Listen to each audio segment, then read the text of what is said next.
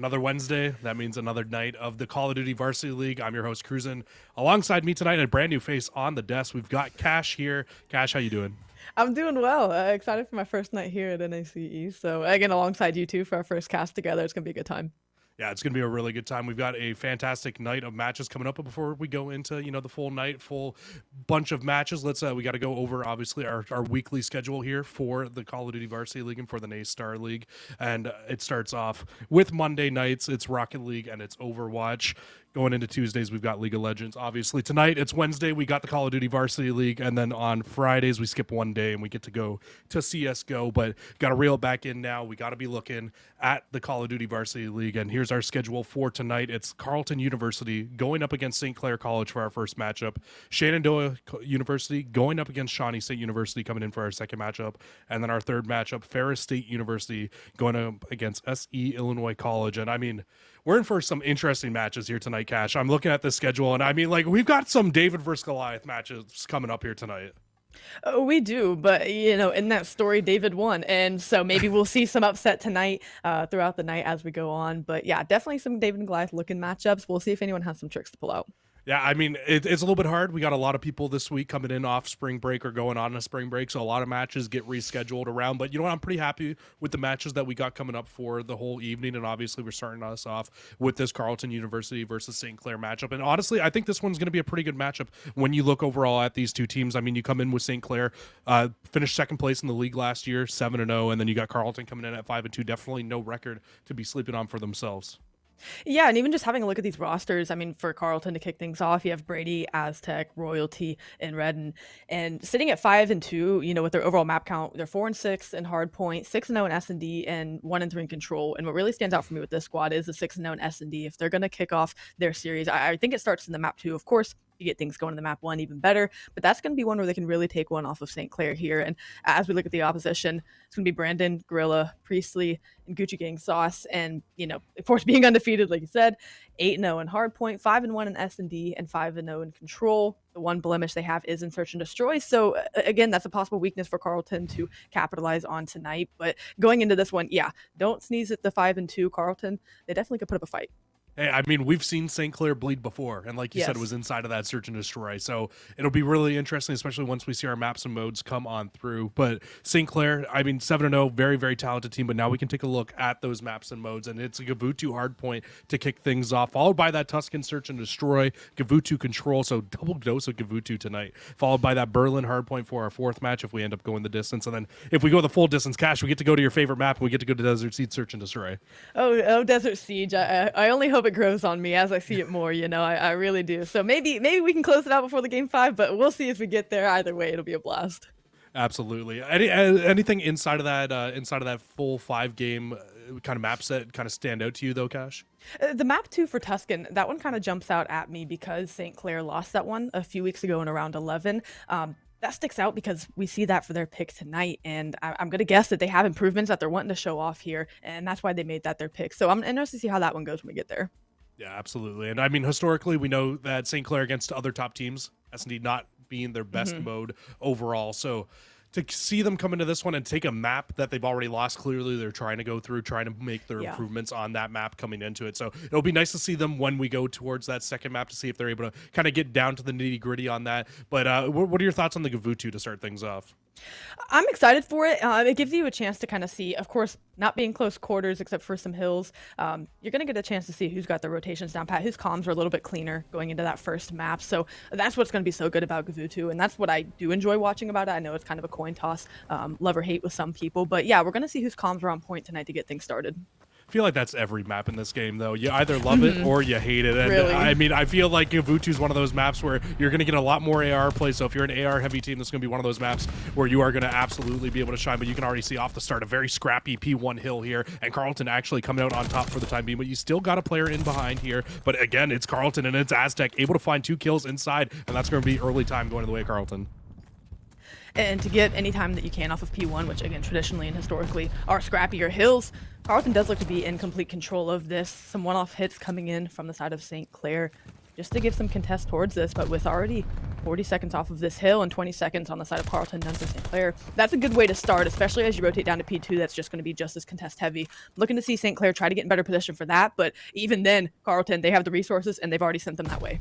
Yeah, it's already not looking good. You only got one player left here for Carlton, and it's Royalty sitting inside the hill. He's going to soak up those last remaining times, but a 40-0 start here in the hardpoint. Not something you fully expect to see out of the St. Clair roster, who historically, we look at this team, they're a very, very good hardpoint team. We got to be looking to see if they can bounce back, and a 4-man break from the front of the hill. Not something you see very often here on the LST ship, but a great break in from the side. It's Gucci Gang Sauce sitting inside the hill, trying to rack up as much time as he can, but you can already see Carlton coming off spawn from that left-hand side. They're just trying to find their way to break into this one, but St. Clair so far standing strong in this hill. They are, and Royalty picked up a big kill over at Ring, and as we look ahead to P3, there's still plenty of time left on this P2. Ring control is oh so important. Now you see some St. Clair players starting to pay that its respect. No one on the time for the moment, but if you are St. Clair, it's a win if you can even keep Carlton off the hill as you try to close this deficit. They are making sure they're locking down P3. All of these players for Carlton are giving their full attention towards this P2, trying to get the last bit of this time, extend that lead even further, because Gab 2 is one where if your rotations aren't on point after P3, things can start to slip out of your hands very quickly. And with a lead like they have, yeah, they're definitely trying to do that. Yeah, absolutely. I mean, St. Clair, you can see their full focus right now is on this West Beach hill. They want to get a good lockdown on this hill because this can very easily turn into a full 60 if held on to the right way. And they look right now like they have the exact setup that you want. And if you're Carlton, it's kind of one of those situations where you need to group up and try to hit this all together. But it's a lot of individual gunfights right now coming through from the Carlton players, and a strong first defensive hold here from St. Clair. And if you're Carlton, you're just trying to group up at the bottom of the map and try to make this hit from the back. And as Priestley goes on 3, cuts Brady off at 4 streaks, so no streaks earned for Carlton, something that definitely can be used to break these hills open, a lot of open space here on this map. And if you're St. Clair, it's a clean hold thus far. Kept everyone held back. You haven't lost spawns yet, and as I say that, the player that was last anchoring finally does fall, but it's still a clean bit of time. You have the potential to extend a lead now out to 20 points, and what a huge swing that would be given how this has started. The rotation battle, as you can see, a player for each over at P4, maybe not aware of their position yet, but spawns coming in for Carlton as we start to look ahead. A very clean hold for St. Clair, a big battle going down. Yeah, big battle indeed. These fights right now for the spawns in the back of P4. You really want to lock down the backside so you can hold on to a good chunk of time here on this hill. It's pretty much the exact same situation that we just saw over at the West Beach. If you can be the first team here, the first team setup, you are pretty much guaranteed a good chunk of time, and that's what brought St. Clair right back into this game. But it's the exact same thing that can knock Carlton back up in another good lead for themselves here. And you can see St. Clair, they're going to try to group up from the front of the hill, try to hit this as a full 4-man unit to make their way in. 2 kills already going into their favor, and they're trying to push in through the back, so they do flip these spawns out at the very end towards the back half of this hill. But I mean, you've still got a lot of pressure here if you're Carlton. You can keep reinforcing this hill from the front hand side, and realistically, if you get a wipe, you can kind of spawn trap St. Clair in the back. That's exactly what I was about to hit on is, yeah, you can try to hold this from the front and at least keep St. Clair off of it, but if they have the recognition, you can really pin them back on this beach and set yourself up well for P5. A player does get a little overzealous for the side of Carlton and ended up falling, but they still have P5 control as far as players go. A split spawn coming in, and now actually on the right-hand side of your map. We'll see if Carlton can recognize it quick enough, but these St. Clair players are here and much closer than they realize. Now a 10-point game separating these teams as we go into P5, and the bottom side of the map, Carlton have control, but St. Clair, they're looking to be quick on the break. Gosh, I'm not going to lie. I mean, I was kind of expecting St. Clair to come into this hard point and be looking a lot stronger than they are right now, but with only a 15-second lead, kind of surprising when you look at their overall map count and seeing the fact that they're 8-0 in hard point. It's Carlton, they're doing a great job of just holding on to this game right now. I mean, they did get a good chunk of time on that P1, but besides that, haven't really found that much success through the back half of this, but the break, it will come in from the front side. They can hold on to a little bit of time here, but Brandon up top, sniffing around for St. Clair. He'll get the trade immediately, and that's going to be St. Clair right back inside of the hill. And really, the most of their work has been done in the first 2 hills where they had that 50-0 lead. They've only had 30 points since then. So really, it has been all St. Clair since P2. It's just, again, you do the work early. You try to get yourself as much of a lead as possible. And that kind of makes you have to do a little bit less work there at the end. Now, of course, this game is far from over. And St. Clair is only looking to extend their lead now as their gunnies are getting real warm. But if you're Carlton, that's what's giving you a chance, is that you found footing early on. Now, you just got to try to find that again, replicate that as we go back to P1. But they're a squad that, yeah, as the second set of rotations come around, St. Clair, they can blow this wide open if Carlton aren't careful and get a good hold.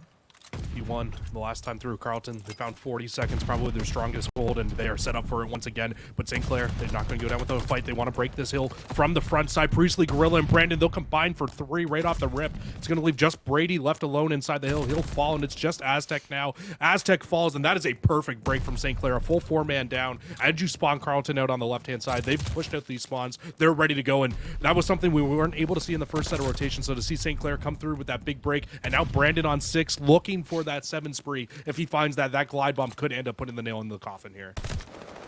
It absolutely could. And the St. Clair team has come alive. A slower start, and fortunately, they were able to turn things around quick enough to where it didn't end up costing them a first map. Now they're going to find themselves up 70 points, and they've just found their rhythm on the map. You see all these players. I mean, Priestley's a walking two-piece at the moment, and that's just not shocking coming from Priestley, but they just have complete map control, and the tempo is just a little bit too quick for Carlton. Ever since they found their footing on P3, it just seems like Carlton's playing on the back foot at the moment. They need to get a good break and a good hold here. If they can keep P2, get a good break, and keep P3 spawns, they could set themselves up well, but it's got to start now.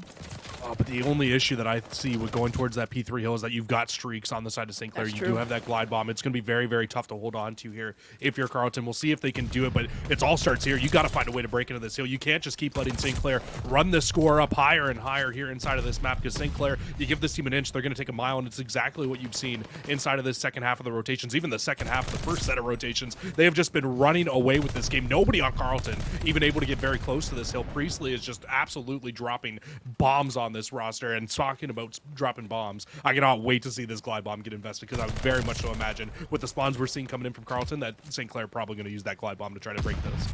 They don't even need to invest resources from P2. They can soak up every second of this time, and as you were saying, open it up with the glide bomb, make the rotation, and get it done and close it out here, just needing about 25 seconds to win this one. And what I've noticed out of Carlton, really since the second set of rotations kicked off especially, is they're kind of sending one player. I haven't seen them do a clean 4-hit on any of these hills. It seems like they're just throwing lives at it and not really aware of how coordinated St. Clair is playing. Obviously, the scoreline gives a bigger intel to that, and Carlton now do break that 100-point mark. But as you had called, with this streak coming in, I fully expect that to be the opening for St. Clair and them to get on this hill.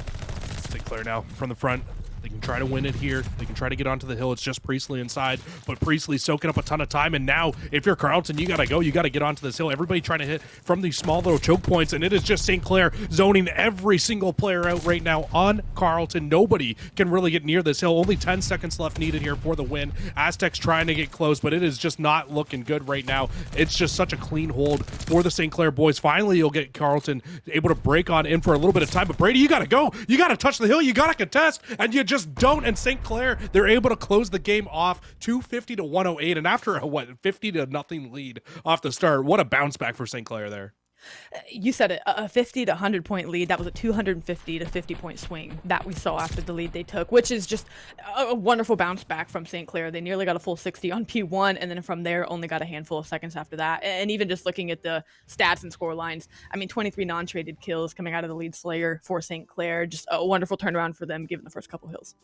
Yeah, absolutely. I think another big thing that really stands out to me, especially inside of that map, like you were talking about it with Priestley with those 23 non-traded kills. You said he was a walking two-piece very clearly. So with that many non-traded kills towards the back half of that game, and I think the other big thing was Brandon finding those streaks on P1 in the second set of rotations. It's kind of funny because he did start off fairly rough. When I looked back at him, he was 15 and 13. That was after the 7 spree. So a very slow start for Brandon, who's traditionally another very good player for this St. Clair roster. So good to see him bounce back. And yeah, Carlton, they had the perfect break off, but everything else after that, it just kind of felt like it was downhill from there. They got broken on P2 and just never found their footing on that map after that. And I mean, St. Clair, kudos to them. It was just constant rotations over and over again, able to lock down spawns, able to lock down time. And even when they needed to break from the front, they were very successful in doing so.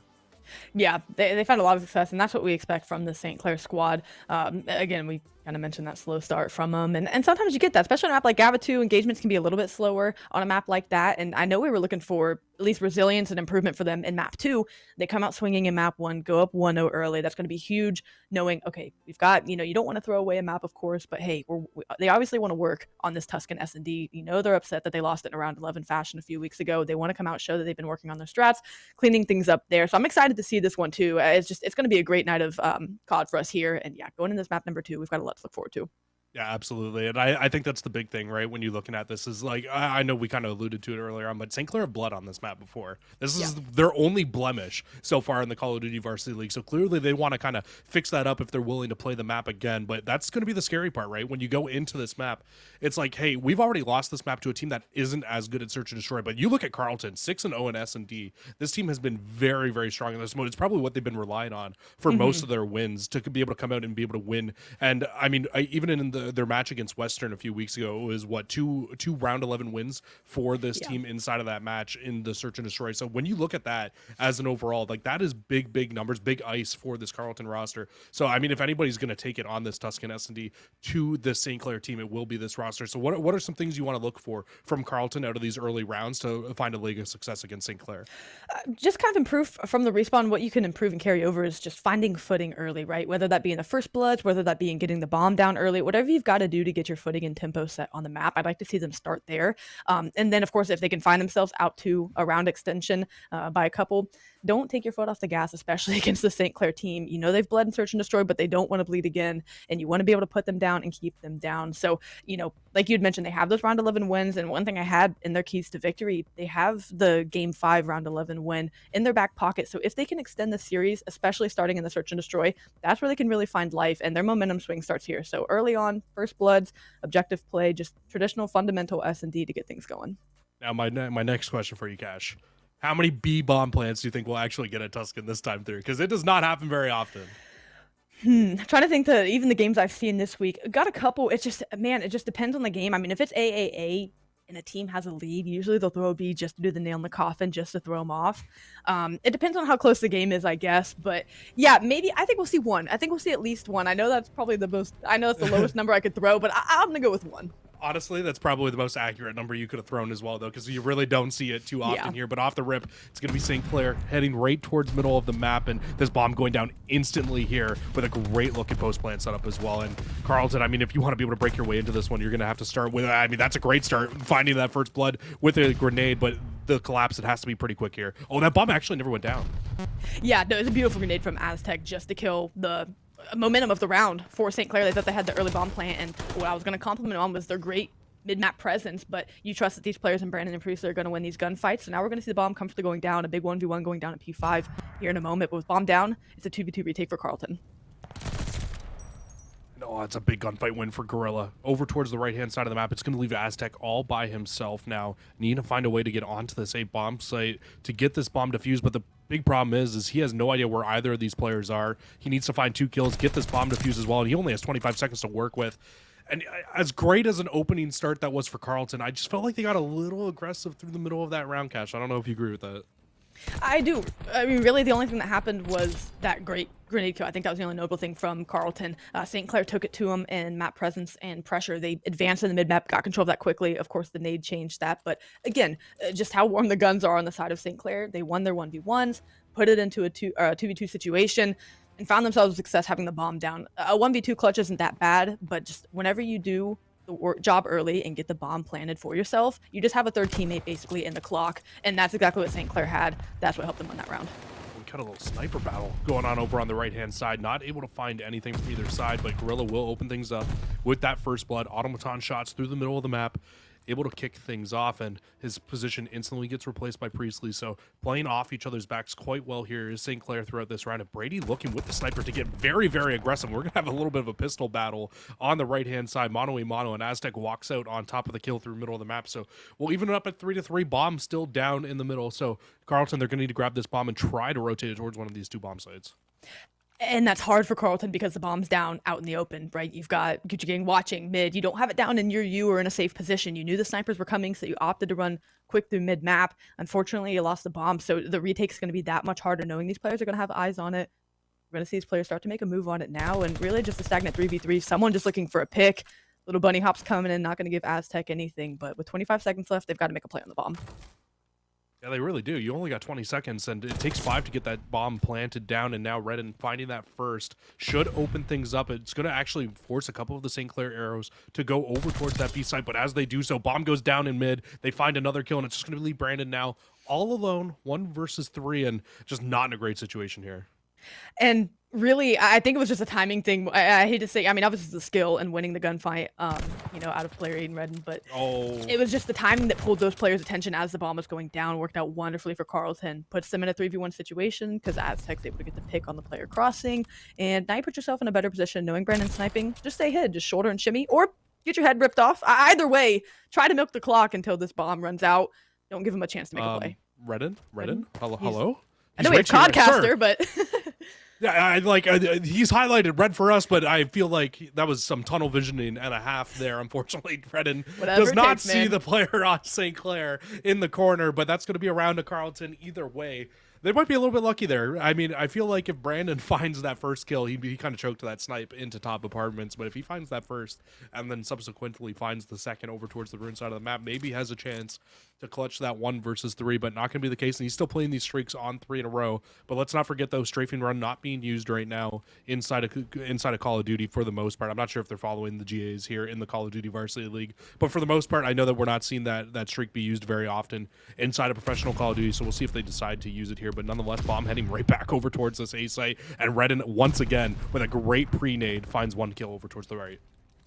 It's been the tax and the timing for Carlton where they found success, and I'd hate to say that they, haven't done anything skillful. They absolutely have in winning gunfights and placing grenades that tactfully, but it's just worked out for them to give them just early round advantage now in a 3v3 situation with the bomb down. Again, I'd have to say that I'm favoring St. Clair for this because their post-plant setup has been so strong. These players running back to their spawn. You have to send these Carlton players hunting. There's just too many alive for someone to try to hop the bomb, and Redden might get timing of the century. Yeah, Redden from behind. Oh, he almost chokes a couple of those shots. We'll find the kill onto Brandon, though. But like you said, a post-plant setup, a beautiful-looking post-plant setup right now here from St. Clair. You need to just hop the bomb and have a player watch over it at the moment if you're Carlton, but you're actually going to send one in from behind, find a beautiful timing, find all the kills. And, I mean, I was right there with you. I did not think that retake was going to come through, but a perfect 3-man retake from Carlton to close that round out and take the lead again 2-1. Found wonderful timings once again, and good for them to know the timings around this Tuska map. So yeah, it is skillful. It is definitely good play from them. And timings, if you are St. Clair, just unlucky. Going to be more aware of that going forward. But their offensive rounds have looked good. They found themselves in successful post-plant setups. But like you said, Carlton, just impressive retake. It was a 3v3. They had to hunt for the kills. They did just that and got the bomb defused. Now they find themselves up 2-1. So a team that has a lot of S&D success, obviously haven't lost one so far. Expect nothing less from them. Carlton once again going to be favoring this A site. I feel like a broken record in search and destroy on Tuscan, because this is basically all you see off a lot of these rounds. You're either going towards mid, you're bringing this bomb over towards A. Priestley will find a first kill with that grenade through middle of the map, and that actually drops Royalty off the bomb as well. He doesn't have the confidence to plant that down with his teammate not there to watch over him, but bomb will now go down, and Brady with the AR once again overextending quite deep in towards the monument side of the map. And I mean, I kind of favor Carlton here right now. You don't have a ton of map pressure at all if you're St. Clair at the moment. You don't. You're just kind of turtled in church, and player 6 and Aztec doesn't know that. Brandon is able to find a pick. Priestley finds the other, and now that's flipped on its head. You weren't aware that all of these players are stacked on the side of the map. You're able to outnumber with numbers. Finds a pick there, but you got 3 more to go in. They're hopping the bomb, so really something magical would have to happen for Aztec. And it's going to be St. Clair with the quick response. Priestley sitting on 3. So that's back-to-back offenses now. Carlton's gotten this bomb down. I feel like they've just gotten way too aggressive after getting a bomb down. I mean, just sit back, hold your line, and just wait for St. Clair to push into you. I mean, I get you're trying to bring the aggression to a very talented team, but at some point, you just need to kind of sit back, take a breath, wait for them to come to you. You can win a lot of these gunfights out like that, and that was just not the case there. In that situation, that was just a whole lot of running at St. Clair players, honestly, just holding their lines, and they were the team that needed to get aggressive. So I feel like sometimes you just need to kind of take a breath, sit back, wait for them to do something with the bomb. But St. Clair, it looks like they want to favor towards this A bomb site once again here in this round. That's what they're going to do. They're going to get the tax out to open up the site. And as you mentioned, on offense, of course, you have to make the first play in getting the bomb down. Like you said, once you get the bomb down, now it puts the ball in the defense's court. They have to make a play now. You don't have to once you get the bomb down on offense. Let them make the mistake. That's, again, what I'd like to see Carlton improve on going forward. Don't get so antsy and have to go hunting for kills that you don't need, especially in a 3v4 situation. But here, St. Clair find themselves again. And look at this post. Look at the spread. You just have to go find all of these players, and it's going to be St. Clair getting the kills. So their offensive setup really clean right now, and that's why I've seen so many of these offensive rounds going the way of St. Clair to start. Yeah, a little bit ballsy of a bomb hop there from Redden, Yeah. but and he'll die immediately as that bomb gets checked from St. Clair, and it's just gonna leave Aztec all alone now. In a 1 versus 3, he's only on a 1 spree, so I mean, I doubt we see him even try to kind of find a few more kills here in this round. He's probably going to try to play for the round win, but with 9 seconds left, there's just not enough time, and Aztec's just going to tuck his tail between his legs, get out of dodge for the time being, maybe try to find a timing through middle of the map, find a kill in the Shotzzy spot. Who knows? He'll actually get shot up from top, and yeah, this is just going to be a round where you play your life and try to stay alive as long as possible. But, I mean, pretty flawless round looking from St. Clair there. Definitely a flawless looking round, and I don't mind the bomb hop. It keeps him honest. Obviously, I don't think he was gonna get it. But again, it keeps the offense honest. It keeps them having to check it throughout the duration. So, coin toss, high risk, high reward play For doesn't go sure. your way, and now you find yourself down one round. But hey, at least it's going round for round here. If you're Carlton, this is what you want. I'd still say, of course, I'd favor St. Clair in this S&D, given that Carlton's still undefeated. You have to respect it, of course, but this team just has so much chemistry and resilience that I fully expect them to be able to do it. But Carlton, they're not going to go down without a fight. Again, they get over aggressive in that church side door area and find a kill. Now 3v3 situation with bomb down. Well, Brandon had to run, had to try to save his life. He could not get away, but Priestley is on 5 in a row. So let's keep that in mind as the rest of this round breaks down here as they try to find a couple of streaks along with a bomb defuse. They do have the man advantage now in a 3v2 as Gorilla finds Brady in the back line. But look at this wide spread out from these Carlton players. Not really in a position to trade if they need to, but I think the big thing here is Redden's watching the flank. So if anybody tries to make their way through the back line, it's not going to allude to anything. Priestley will find that 6 in a row, but now they just need to hop the bomb and hope that Redden can keep the rest of these players off. He finds information on one, will get the first, but then as soon as you take that fight, everybody knows where you are. And you have to check the bomb at that point there, and it's just a tough spot to be in. Priestley will get this defuse, but still finds himself one kill off that 7th streak. And we really haven't seen any routes come in from either squad on defense or offense for that matter. So they've, like you said, for Carlton, they were spread, not able to play the trade there. No routes have come in, so I wonder who's going to give that up first, and one, if that's going to be punished if they do. I would like to see someone take a route. We haven't really seen any spawn play, except for Carlton, I guess, trying to get a little overzealous through Church. But St. Clair, now they find themselves up 2 rounds with 2, needed to go up 2-0 in the series. It was a sentence of the 2s. But back on offense, again, they found so much success on offense that I'm not really worried for them. Carlton have to find a way to respond big on defense. Yeah, I think Carlton just needs to get aggressive on their defenses, honestly. And I mean, talk about aggressive. They try, and Brandon rips your head off and drops you down. So that's going to be a very unfortunate start. Make that a terrible start here to the round as 3 of the 4 players go down. It's going to leave Redden all by himself. And really, how often have we said that in this game? I feel like he's a one-man army at the moment, 8-4. Everybody else on the team either negative or even. Brady's 0-6. You got Royalty at 1-6. This has been a very rough game from a roster who is 6-0 inside of Search and Destroy here inside the Call of Duty Varsity League. Redden will find one more, but needing to find a 1v2 with only 30 seconds left and both players on completely opposite sides of the map right now. I really thought he might have taken that gunfight, but what I like from St. Clair, you can just see how much they trust each other on the map. They didn't, just because with the 3v1, they didn't compromise their post-plant setup. They still got to the spots they needed to. They didn't go, kill crazy and go hunting for it when they didn't need to. They let Redden come to them. Yeah, they let Redden come to them because they knew that he had to go hunting. And so I still like that they respect that. We're going to do our post-plant setup. We're not going to change anything up just because we have a 3v1 and could probably go and smoke this person. They just like to do what they need to. And Priestley on 7 now. Yep. I mean, with 1 round left, sure, go for it. But on defense, if you need to retake, you can really play aggressive here if you need to and retake. The only thing I would say is I don't want to see that glide bomb get invested and not find any value out of it. That's probably worst case scenario, because that's when you can get put into kind of a bad streak here for yourself. But it will be a 1-for-1 trade on the Church side of the map. Bomb will go down, but this has been Carlton's issue. They get the bomb down, but don't know how to hold it after. Brady will fall. It's leaving just Aztec all by himself here. Brandon and Gorilla will get those 2 in the middle of the map. And Aztec, I mean, you got to just check the bomb now. It's one of those spots, again, where you're forced your hand. You go to check it. You get shot in the side. And St. Clair, their retakes tonight have just been fantastic. Clearly, they've worked at this map.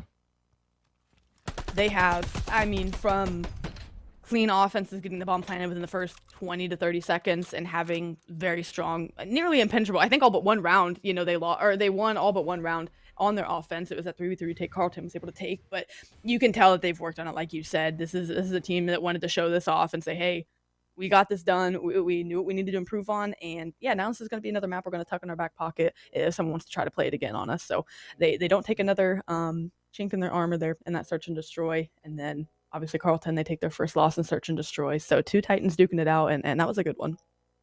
Yeah, it really was a good one. I was kind of impressed by St. Clair, honestly, throughout a lot of that game. It felt like they It was kind of weird because I was in a spot where I'm watching that one, and the color caster in me is going absolutely wild watching the fact that they're giving up so much map control to Yeah. the side of Carlton, and I'm like, there's no way they're about to be able to retake this bomb, and then it's a 4v4 retake, and they don't lose a single player. So I don't know what they're doing right on the map for that to be able to work out. Maybe it was Carlton just getting a little bit too aggressive through a lot of that, but we can take a look back at our maps and modes, and you can see it was a first map to St. Clair, a second map to St. Clair, and it was a 250 to 108 on that map number one, a 6-2 on that map two, and we go back to Gavutu now for that map number 3, and I mean, Cash, I'm not feeling too confident. I'm feeling confident that we won't get to my favorite Desert Siege. But yeah, I'm not feeling super confident in Carlton's chances just because of how the first Gavitu went. It was the slaying was just so heavily favoring, especially with Brady and Priestley there in the hard point. It just favored St. Clair so much that, again, unless they can find footing, you can find footing in the beginning, but again, of course, all games are, it's how you finish that's important. And Carlton, they have to find a way to extend their life and longevity in these games beyond that first round or that opening break. So, I'd like to see them, if they get trapped in the spawn trap, be able to find a kill and recognize that opening and get out of it on defense. I'd like to see them try to implement that spawn trap. I just think the guns right now are too strong for St. Clair. I mean, Priestley, he's been on tear since we started. Yeah, I'm right there with you, and I honestly think it comes down to that AR battle on Gavutu. Yeah. So I don't know why we fully go back to Gavutu for map 4, but for map 3. I think it's kind of one of those spots where you have a lot of very strong ARs on the side of St. Clair. I mean, like Gorilla, Brandon, Priestley all can run the AR if they're needing to, and then you got Gucci Gang Sauce, who is a great sub, and I'm sure even if he needs to pull out a 4th AR at some point on this map, he'd be able to. So it's one of those situations where I'm right there with you. I don't think they have the firepower right now to go up against the St. Clair roster if you're Carlton, and I think Carlton, if you want to be able to win this map, it's going to need to be pretty much perfect Call of Duty. And I hate saying that, but it is one of those situations where you're coming into this map with a 1-3 control record, going up against St. Clair at 5-0 on control. Yeah. So it's definitely going to be a tough time, and you're going to a map that you got absolutely bodied on after the first hill on map 1.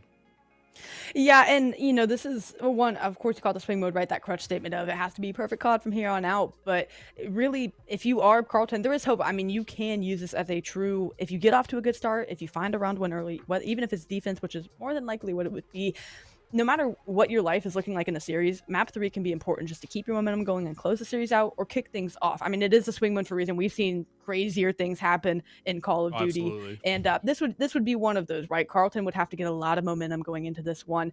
But hey, we still have COD left, and therefore, as Wise Man once said, it's never chalked. And if Carlton want to, it has to start now, of course. They're going to start it now if they want to stand a chance in this series. But yeah, I just think the AR presence is a little too much. I just think St. Clair, they came out a bit too hot. And right now, there's no answer for it on the side of Carlton. I'm absolutely right there with you. You've completely convinced me, Cash. It is absolutely never chalked. And you know what?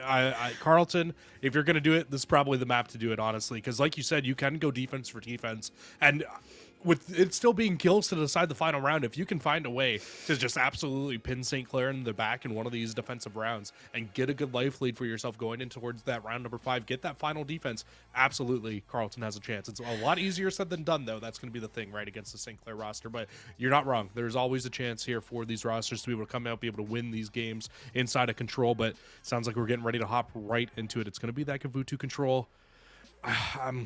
I'm optimistic. I'm optimistic. Ash. There we go. Hey, that's all you need is optimism, right? Your squad, especially in that camp, the comms just got to be, hey, let's keep our head up. It's 0-0.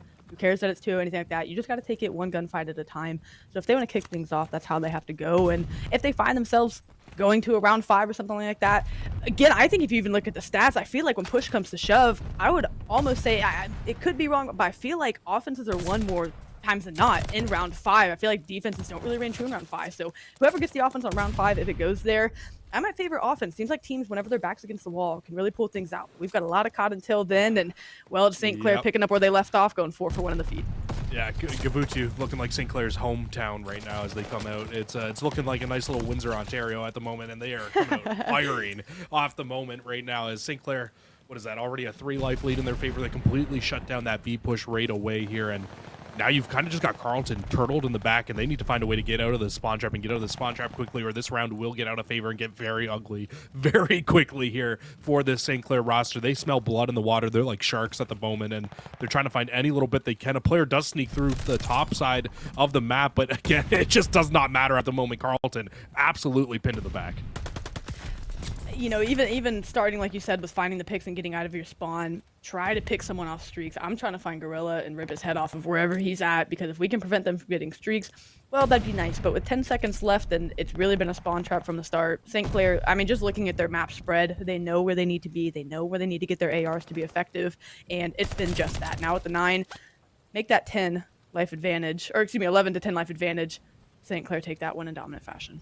And it's one of those scary situations, right, Cash, where you get in towards the end of that round, and I kind of like the fact that Carlton didn't push out anymore once there was only 15 seconds left, because the likelihood of them winning that round was not very high. The likelihood of them feeding streaks probably a lot higher there. So they don't end up feeding the streaks fully towards the end of that. I can't remember exactly who, but yeah, Gorilla still on that 4 streak, Priestley still on that 3. But at least you don't give up those streaks like you were alluding to. So that's going to be a really big thing coming into this one. Excited to see what St. Clair do, because Carlton threw a curveball off the start of that round. They went straight towards B, but St. Clair had a great answer back to it. You're seeing a little bit more of a regular offense off the start here already, as you can see St. Clair going right over towards the A site. Royalty taking the long route, just trying to hope his teammates can get picks and get the cutoff at ring as these players come out. But again, it's just been the talking point of tonight, the ARs from St. Clair. You can be a good AR, but if you're out of position, you find yourself ineffective. These players know, especially, of course, on Gravity with all the power positions, they know where they need to be most effective. And I love that they have that recognition and awareness on the map, no matter what map they're playing, and they take advantage of that. This is a team that will punish you if you are out of position, because you know that they're in those positions in turn. 2 ticks of progress already through, working on the 3rd one right now. You'll get one last hit here coming in from Carlton from middle of the map, but it just does not matter. The stack is too strong. The players fall through middle. That's Gorilla also finding those. Did he find those streaks? I think he finished on 6 actually. So I don't think he ended up getting the full glide bomb. So we won't see streaks coming in from him. But you've still got Brandon coming in with that 5 in a row. Definitely still has a chance here for himself to find streaks. And I mean, what is this? A 7 life lead. You're making your way over towards this B side. How do they effectively hit in towards B? Well, I mean, I guess you find a 4-piece like that, it's going to work out pretty well for you. That's it. That's the color statement. But really, how they find success is they get Carlton to turtle in their spawn, and then on the inverse, if you're Carlton, you have to get extended beyond that B point, because you need to give yourself a chance to die and spawn up and not cost all of your map presence. Unfortunately for St. Clair, yeah, how you break into this B point is get them to turtle. Look at how tucked on the right side of the map they are. They're almost hugging the outline. Fortunately, they're able to get some good kills and picks and stop them from getting a tick of progression. But yeah, if you're St. Clair, just keep doing what they're doing, which is at least in a pair, going and making hits, finding picks, and then advancing. That's how they're going to find success and get this B point. That's a big bounce back from Carlton. I mean, you were absolutely correct. They were pretty much just pinned in the back there. You had really no opportunity to get out. But now, with grouping all 4 players up for St. Clair, the hit's going to come in from the beach. Everybody's going to try to brush, get onto the point. They will trade out 2 for 1. And unfortunately, the one player coming through on the flank gets red out. And this is a full 4-man here for St. Clair. Everybody hops onto the hill now. And I don't even know if you need to invest the streak at this point in the round to be able to win it out, because you've already got a tick of progress. You can already start to kind of wind this up further and further. But a beautiful wall bang from Redden comes through the side of the boat and actually gets that player out of the St. Clair. Unfortunately, it's 20-7, but where you get the bailout, where you get the bailout on defense is you don't have to have all the kills on the map. You just have to get the kills at the right time, and especially in control, that's what matters most. But whenever you have a life discrepancy like this, it does make it hard. If they can maintain ring control and behind those couple of tacks, they could find themselves winning this defense with time alone. They'd have to play, once again, the caster crutch, near perfect control to get this done. Hey, I mean, we've seen Optic do it, right? It took, a player having a lag on land for them to be able to do it, but they what was it? It was a 5v17 and they were able to close it out. Well, it was a 4v16 originally, now a 4v14, and they're doing it at the moment. If you're Carlton, you've at least found a few waves of kills now. You're starting to bring this one back, but with only 38 seconds, the likelihood of this happening, not very high. St. Clair, you just need to group up. You need to try to hit this together as a full 4-man unit. It's exactly what they do. Priestley will find the opening through the top side, through the outer side of the ring, and Aztec, I mean, they're still staying alive with only 3 of them. And now comes the point, if you're St. Clair, you got to get onto the point as well. There's only 20 seconds left. And all the kills right now still going to the favor of Carlton. So this is absolutely doable. And look at Redden coming through on the flank here. Only 10 seconds left. If he can find a way to shoot these couple players in the back here, not allow them to get anywhere near this hill, this is very much so doable. You got to touch if you're St. Clair. You got to get on. They absolutely do. But it's Redden from the back. He'll find one. And just this one-on-one now at the very end, this will pretty much decide who wins this round. The stun comes through. Redden hops up top, goes for the gunfight, but gets shot in the back. There were a few players from St. Clair coming off respawn, and wow, that got way closer than it needed to. And my heart kind of broke there for a second, man. I was really hoping Redden could get that pick, just because they showed so much resilience in that round. And again, with Gavitu, where you have the crutch on defense is you have to account for hike time across the map. If you're St. Clair, they started getting, taking 1v1s and Childs that ended up costing them, like you had called. They need to 4-man hit this if they want to get to this B point. They end up doing that and getting through, and that's what worked for them. But for Carlton, they started stringing things together. They had the ability to press up beyond the point, get the kills that they needed, and find success. Now they need to replicate that on offense. But yeah, a really close one for Carlton. If they can keep this kind of momentum, I mean, they could be in a good position, but you've got to win an offense to do that. And St. Clair, they're starting off hot. Oh, absolutely starting off hot once again through middle of the map. Cash, I almost lost my voice there at the very end of that round. I could not believe what I was watching. I was like, this was almost a breakdown and a half. And I mean, it would have been very St. Clair-esque to see something like that happen. I hate to say it. I hate to do it to my Canadian boys, but that would have been tough. Unfortunately, Gorilla will fall off the map here looking like Clayster, but unfortunately, it just does not really matter. They've completely pinned these Carlton players in the back of their spawns once again. And Carlton, I think at this point, you're just trying to get out of your spawn and get onto the A site. They are, and they've been stringing the kills together, which sounds silly. Of course, you're going to try to get kills in COD, but that's good. That's considered footing on the map in my book. Getting kills. Now they're on the hill comfortably. Whatever that was, just kind of turned that on its head, unfortunately. But they had the grenade in the barrel. They have ended up getting halted. But I mean, look at Royalty in their spawn. He's just got to find a couple picks and help his teammates out. But with that just constriction and the spawn trap being a bit too much, it may be too little, too late. It's pretty much up to Royalty right now. You need to find a few of these players in the back so that you can allow your teammates to get out of this spawn trap. Otherwise, you guys are pretty much done at the end of this round. We'll get Brandon up in the top of Nest, but it is just not looking great at the moment. He'll get another one-on-one through middle of the map. He falls, and that's going to put every single player now on Carlton into the back lines. Everybody into this spawn trap with only 10 seconds left. You're down 11 lives. I don't think you're moving out of this spawn. You had your chance in the last round to win the game, but it is not looking good right now for yourselves. Everybody on St. Clair has them pinned. The streaks come in. The streaks do not matter at this point, and St. Clair, they get the job done inside Gavutu once again. A 3-0 victory here inside of the control, and that's going to be a 3-0 bow on the series. And Cash, I mean, Carlton, they had a chance in their defense, but offenses were just not looking positive for themselves there.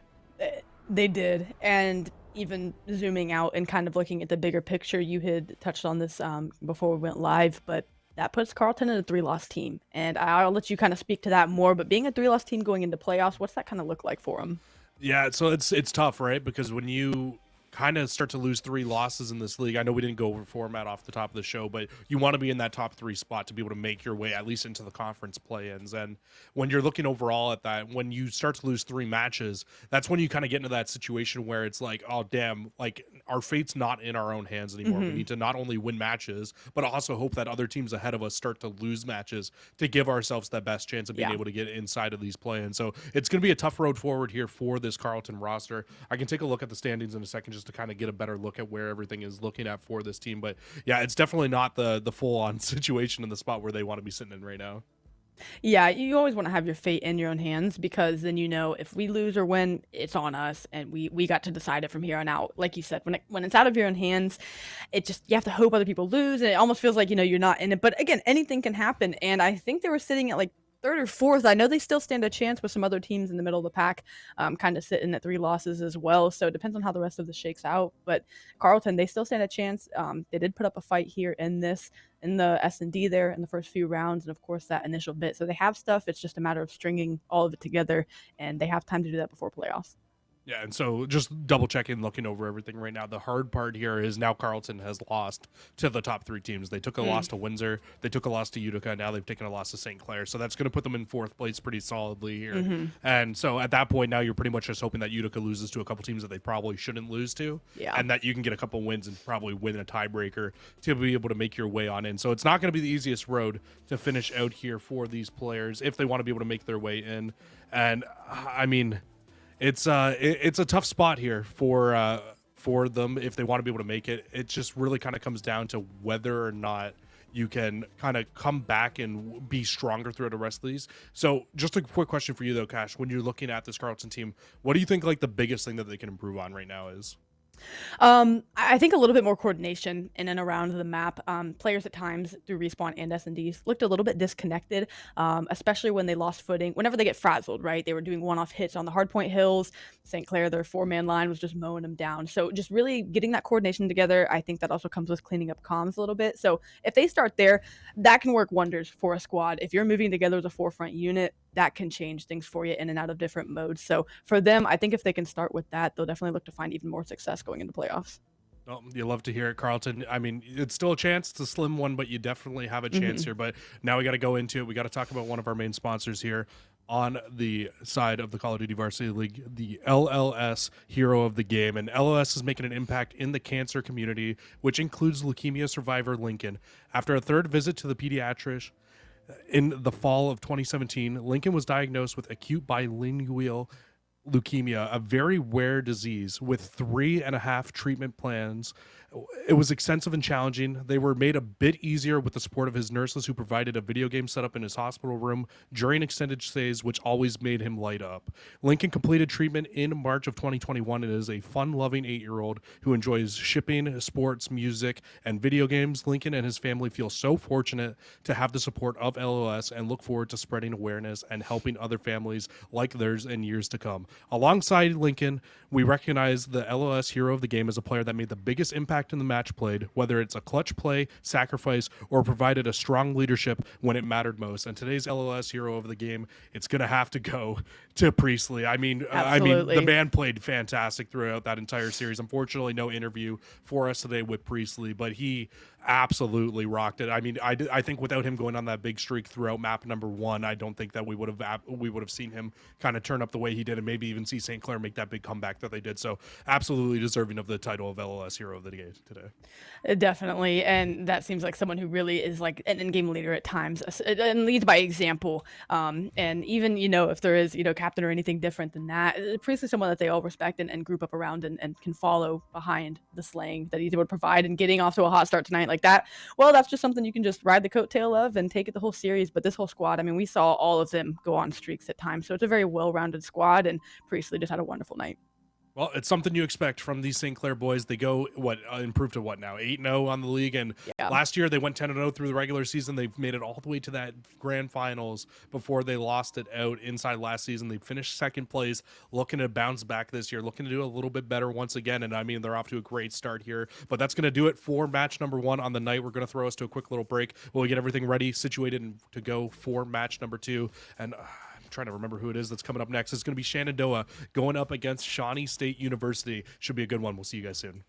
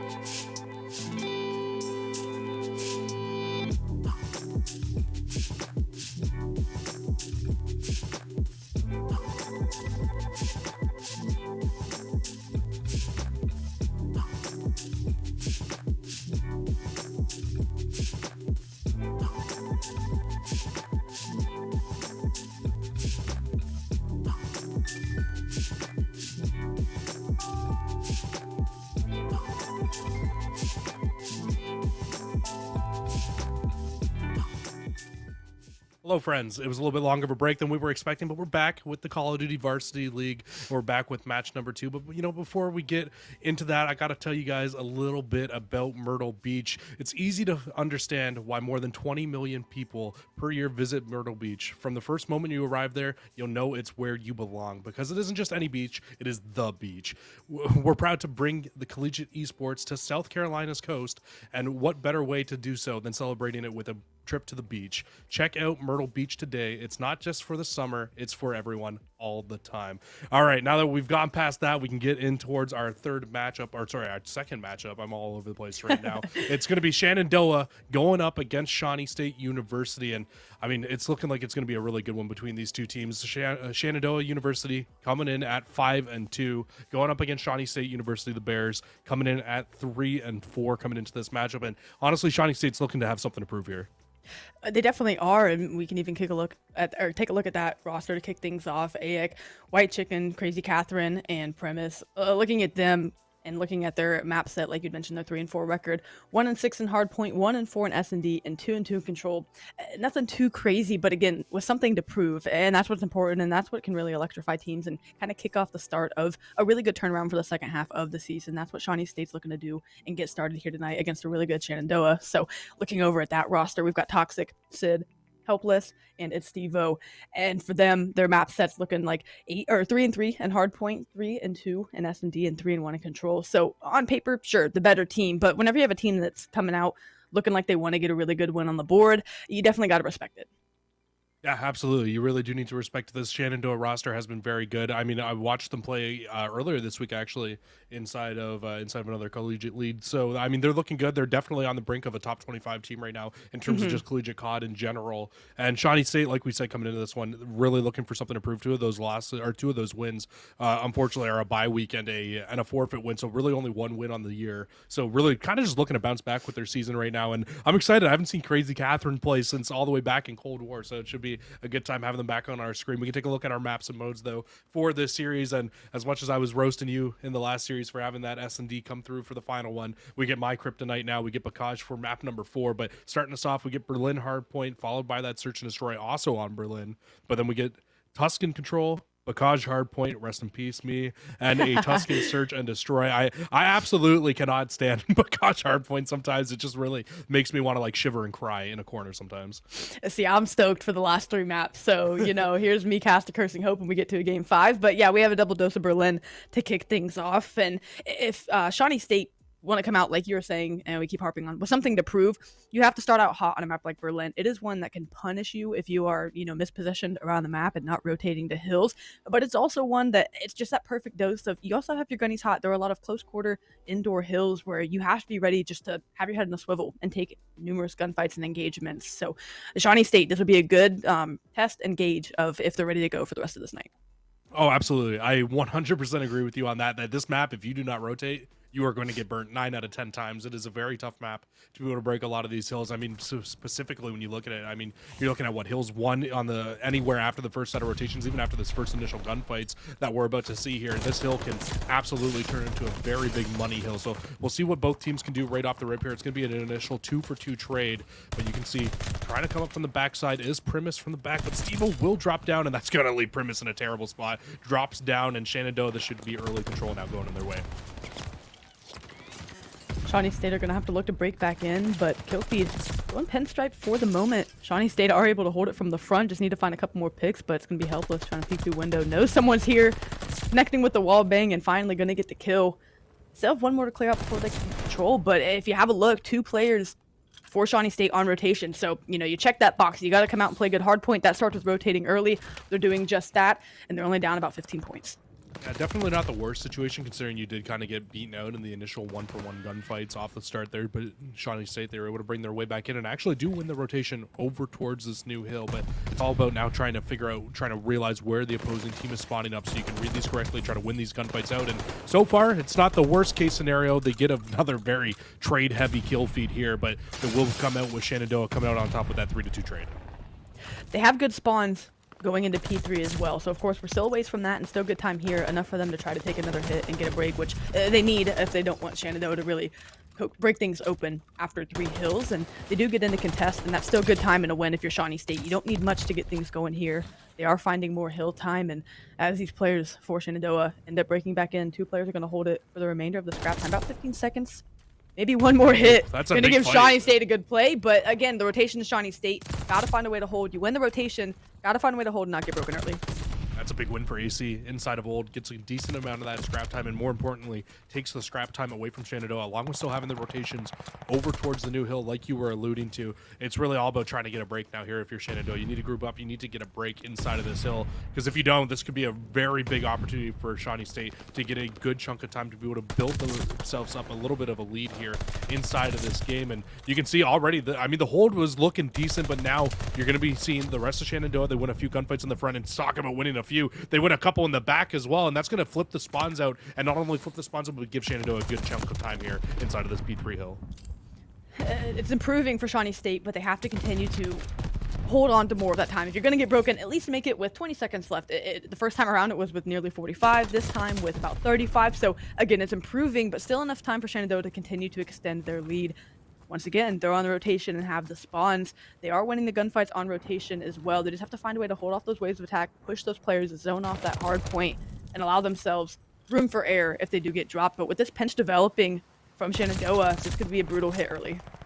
It really could be, and it's looking brutal like you were calling it out. Sid will find a final kill in the back, and that's going to give those early initial spawns here to Shenandoah. And not just the initial spawns, it will also give early time as they find that last kill in the kill feed. And now everybody on Shawnee State coming off spawn, they're all spawning in the middle of the map or a little bit deep, so you need to try to make your way in. AC will combine for a big 2-piece, but the spawns, they're just so close for Shenandoah, and they can just continue to reinforce this hill. And Stevo's on 6, which is something really important to notice. Beyond that, the slang's been very even between these 2 teams. The lead, of course, looking a little more drastic, favoring Shenandoah. Stevo is going to drop on 6 and not get the glide bomb. So that is a win if you're Shawnee State. You just got to find a way to break back in. Oh, he did? Okay. So you got to find a way to break back in, which they do here on this hill. Still 1 player deep in. Sid trying to hunt these players out, get them off of this time. The lead now about 60 points. So a big response looking to come in on P5 for Shawnee State, one that's about as scrappy as a P1. We have seen teams turn it into money hills at times. I don't expect that out of Shawnee State here, but again, if you can keep Shenandoah off the time and start to get some here and there for yourself, that's a good hold then.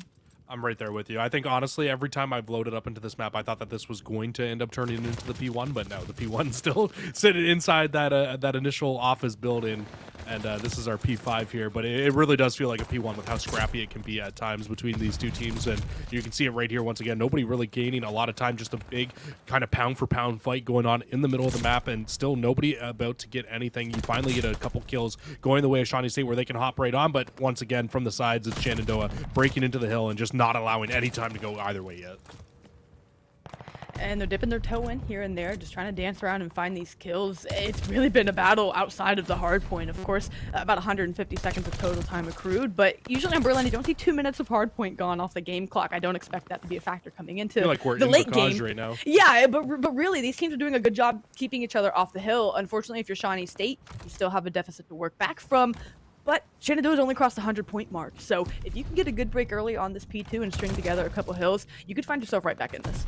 I think even more unfortunate for Shawnee State at the moment is the fact that you don't have these spawns for this P1, and this P1 very much so, like I was alluding to off the start of the game, can turn into a money hill off the second set of rotations if you can get the full setup that you want, if you can get this full back line ready to go, and it looks like it's exactly what you have here right now for Shenandoah. Everybody on Shawnee State having to push through small little choke points, and everybody just falling. It's only AC left alive, and yeah, you're not going to go up against 5 guns and be able to win every single time, and it is just a tough spot to be in. You will at least get another little bit of a contest here from White Chicken into the side, and a beautiful set of kills come through from White Chicken. He breaks in all by himself. That's going to be the back 20 seconds going the way of Shawnee State.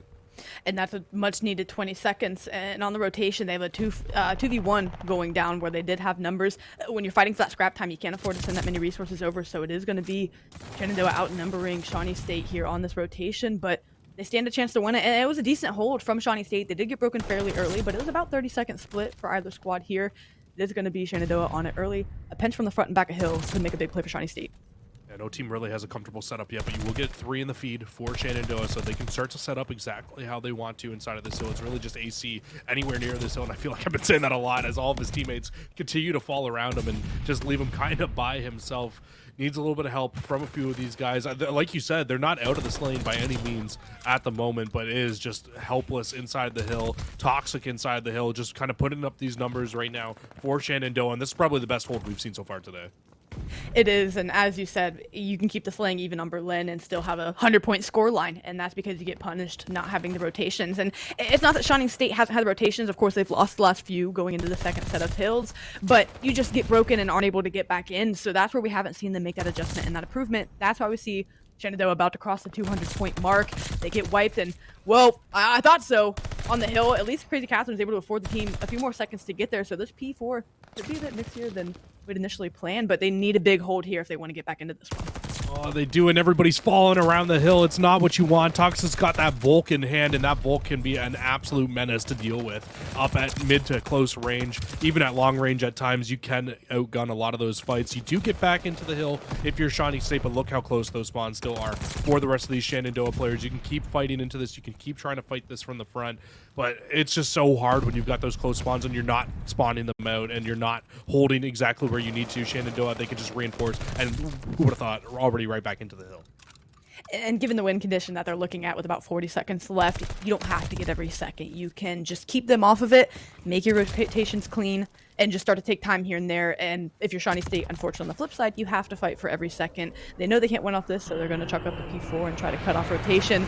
But with the streaks coming in and how quickly Shenandoah was able to get into P4, I expect them to be able to close this out here. They set themselves up well to win this Berlin hardpoint. Yeah, looking very similar to the last set of rotations. You've got Sid trying to make the play in through the back. They will find one. Catherine on the hunt, though, from behind. Shuts down any flank potential here from the rest of Shenandoah, so they're going to have to do it from the hard spot. They're going to have to do it from the front of the hill. And you just see Catherine with the recognition to know they like to make this play. That's where Sid was sitting the last time. So good recognition from them, but from the front, it's going to be 4 for 1. And that's going to be the clearance that they needed to get on the hill. Now you just have to throw lives at it and try to contest from the front. Premise gets 2, but you've got to flood, and you've got to go now. Fortunately, you are keeping Shenandoah backed up far enough that they haven't been able to get any time.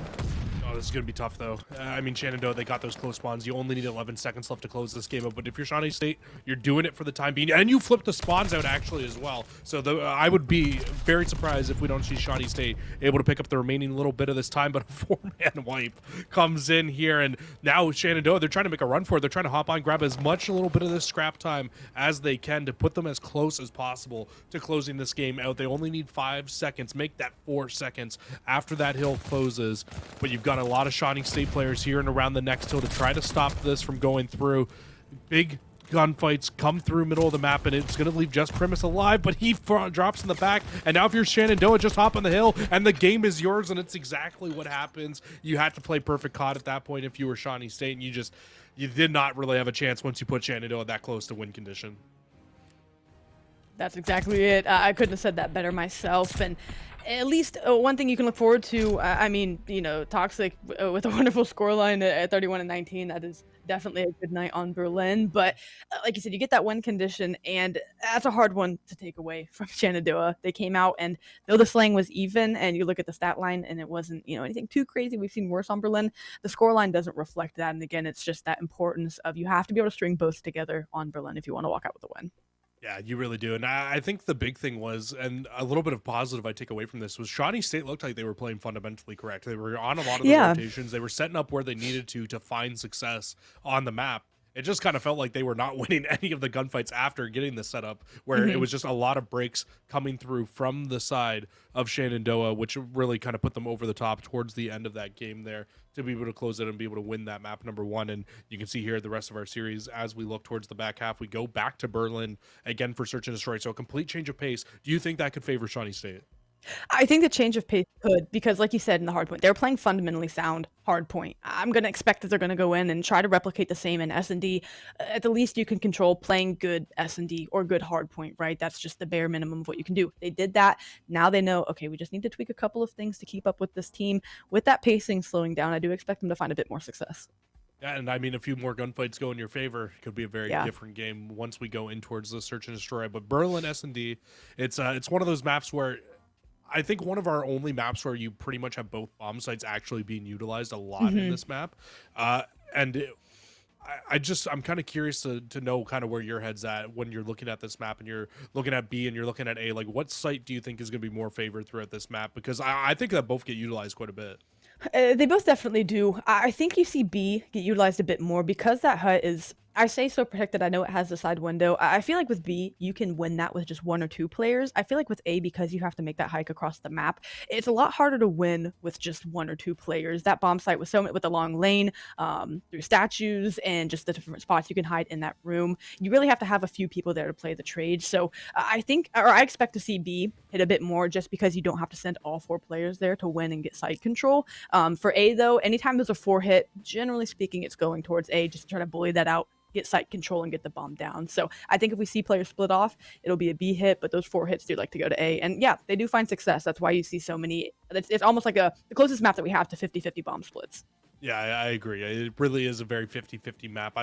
My favorite thing about this map is the fact that you can really get kind of inside of your opponent's heads. Like if your B hits are working out so well, they're gonna have to start investing more and more numbers over towards that B side to shut you down on defense. And what that does is it completely opens up the office, which we just seen in that last game. It is a very tough job to break into that office in hard point. So when you only have one life per each player, it makes it that much harder when you need to retake that site. So definitely not the easiest job done. And I think I agree with you on that's why you see that B site hit even more often. And even more so, not only can you kind of get to the B site a little bit easier, but the post plant setup that you can set up sometimes at that B site, very tough to break. And I was watching Shenandoah play a couple days ago, and they definitely know how to utilize that B site. If they get that bomb down in the right spot, setting up in the back line, setting up in that back warehouse can really lead to a lot of success for this roster. So we'll see how Shawnee State can kind of rebound if they did their homework on this team, if they know kind of what they need to do to go into this game, because that's what it's all about, right? Inside of Search and Destroy. Yeah. Just get moves and counter moves. You need to make sure you're able to adjust to your opponents, what they're doing inside the game, so that you can come out and you can kind of come away with round victories and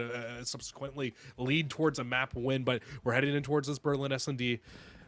I'm excited to see it. I'm a little bit optimistic that we can see Shawnee State come back in, but it's kind of good for me right now looking at this one, Cash. I think they need to up this lane if they want to have any chance here inside of this map. Yeah, drawing even with Shenandoah is just not going to be enough. You do have to try to overtake in that column. I think that starts with the first blood. And as we see a 3v2 hit, they do have the numbers to take the site. AC's going to get the first blood. That's big. That shuts down this B plant. You have site control. And this is how you need to come out of your Shawnee State on defense. A big answer back. This is pretty much a hard counter from Shawnee State. They're Absolutely. like, hey, you guys like going to B? Let's send all 4 players over here off the start of the round. But unfortunately, Sid will find one, instantly traded out though. So AC second kill of the round. And right now, if you're Shenandoah, I think you just need to rotate this bomb off site. You need to just realize, hey, there are a lot of players here right now for Shawnee State, and we just can't afford to get this bomb down and lose any more lives. And I do like that 2 decided to go to A. I know they're giving it one last look in mid-map, but even then, if they don't make the full rotation, they trust that, you know what, we're just going to guarantee it doesn't go down B, and we trust the 3v2 retake. So they are trying to get some intel in player 6 and premise. I think they have some information that, hey, the bomb might be over here, so we'll be looking to make a rotation soon. That's going to be the call. You see the arrows flying, and for Shenandoah, yeah, just a round where you're like, okay, Johnny's done their homework. We're going to have to hit a different look, but it's far from over with the bomb down. A 2v3 isn't impossible.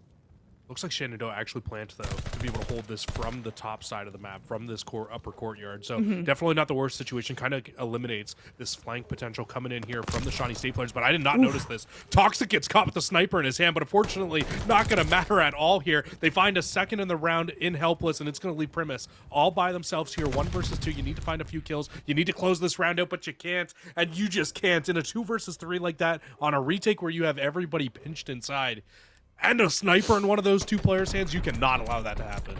It just seems like the players got tunnel vision. I mean, AC ran straight through the bomb site just to go and try and chase that kill, knowing yet a sniper. You have to know another player's in that site. They're probably not going to be playing anywhere else. So I just think it was tunnel vision trying to play the trade. This is what we saw even in the hard point. You don't have to get frazzled, whenever you don't have footing or don't get the trade. Play your numbers. It was still a 2v2. It's not like it was a dire situation. Of course, you had to get the kills to try to get the bomb defused. But yeah, it was just a situation where they got frazzled, got a little antsy, and made some bad plays. But as we see a 4 hit now, it's going to A. Ooh, and Helpless. I thought he was going to be a little bit more helpful there in that situation, but living up to his name, not able to find any kills in that spot there, and that's gonna lead to a bomb going down over at this A site, and hey, you're gonna need to 3v4 retake this. Beautiful gunfight from Toxic to be able to win that one out, but again, Steve-O caught with a sniper in their hand. Not the best spot to have a sniper at the moment, because I feel like at that situation, you need to just kind of be the first player in with a pistol, be able to run into the site to break your way in, but a very slow retake right now coming in from Shenandoah. Haven't been able to find too much, but a lot of control now inside of that A site. And I do like the post-plant setup out of Shawnee State. Unfortunately, Toxic is going to end up getting that kill, so that does break the setup down a little bit. But this is where I need to see Shawnee State played a little bit differently. Not get frazzled and not sweat too much that someone else got in. So now in a 1v1, playing the time, not enough time to get the defuse, just going to shoulder it, and AC is going to win the round for the team. A good job from Shawnee State. Their post-plant setup definitely looked a little more composed than their offensive round. A little bit too slow of a retake for Shenandoah as well. I feel like they just didn't go fast enough, and ultimately that's why you see that bomb blow up at the end of the round there. They don't really find any success out of that, and I mean, maybe if Helpless finds 1 out of those 4 players pushing inside, it makes life a little bit easier, but he was playing a very predictable corner, and the players on Shawnee State, they were completely ready for it, and I mean, I asked for them to be ready for this map, and from these first 2 rounds, it feels like they did do their homework and watch that Shenandoah-Berlin match on Tuesday. 2-2 split coming in out of Shawnee State. I like their defensive holds for now. Again, just an unfortunate collapse in the first round. I don't expect them to make that mistake again. Just playing for information. White Chicken, not really in a spot to see anyone cross, but the stun does connect, so that's going to be a little bit of information. But out of Shenandoah, not wasting any time. Of course, the pick last time around made things harder for him. They don't make that same mistake here. All 4 players on the site. It's going to be interesting to see what Crazy Catherine can do on the flank.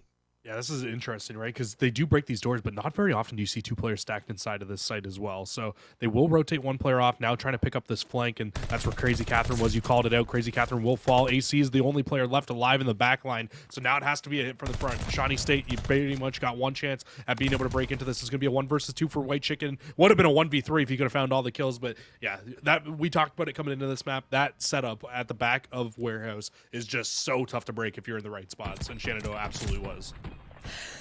And more so, of course, like you said, than the challenge of finding those kills in the post-plant setup, it's just the time. They have to be so fast. If you don't get those picks, at least 2 of them, or at least off of that back train heady within the first 15 seconds of bomb being down, it's just so hard to find success because the defense is going to play around the time. You have to go hunting, and to cross and get there, there's just so much open space. It's just a hard ask on the defensive side and the diffusing side when you get that bomb down early. Shawnee State, they're looking to go this way now, but a more even spread from Shenandoah. I like it on defense. Yeah, and this is the mind games, right, that you can play. Yeah, Shawnee absolutely. State, they had a really good round number 1 over towards that A site, and now you can see pretty much nobody on Shenandoah over towards B. Now they're starting to make their wrap over towards this site to really try to shut things down, but it's going to be a 1-on-1 inside site, and Steve-O going to come away with the win, and now Cooking an A trying to find a second here, but very likely he'll be pinched out by a lot of these players, but Steve-O pops 3, and she's the 4th. Give them all 4 here in the round. Steve-O going massive for the squad on Shenandoah. And that on defense is just, that's what happens whenever you don't get eyes on the cross on offense. And again, when you can on defense get into that B hut before they can even get there with the bomb, you just got to be rubbing your hands together like, I know they're coming here. Like if they do, you've got their number. That's exactly what Steve-O did. wasn't caught on the cross. Tax came out late and someone didn't get eyes on it, and just deserves the ace at that. I mean, generally, you're just hoping for one in that Absolutely. situation. That's a from win. him. That's a win on yeah, defense. yeah. Facts. If you get one kill in that spot as Steve-O, yeah, it's great. But he finds all 4 in the round. Cannot underestimate how big that was. And Toxic over the middle of the map finds a snipe as well. And that's actually going to open up so much over towards this A site. You got to imagine he sees the other player cross as well. So he should have a pretty good idea that there were only 2 players heading over towards this way. And you can see they're just trying to find any little bit of information out towards middle of the map to be able to hunt things out. And Steve-O with a flank through middle of the map, this should be bombed down today. They have complete side control, and these players are just zoned off beyond it, looking to get the cross. So pushed out. They know that this is empty, so they know these players have to cross over from mid. That's going to be one pick, and it's Steve-O just waiting for the other to cross. There's the information and the clean shots. Shenandoah now up 4-1 for Shawnee State. He came out, he looked really good in that opening round. You got to find a way to respond here. I mean, to go down 5-1, 5-2 isn't much better, of course, but it's a start. And for Shawnee State, you got to find a way to respond, especially on offense. And I mean, I feel like that round there, as soon as they get that first blood, it was just a complete idea from Shenandoah of what they want to do. They get that bomb down, they get the exact setup they want. And I love that pick off the start because you not only see the first player cross, you get the pick, but then you also just know, like, hey, there are nobody else over here. So as soon as we get this bomb down, just zone out the other side of the map. It's exactly what they do. They get that bomb down so well here. But Shawnee State, they want to take this bomb back over towards A. It worked in round 1. They're hoping it's going to work again here.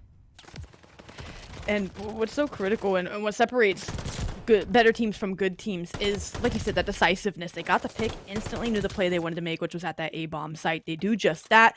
Here in this round on defense, they have control of the A-bomb site. So now in a 3v1 situation, they're making the wrap. Shenandoah, they have had such mid-map presence that no one's been able to get through without getting seen. Since that first round, it's pretty much just been all Shenandoah from the start of this game. AC really trying his best here in the round, but unfortunate that you lose those initial gunfights inside of the site. And as soon as that happens, you're just pretty much caught like with your pants down at that point. You really don't have much that you can do off the start of these rounds. And it's just not looking good right now for Shawnee State. 1-5. It's going to be needing to be 5 rounds in a row if they want to be able to take this map. And Steve-O's got streaks as well. And apart from that one round win, they've had a hard time not only getting the first blood, but at least trading it out. As we see Steve-O on 7, Toxic on 2, Sid on 1. I mean, this is going to come in and really secure the round for him. Hey, everyone's going to be P2, just run in and slay him out. That's what Shenandoah is looking to do to close this one out. Maybe not even get the bomb down, but they stay alive, survive for the time being, and just got to find a way to get picks.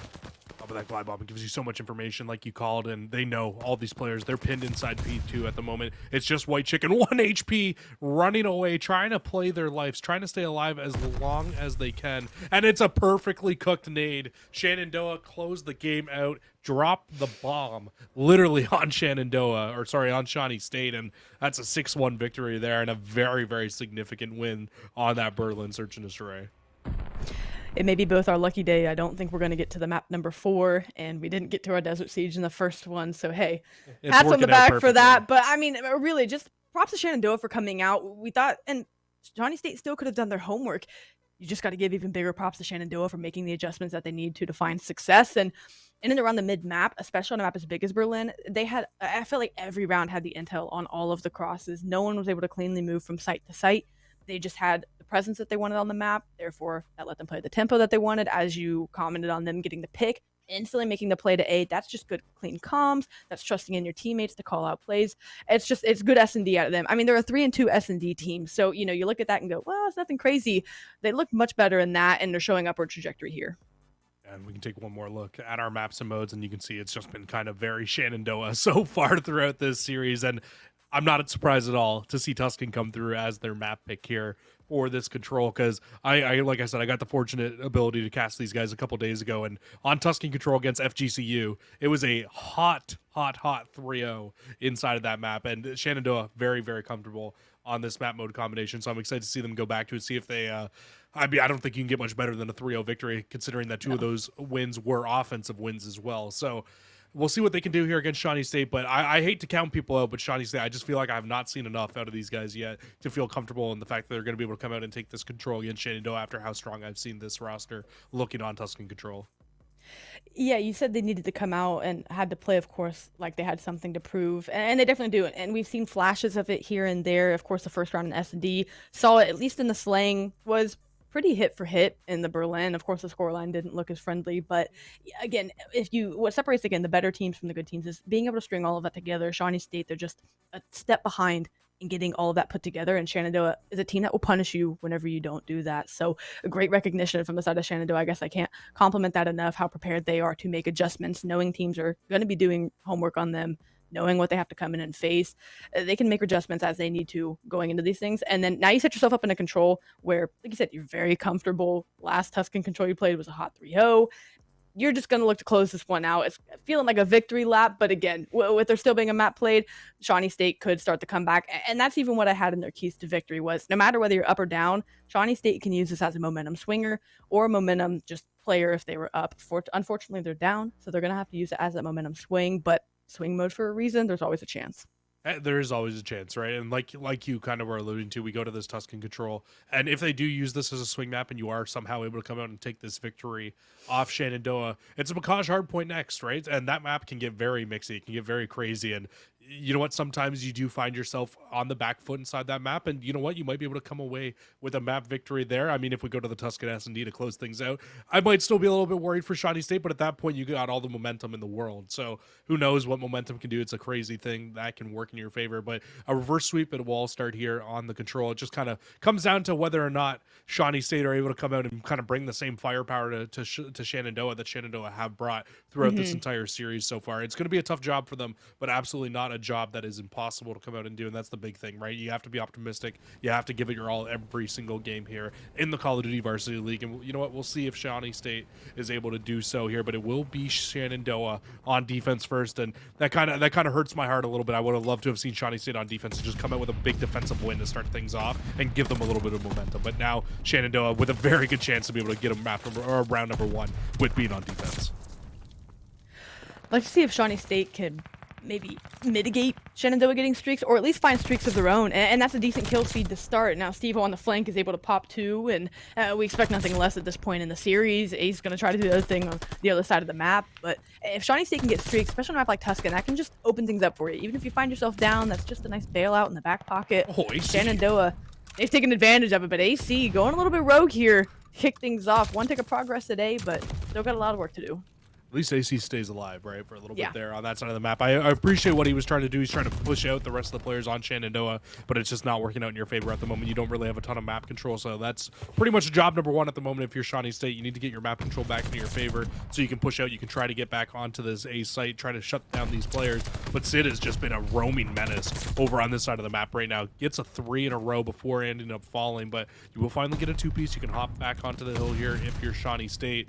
But again, Shenandoah, they've just got so much map control, and you can see once again, it's Steve-O trying to make this flank play in through the back, and this might just spell disastrous for this hold. And he finds two, Helpless and Sid combined for 2 of their own, and that's going to completely put Shawnee State in the back of their spawn once again.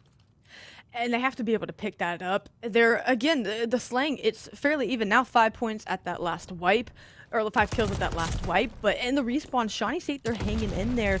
They just have to be able to recognize that Steve-O's been running the flank 2 times already in this first round. Got to be able to pick that up and make that adjustment. But it's another clean feed for Shenandoah. There is someone on the B site trying to turn heads. But they got to stay alive to make something happen. I just think with Shenandoah's gun power, it might be a little too much, but Ace trying to make it happen. AC gets a tick of progress by themselves over here, but Toxic instantly flies through, cleans that up. Only 6 lives remaining here for Shawnee State. 20 seconds left on the clock. They will hop onto A. They will try to get this final little bit of progress. And you know what? They might just be able to do so. The final hit here coming in from Shenandoah through the U side of the map, but it's Sid again. Sid has just been such a nuisance over on A. Slows that hit down. Helpless might be able to hop on before the tick comes through, and they do. So it's just another one-on-one here. And there's only 2 lives left here for Shawnee State. And I mean, what a clean defensive round out of Shenandoah off the start of this game. Very clean from them. They got the wipes when they needed to. It just seemed like they could move around the map whenever and however they wanted to. Shawnee State just tunnel vision, trying to get to the hill and get those points of progression. But it's just been clean gameplay up and down from Shenandoah. They're going to go on offense. And You know, of course, I do expect Shenandoah to win this control at some point. But if they take this offense, I think it could be in a 3-0. Shawnee State, they do have to have a really big, resilient defense hold. And this could be the fire that starts their comeback. If they can get the slaying tipped back in their favor, who knows? They could catch fire here. Yeah, you never know, right? You can absolutely bring things back, especially on defense. If you find streaks on defense, like you said, can really kind of tip the scale into your favor, but much easier said than done, especially with the setup that you're looking at right now from Shawnee State. But actually kind of slipped the lines here. Shawnee State, they will find two, and now you can try to make your way through, get the rest of these Shenandoah players off of their spawns, and they're doing so right now. They're starting to pin them in the back. This is a great start here for Shawnee State in this round, but how long can they keep this up for? And they're going to send 2 people to B. So while Shawnee State has the pressure and presence at A, really dominant in that they're in top fire and everything, but White Chicken could play spoiler over on this B site, knows, hey, we're missing a couple players, let's go hunting. These players for Shenandoah are going to try to wrap back to A in a bit. They do win clearance on the B site, so you have split front here in Shenandoah. You're doing what you want on offense. You're turning heads and making them have to second guess where they want to go. Yeah, but I mean, I think the big thing here, though, is that Shawnee State actually kind of clear out both sides. Toxic will be the only player left alive here for Shenandoah over towards B, hops back onto it. And if I'm Shenandoah here, I mean, I feel like you need to kind of make a decision on what site you want to go to, because you're just splitting resources right now, but it looks like it will end up working on your favor as A will be completed, and you've got 2 minutes and a 1 life lead now to try to get 3 ticks of progress over at B. Definitely very possible here in this round. And as we've seen, even tonight on defense, it just takes those timely kills. Tuscan is a map where, yes, you can get the wipe on B and press up into Radio and Top Church. You're going to be spawning them as deep as P3, and that's still a hike across the map. So they do have just 3 or 4 hits if Shawnee State can hold on and get the wipe and clearance that they need. So if you're Shawnee State, you know, you're down but not out. You've kept the lives even. You've done your job there. Can you zone out like they're doing now and hold these players off? It's going to be hard, but they're getting the job done so far. 3 life swing now, going in the favor of Shawnee State off the start of this round. But like you said, all it really takes for Shenandoah, 1 big wipe, get the spawn out that you need. That's a great first kill there from Helpless. You can start to make your way through the top side of Church now, start to try to spawn these players out, and just try to get yourselves into the best positions possible to be able to win this round. But because they haven't pushed through, all the players on Shawnee State will just continue to spawn up on that right side of the map. That's the curse of defense on this map, is that you just keep spawning here and you can keep reinforcing, and it just makes offense so hard to break through. And Shenandoah, because they are still taking gunfights here, they find themselves, all of their hits have been through Church, none of them have been through P5. And that makes it easy for the defense as we're getting down to about 45 seconds left. Now they're reading, I mean, look at the bottom of your map. They're reading the P5 hit. You know the time's dwindling. You're holding the Church front battle very well. You got to expect the next hit with the time given coming through P5. Shawnee State are ready for it. They've made a good adjustment on defense. Oh, Catherine, absolutely beaming right now. It's a big one-on-one against Helpless, and like you said, you're at that point of the round where 25 seconds left. You just need to fly forward. You need to try to get into this hill as quickly as possible, and you are just not finding the gunfights and the success that you need to be able to win this round out if you're Shenandoah here. And yeah, Shawnee State in great positions. They continue to find a couple of these kills, and only 3 lives now remaining. It's Steve-O, probably the only player who's close enough to even touch this hill at the moment for Shenandoah, and we'll see if they decide to do so. But a 2v10 would have to be a remarkable round win to be able to close this one out, and it doesn't even look like Steve-O's going to attempt to touch this hill again, and they're just going to try to get as many lives back as they can. And what was that? It looked like around a 6-2 at the end of that round. Yeah, definitely Shenandoah favoring in the life lead after their first round. Not as dominant from Shawnee State, but you get the job done nonetheless. Doesn't matter whether you're up 30 kills or 1 kill. You got the round win. You draw it up at 1-1, and now you got to find a way on offense to get things done. I really would like to see them play around the streaks that AC is on, especially Premise as well. Those are 2 players. If you can just find some picks with those long lines of sight, you can start to get streaks going. And again, I can't say enough, especially for Shawnee State in the position they're in, how big that would be for their momentum. They're flying through P5, and with only 1 person sitting back truck, they might be able to get a tick or so.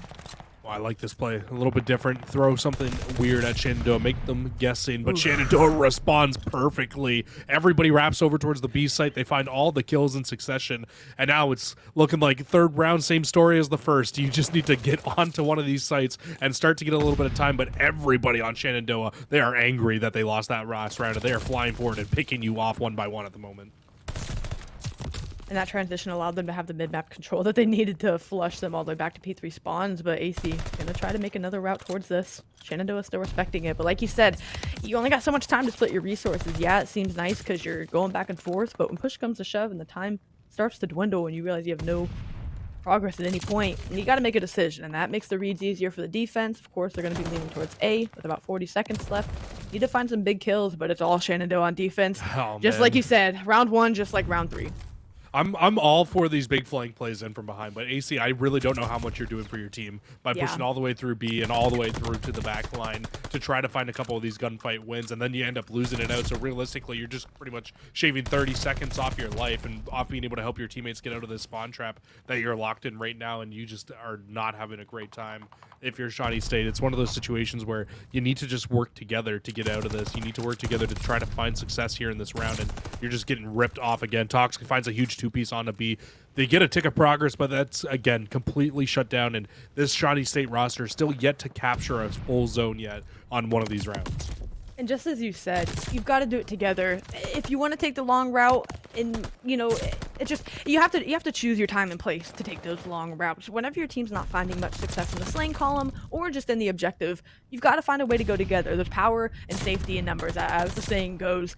And doing those one-off hits, all you're doing at that point is burning time because your teammates are getting outnumbered and losing those fights on the hill. So for Shawnee State, yeah, that's definitely something they needed to make the adjustment of earlier. They've put themselves in a real bind now as they get cleared off before they get that third tick of progression in.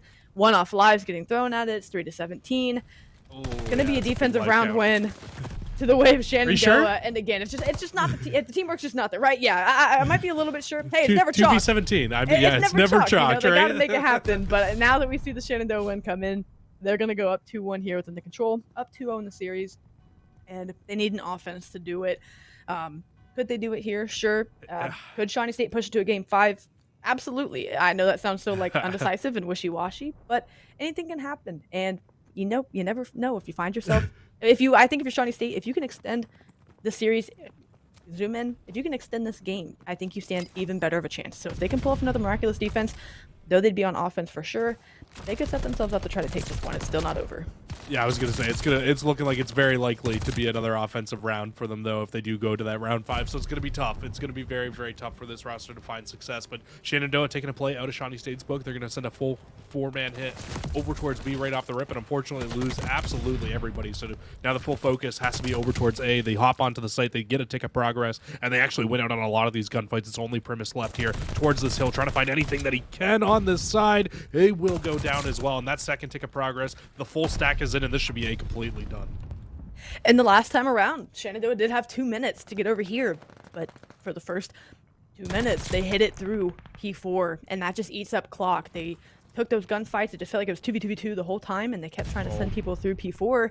It didn't work out for them, and Shawnee State was able to hold on. We're looking to see the same thing again, but if you're Shenandoah, it's different because you have someone on back tank. It's going to be AC taking care of business in the mid-map, but you've got to clear these players out in the back. And for Shawnee State, once again, you still find yourself holding on. It's a big position, though, for Toxic to be holding on to right now inside the back line. He gets Helpless to come over here, help him out just a little bit back here so they can try to find a few kills to turn these Shawnee State arrows around to keep the spawn trap not locked in. But Shawnee State are just picking off these players one by one. Unfortunately for Steve-O and for Sid, they are just not having a great time right now trying to break out of this site. You will find a few kills finally in succession as Helpless ramps back to try to help the team out, and now you can finally hop onto this A zone. You start to get a little bit of progress, and you've got a 4-life lead here. 1 tick of progress comes through, so this is looking really good right now for Shenandoah with the spawn out coming through. And AC has potential to blow this up, picking 2, getting them off the hill before they get the second tick of progress in. So for Shawnee State, you're holding on. Lives, a 4-life disadvantage for you, but you get 3 in the feed, and you start to swing that a little bit more in your favor. Once again, you have Steve-O sitting your back tank, so that's someone you have to sniff out. You can't allow them to make a play through P4, but with a minute left, Shenandoah, they got to make a decision. They're hitting through P5 sooner, so good for them, but Shawnee State, you just got to win a few more gunfights.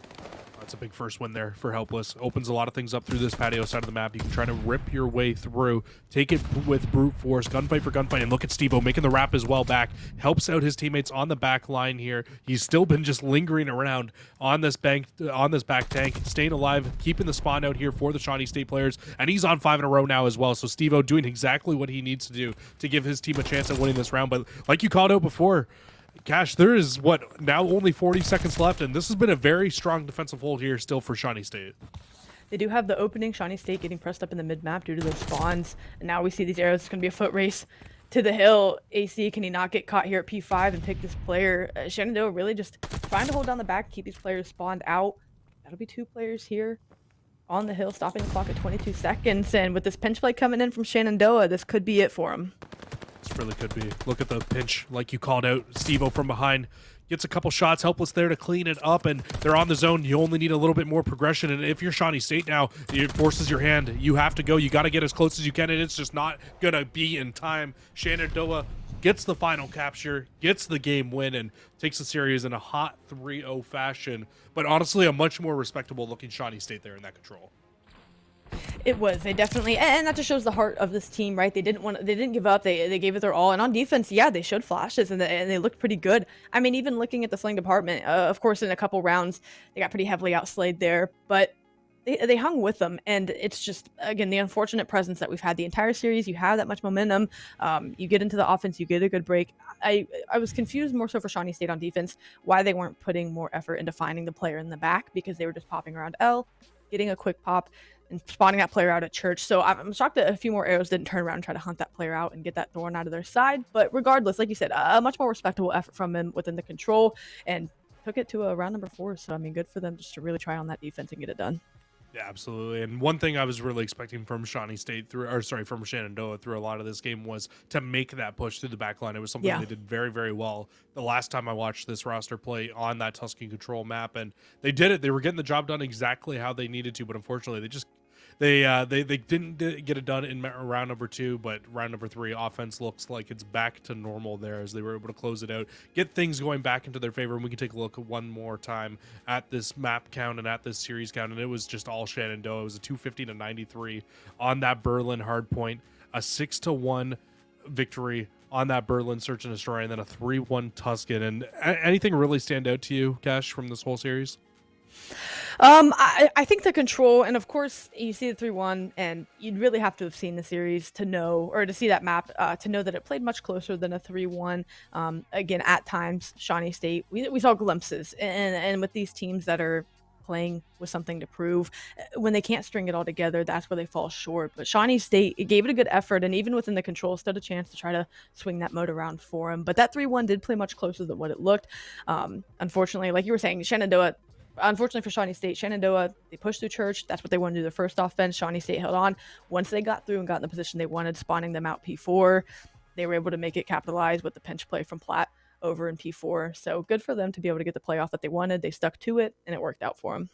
Yeah, it was just a kind of matter of a fact in that first round. They just couldn't, in that second round, they just could not get it done to the same level of success that they got it done inside of that round number 4. So it was nice to see, like you said, them come through, get that job done exactly how they needed to. And now going towards the back half of the night, I mean, what's our next matchup coming through? It's Ferris State University going up against Southern Illinois College. That should be an interesting one coming up next. I know we're just kind of waiting on this interview to come through. I believe we have Steve-O coming through for the interview too, so that should be a good one coming through. I think when you look overall at this whole series and you're just looking at Shenandoah, I think the big thing coming from them was just solid teamwork from top to bottom. I mean, the Berlin hardpoint, it wasn't the cleanest thing off the rip, but they were really able to bring it through to kind of get it done towards the back half, and it closed out in a 100-point club, 6-1, 3-1. You don't get numbers like that without having solid teamwork on your side, but I just got the note in my head that Steve-O is ready to come on in for the interview, so let's get him in here. It's fantastic to have you, Steve-O. Welcome to the desk. Congratulations on a fantastic victory, and I mean, Shenandoah, you guys have been looking fantastic in these last couple of weeks. I've been watching you guys in CCL over here in the Call of Duty Varsity League. How you doing? How you feeling after that victory? Thank you for having me first and foremost. I've seen you've been casting us a lot, so we've been hoping to show you better from last year. Hopefully you've noticed, but we feel really good about this year. We've really grinded over the fall going into Vanguard. Coach Jay, Coach Stroggs, they've really kept us level-headed and kept us disciplined, learning nades, all that type of stuff. You've probably seen the utility usage. It's been feeling really good to see this work leading into success. Yeah, absolutely. I mean, the big thing that I noticed from you guys especially was that you guys are kind of finding your strides in certain game modes that I wasn't seeing as strong last year, especially inside of Control. The way that you guys won, I mean, I know you guys were very successful here, but on Monday or Tuesday when I was casting over you guys as well, the way that you guys won that Control on Tuscan against FGCU was just incredible. The 3-0 in that form. I didn't get it. Obviously, we don't do interviews over in the CCL, so I didn't get a chance to go over that with you. But that was just an absolutely crazy game from you guys to be able to close that one out, and helpless with a lot of ice in that series as well. Good job out of you guys. I think for sure. Yeah, he really is the Iceman for you guys. I think my big question though for you guys, what's that next step? What do you guys need to do here to hit to that next level, you think? So for us, we've kind of noticed in this game it fits us better, the fast pace. We like to play high tempo. But biggest thing we're working on right now is make sure we're getting the rotations, playing better together, getting better coordinated pushes, things like that. Awesome. I mean, I love to hear it. Cash, you got anything? Yeah, the one thing that stands out for me is whenever you got that ace on the Berlin S&D, you talk about instilling discipline, different things like that. How much does trust in your teammates play in something like taking a play like that on defense on Berlin and getting the ace? How much is trust instilled in one another in the team chemistry? Oh, that was 100% trust in them. Toxic hit a beautiful nade. AC was one shot. They gave me the calls that they were pushing up. I just pre-fired it. They told me the guy was back sandbags. I just chowed it because I was like, give me the ace. So glad it worked out in my favor, but it was all because of them. Yeah, that's awesome. And you can definitely see it on the map. Like you said, the things you guys have been working on with the coordination and different plays. So it's definitely translating well, and it's definitely being noticed on our end for sure. Yeah, definitely Glad very you guys are impressive, you guys. noticing. From last year to this year, it's been like night and day watching you guys, and it's great to see, and I hope to see you guys get better and better as the year goes along. Steve, you got anything else to say to the stream before we let you go? Thank you to everybody who's been watching, tuning in to every single stream. We're going to keep showing out for all of you guys. Thank you guys for having me. Of course, man. It was nice to have you on, but Cash, that's going to do it here for our second series of the day. A really good one between Shenandoah and Shawnee State. I mean, a good one for Shenandoah, not so much for Shawnee State. I don't think they're going to be walking away too happy after this series, but you know what? There's some positives they can look at, they can take away from this. Anything else stand out to you before we throw to a break here? Just that insight that Steve was able to give us. It's cool to be able to cast something and see like, hey, these are really coordinated pushes from them. They know what they want to do. And then hearing the players say that's exactly what we've been working on. It's nice to see that the hard work's paying off and that it's translating in game. So just really happy for the Shenandoah guys. Like you said, that night and day type of turnaround from last year to this year. It's just good to see from teams.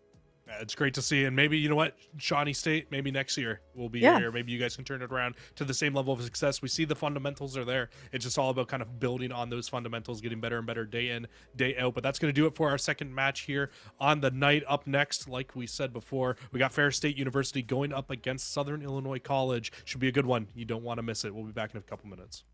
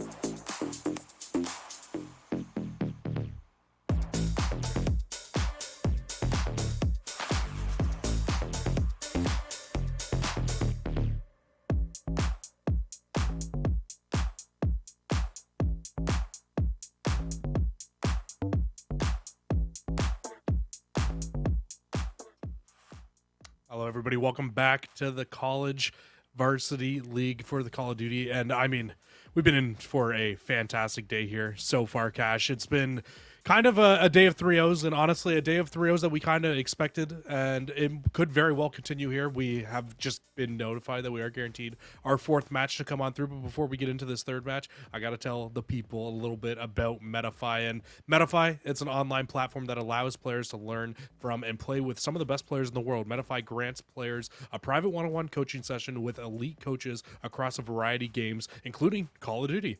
It's also a feature that gives you a powerful replay tool and allows you to kind of submit past matches, review the game, and get automated feedback frame by frame. Choose from the best Call of Duty coaches and book your first session in less than 3 minutes. With Metafy, you can book your sessions and instantly chat with coaches in real time or upload past gameplay and get expert levels of analysts from top players. Metafy also provides custom support for collegiate programs, so if you're an esports organizer at the collegiate level, reach out and see how they can help you with some one-on-one coaching, team coaching, and even competitive analysis. And I mean, honestly, you know, me and my friends could absolutely use that when we look at our gameplay when we go into league play. It is absolutely terrible sometimes, so maybe we might just need to reach out to Metafy. But now we need to home back in. We got us a fantastic match coming up, and honestly, these two teams have had very similar stories throughout the season here so far. You got Ferris State University going up against Southern Illinois College, and it has been not the greatest season for either of these two teams here so far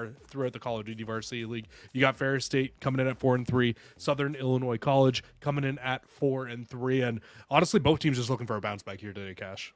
They are, and we start to see some differences kind of within those modes. But going over the roster here for Ferris, it's going to be Karaka, Liam with an RPG, MC50, and Llama with an RPG.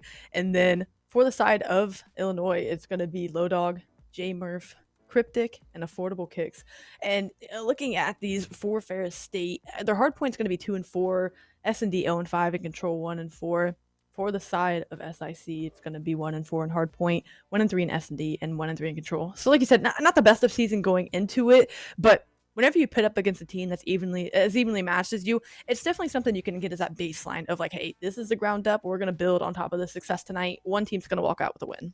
Yeah, absolutely. And both teams coming into this match with 3-1 victories over Cleary. So you know that both teams, they have some winning experience here in the league. And if you're looking at this and you're wondering how these teams have 4-3 records and 4-3 records when they've both only won 3 maps, it's because a couple you get wins for your bye week, and you also get wins for forfeit wins. And fortunately both teams have had a couple of each, and it just ends up happening when you get in an online league. Sometimes players can't play, sometimes matches can't be rescheduled, and so you come out on top, and that's how you see both these teams still with a fighting shot actually of making it into these playoffs. But let's take a look at our maps and modes here, and we're starting it off once again, Cash, with a Berlin hardpoint, followed by that Bocage Search and Destroy. I'm okay with Bocage in the SND. And then we got Gavutu Control, Gavutu hardpoint, and if we go the full distance, it will be a Berlin SND closing things out.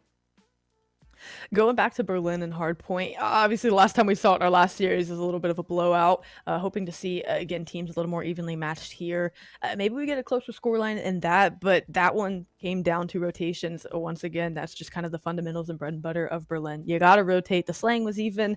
Got to see teams win the rotational gunfights and get there. And 2-4 for Ferris State and 1-4 going in it for SIC. It could be anyone's game who's going to come out hot and with the comps clean. Yeah, I'm kind of interested to see who's going to come out on top in this match, because honestly, looking at these two teams, I really couldn't have less of a clue who's going to come out on top. I haven't really seen too much from Ferris State. I haven't seen a lot from Southern Illinois College as well to kind of give you a definitive answer of who's like that A1 team, who's that B1 team type thing coming into this one. So it's going to be interesting. I'm absolutely here for all the player names. MC50, Llama with an RPG, absolutely here for these player names as well. So it's looking like it's going to be a really good one. And honestly, I think Berlin's always a great place to start off a series, because you go into it and it's one of those maps where you really kind of get a definitive answer on how teams play, at least fundamentally, right? Because you can tell, like, if you're rotating early and you're setting up early on a lot of these hills, you can tell, like, hey, look, these guys, they know what they need to be doing. It's all about execution now for this team. And we saw that in our last series. But then also, if you aren't rotating, you know, like, hey, this team, they're more of a break heavy team. This team is more of one of those teams where you need to, like, make those pushes, fight together as a team to be able to break your way into hills if they want to be more of a break heavy team. It's definitely different play styles, right? So you get a lot of answers given to you here on this Berlin hardpoint that we're starting things off with. But is there anything really that kind of like stands out to you looking at the overall map set? Looking at the map set and then just looking at each of the team's map records, I think for Ferris State, they're going to be able to do it in the response, especially given the maps. I think that's where they stand a chance. You stay on big maps. So again, if you're fundamentally sound, that's going to pay off for you whenever you go to Berlin and Gavutu. And then, of course, Gavutu on control. You still got to play sound, respawn there. So I think for Ferris State, you take it the best bet in those respawns. So if they can take care of business early in map number 1, they'll set themselves up well. And, of course, on the flip side, what we know about this SIC squad is that they're probably going to need to come out swinging map 1 if they can take that respawn. Wonderful. But I think they're going to do it in a 2-3-5 fashion if they get it done tonight. Again, anything can happen. Like you said, both of these teams being about evenly matched. It could go either way, but that's kind of what I'm thinking tonight, given our maps and given the map records we have. Absolutely love it. Well, we'll get to see here who's able to come away with that map 1 win. You're saying it's a must win here for SIC, or a map where they want to come out swinging at the very least to be able to give themselves a better chance on this series. Because I mean, you know what, they are Ferris State is 0-5 in Search and Destroy, so that's definitely a spot where you might be able to see them bleed here. But we'll have to see right off the start of this game. And you hate to see that happen. Unfortunately, we're gonna get dropped from the lobby here off the start here. So I mean, that's just gonna give us a little bit more time to sit back, chat a little bit. Hopefully that's I say hopefully it's going to be the whole game that crashed, but maybe it might not be. Maybe it might just be just a observer dropping from the lobby issue. But we'll have to wait and see what happens as we get further into that one. But it gives us a little bit more time, like we said, to kind of go over what we kind of expect here from this series, what we're expecting from these teams. And yeah, I mean, when you're looking at Ferris State at 0-5 and Search and Destroy, that's got to be your main spot for SIC to like really try to hone in an attack on this roster. Yeah, and that's why I even put to come out swinging on map 1. Play, gamble, take a risk. Of course, you have to know how confident you are and know your team to know, if that's something you're willing to do and how confident you are in your S&D. But if you're SIC, come out swinging. Worst case scenario, you take map number 1 and then you set yourself up on a mode you can fall back on in S&D. You at least know you have an edge in that mode versus Ferris State. So why not come out and take a chance, throw a different look, do what you need to do. Of course, make the improvements and play fundamentally sound as you need to. But hey, you could find yourself up 2-0 if all things go together for you. Yeah, absolutely. You can really find yourselves in a great spot if you win this map 1, if you're Southern Illinois College, where you're like, hey, you know what, we know we have the upper hand inside of Search and Destroy, and that could leave you with a lot of confidence going in towards the rest of this series as well. But unfortunately, just hearing it in my ears now that we have not gone back into the lobby yet, so we are going to throw us to a quick little break here while we get everything situated, we get all the players back, and we get everything ready to go. But when we come back from break, it will be Berlin Hardpoint coming up next.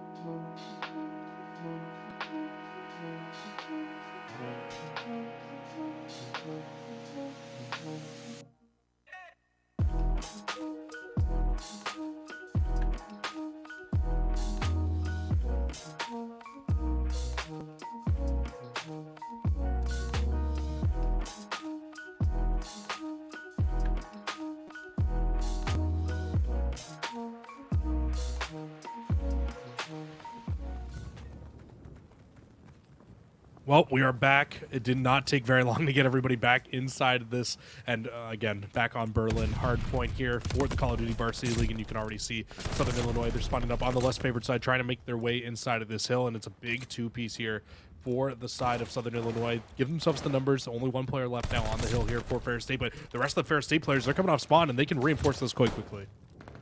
Cryptic stayed alive just long enough for the reinforcements to come in, and now they're going to find themselves in control of the hill. They are holding it from the front. Spawns are not in their favor, but it's going to be Ferris State already being like, well, it's 20 seconds. We'll try to hit through fire and already be on that early rotation. With the contest in and a nearly tied game, this gunfight is going to decide the scrap time. That will be going the way of SIC, and it's going to be Ferris State on the rotation early. Yeah, Illinois is in a great spot now as well. I mean, look at player number 2, affordable kick. He gets shot in the back onto one of the players. Unfortunately, doesn't read Karaka up in that top window. Able to find that player, able to shut things down, and it's going to be early time going the way of Southern Illinois right off the rip of this ground. And I mean, both teams really kind of just choosing the side of this mailroom and trying to scrap it out, trying to duke it out for these kills. And, I mean, it just kind of feels like nobody's able to get really comfortable on this map at the moment. That and P2 is just there's levels to it. You just have so much to look for. I feel like the first 20 seconds your head's got to be on a swivel. You've just got to take in the room. You know, you've been here before, but people can be everywhere, especially whenever you add in the verticalities. So now that players have a grip, Ferris State, we're getting a bit of time and have extended their lead out to about 10 to 15 points here, but it's SIC who respond and once again find themselves in a position to get a good bit of scrap time. This will give them about a 10-point lead as we make the rotation over to P3. And if you're Ferris State, you won the rotation last time. SIC was able to get the break. They deny your chance to get scrapped. They're already here with numbers to contest this time. This could be a good break. Yeah, this absolutely could be a good break. A really good string of hills now looking for Southern Illinois here. They're able to hop right inside of this hill. And what does this do? It keeps everybody on the side of Ferris State kind of spawning out towards this top upper courtyard area where you need to try to make your way and try to break in through these small little choke points. But a great job from Ferris State. They'll combine all 4 in a row, and they actually keep Southeastern Illinois spawning up on the left-hand side. And now you can try to pinch these players out. They get the perfect break. They get the spawn out. And honestly, I don't think you could have asked for a better break there from Ferris State.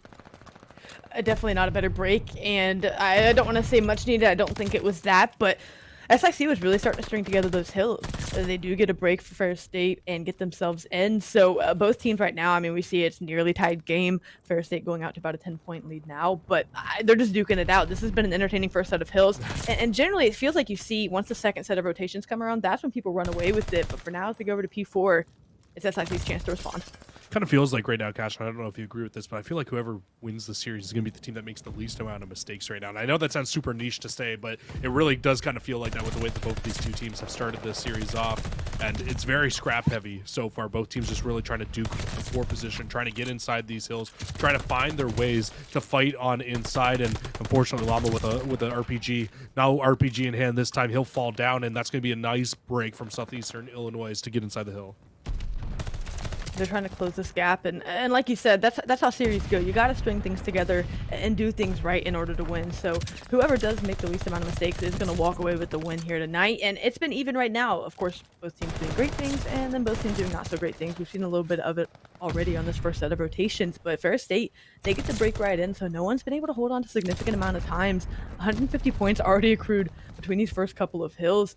Teams just duking it out. Spawns going back and forth, flipping each other out. No one on streaks, but it's going to be Karaka on 3 to keep an eye on.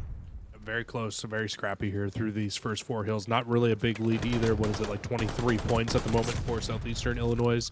But you can see Ferris State, they have actually gotten a beautiful rotation from Hill 4 to Hill 5. They get all 4 kills in succession. They break out, and now they actually have a chance to keep Southeastern Illinois spawning up on this right-hand side, or sorry, on the left-hand side towards these upper courtyard spawns, and they can try to pinch these out. And I mean, this is 20 seconds of uncontested time that you do not normally see here on this P5 hill. Yeah, on a very rare occasion, like you said, P5, it's not a money hill by any means, but teams can just, when they catch you on the cross, you have to cross that open space, and if they don't let you get close enough, it does go by uncontested, and that's exactly what it's been for Ferris State. This game has been blown wide open. It was a 10-point lead coming into P5. It's now a 50-point lead for Ferris State. It is going to be Southeastern Illinois who do get the break, but with just scrap time being earned, Ferris State, you've done a great job here to put yourself in good position for P1. I feel like we've heard that quite a bit throughout this game. It feels like Southeastern Illinois are putting a lot of pressure on trying to break their way in for a lot of scrap time, and it's kind of leading to Ferris State getting early set up, getting these early rotations, and honestly, where they're finding a lot of their time and probably why they're finding the lead up to this point in the game. But SE Illinois, they're not going to give up yet. They're going to try to fight their way in from the right-hand side of the map here, from this train yard side. And, I mean, it needs to be a good break here because you do not want to find yourselves down 80 seconds on Berlin. No, because you just have to hike across the map, and it plays different, of course, than Bocage, because you can't just spawn up and get close spawns. Usually you're spawning a ways away, so you don't really have much room for error if you're getting out-rotated. And now that Ferris State have found good footing on the map, I mean, you got Caracas sitting at 15 and 10, MC 50 at double positive at 14 and 7. They also have the rotation. Looks like they're feeling comfortable. I thought it was going to end up being a 50-50 split, but Ferris State, they're going to take one more shot at this hill. Will be Southeastern Illinois coming out on top, holding on to it, but look how close these spawns are coming in right now for Ferris State towards this next hill. There's only a few seconds left until it pops, but they should have early numbers here. You do have 2 players for Southeastern Illinois, but it's MC50 from the front, finds one. Otto finds one on the side, and I mean, this team is just doing such a flawless job of breaking in and rotating hill to hill that it's just giving them such an advantage in their early portions of this game. It is, and by the time SIC can break in, it's only for the last 15 to 20 seconds, so that's why we've seen the lead stay at least 50 points here since Ferris State had that monster hold. So if you're SIC, you have to look to do what Ferris State's doing to you and break early. They're unable to do that now. 30 seconds of time could go the way of Ferris State if they hold on. I mean, Otto going on a streak there for a moment and getting kills. SIC do break back in. If they get the last 20 seconds of this time by winning this gunfight, if they get it cleanly, they could find themselves just down 30, and on P4, we know they can get the break. Absolutely. Main focus. It's going over towards this P4 hill, though, like you said, over towards fire. And it's going to be Ferris State once again. Early team here, early team set up. They need to try to hold on, try to get a full 60 here for themselves to kind of put Southeastern Illinois out of this map. You don't want to give this team a chance to fight back in. You've had a 50-second lead multiple times, down to 30 now. And Southeastern Illinois, they're trying to fight from the top courtyard side, trying to fight from the fire side of this map. J-Murph will find 2, so that's going to keep these players guessing, keep these players having to come off spawn, and might just be the opening now that Southeastern Illinois needs to get inside of this hill. They will find one, and the rest of the players now, they're funneling through. They're trying to find these kills out, but again, just very trade heavy. And with how close Ferris State are spawning, they should be able to reinforce this hill quite quickly. It just, unfortunately, you get wiped, and just like you said, the spawns in favor of Ferris State, that grants them clearance to get back in.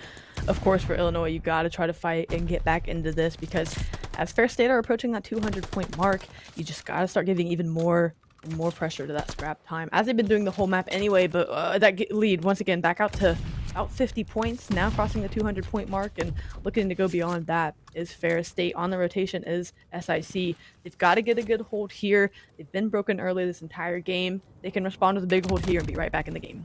Absolutely can be right back into this game, but like you said, it needs to be a big hold in the back, and it's going to start with trying to sniff out this player in MC50, and they absolutely do. So there's a great start, but nobody's inside the hill. Somebody get it inside, start to rack up some time here for this roster. You got the spawns you want, but now Ferris State, because nobody's inside the hill, they will actually get a close warehouse spawn here. They can try to reinforce this from the front side, and the gunfight's not going in their favor just quite yet. It does look like the trades are here, and it's going to be the side of Southeastern Illinois holding on to those spawns, but again, because they lost so many players, nobody inside of the hill still. And that's just mental errors, just unfortunate miscommunication errors that cost you not only hill time, but map presence. And that lets Ferris State get close spawns at P5 and at Train, and lets them get on the hill here to get the last 15 seconds of this and look to further extend their lead. So when you have a mental lapse like that, it just serves to cost you. They couldn't get the setup that they wanted. They found themselves crunched on the bottom side of the map, and that just lets Ferris State get that much closer to the 250-point mark. Now looking at some P5, where they had a near 60-second hold, they could close this out here.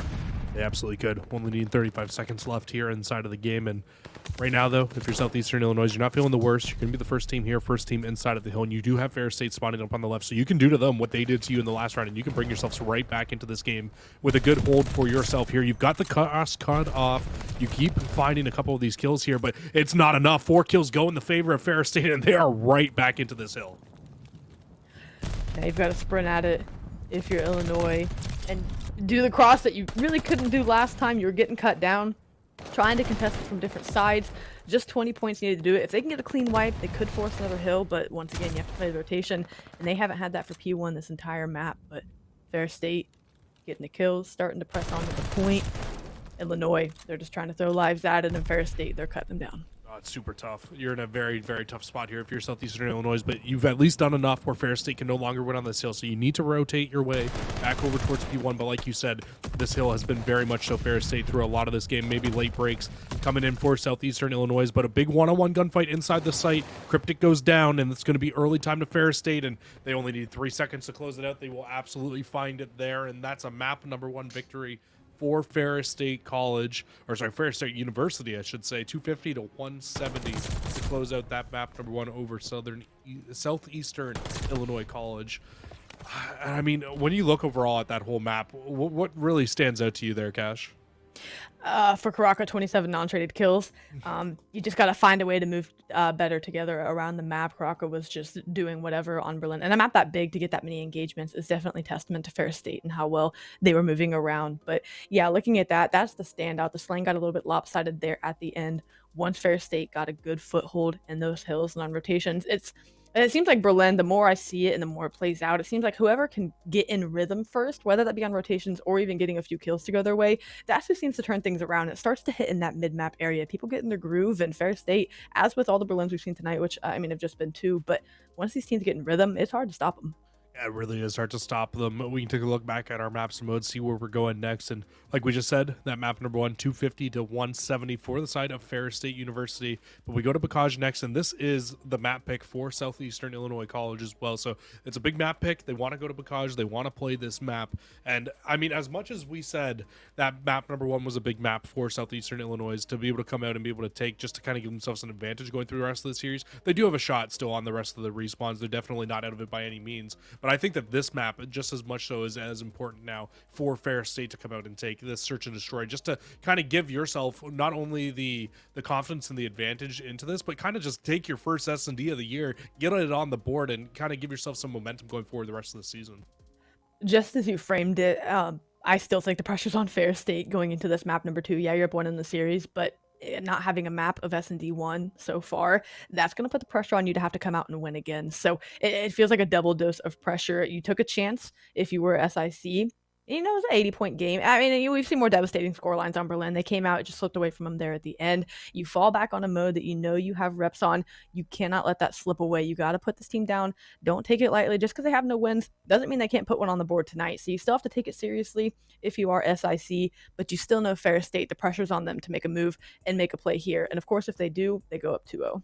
I mean, like you said, both teams pretty much right now inside the pressure cooker. Both teams want to get that victory, and I mean, you know what pressure cookers produce? They produce some fantastic meals out of them. That's for sure. Absolutely. But look, honestly though, like looking at these two teams, let's be honest here. Both teams have a combined 6 maps won coming into this match, so it's we're not looking for the most fantastic COD to be played between these two teams. We're just kind of looking for one team to come out and really try to shine out over top of the other one. And in that map 1, very much so, it was Ferris State University coming out, getting the job done exactly where they needed to, exactly how they needed to close out that map 1. And honestly, it looked pretty convincing by the end of it. A nice little 80-point lead to close that map #1 out, and to be able to kind of walk away with a victory there over the likes of SIC. Now, if you're going in towards this Bocage and your Ferris State, you're 0-5 in S&D. What do you think the answer to kind of winning S&D is here, Cash?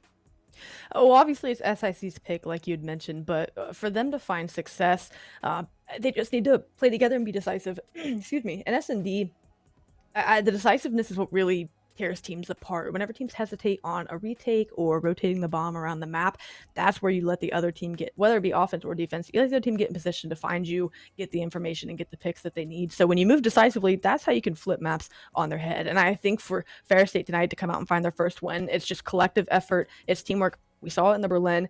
You got to be decisive in S&D just as much as you are on rotations and hardpoint. I think that's how they'll start to get a win. Absolutely. I mean, I could not agree more. It's really in Search and Destroy, just all about playing together, playing as a team, but it does sound like we're having a little bit of an issue getting these players into a lobby. So we're going to throw us to a quick little break while we get this blockage set up, ready to go. Shouldn't be too long, guys. We'll see you guys in a second.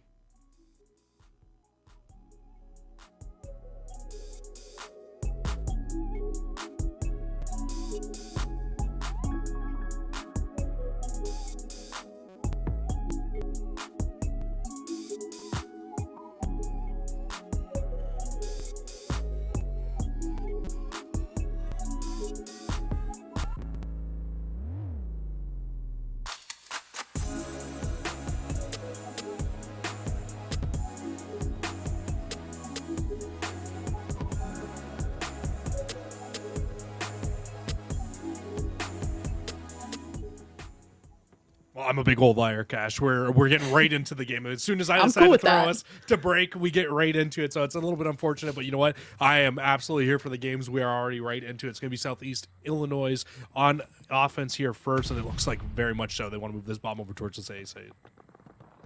They do, and really they're just looking for any information or pick. Low Dog with a beautiful nade. If this is timed, it could connect, but it doesn't get any information. No one's home.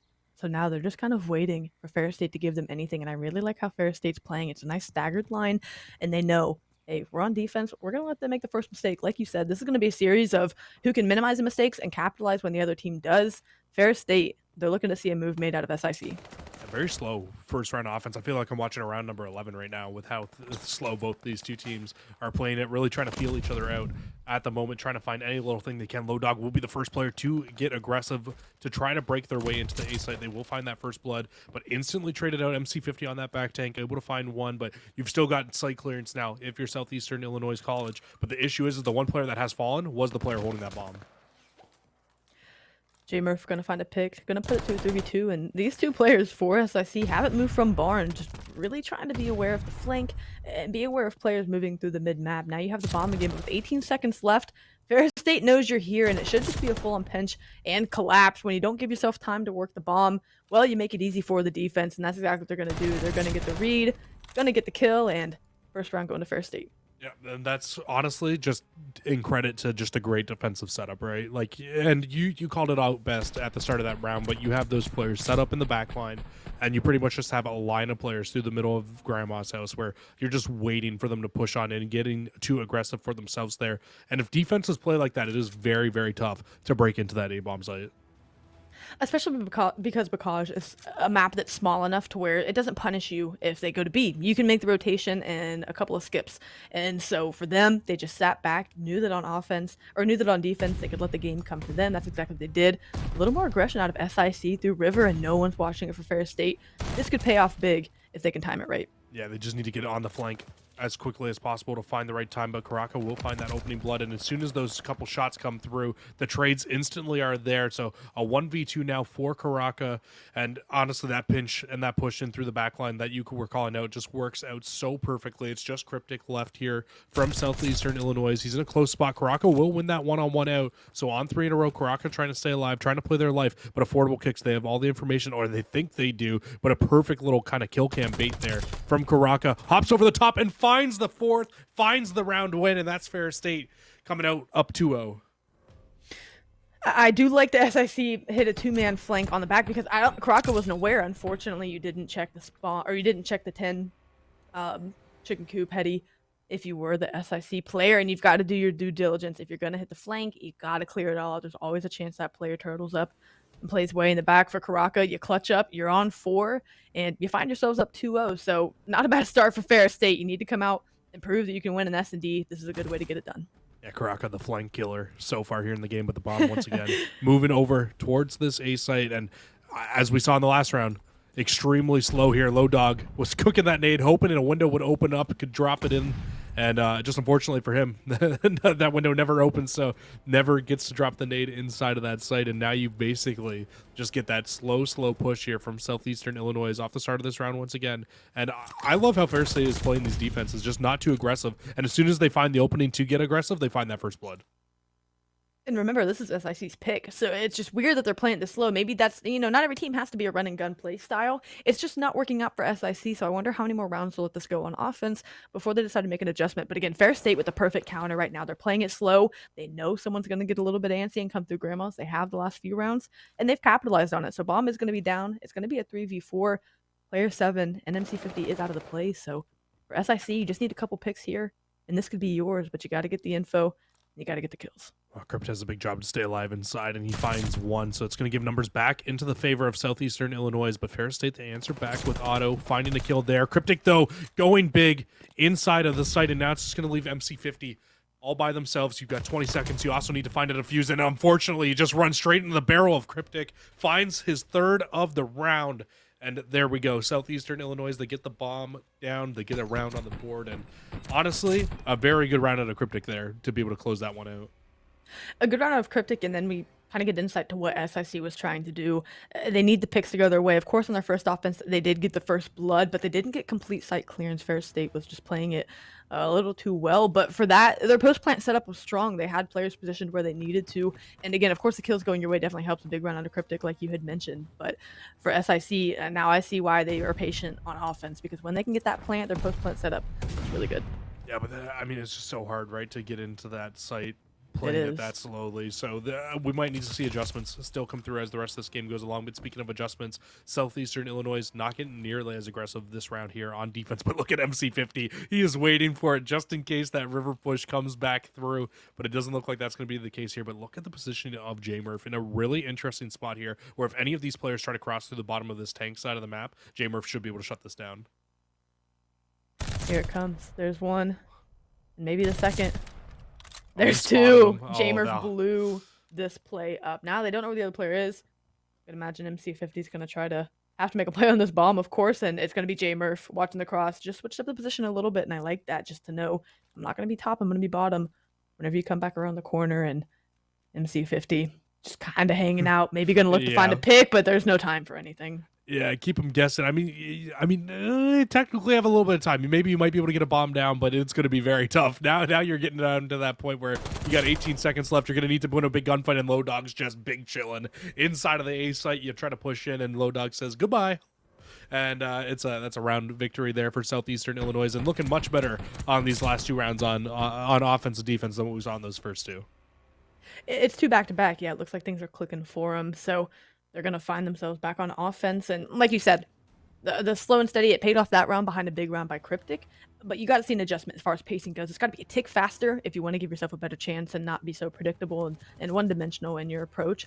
No one's opted to hit B yet, but both teams still respecting on defense. And as I say that, here we go. A B hit coming in. 4v4.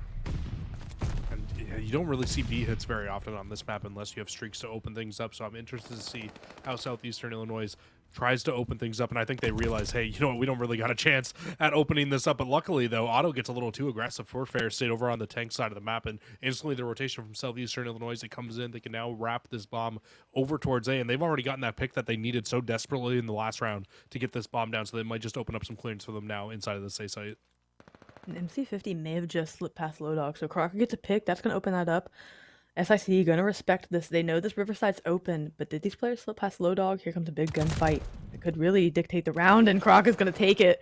Crocker at 7-3 is having a wonderful S&D. MC50 gets third. That's going to be a 3v1. You're going to put bomb down, but in the 3v1 retake and players flying at the site, this looks like it's going Fair State for sure. I don't know, man. Cryptic, he was able to 1v3 earlier. It's a big fight. Can't get it done this time through. It's definitely, I mean, I guess it wasn't a 1v3 earlier, but he did find 3 in the round earlier on. A lot more difficult of a situation for sure. And Llama with the RPG just completely ready just to shoot through anything in that round to make their way in, make that bomb as difficult as they can to go down and take that round victory there for Ferris State. And you know what? That's a good answer back, especially because you do get blooded there inside of that round to be able to close out a defense with a victory there. That's big composure from that Ferris State roster. They actually went from getting blooded to being in a 3v1, so cannot complain about that by any means. And now if you're Ferris State, you're taking this bomb back over towards this A site again. And this is looking like a very slow round this time out of Ferris State. They want to get information before they decide where to go with the bomb.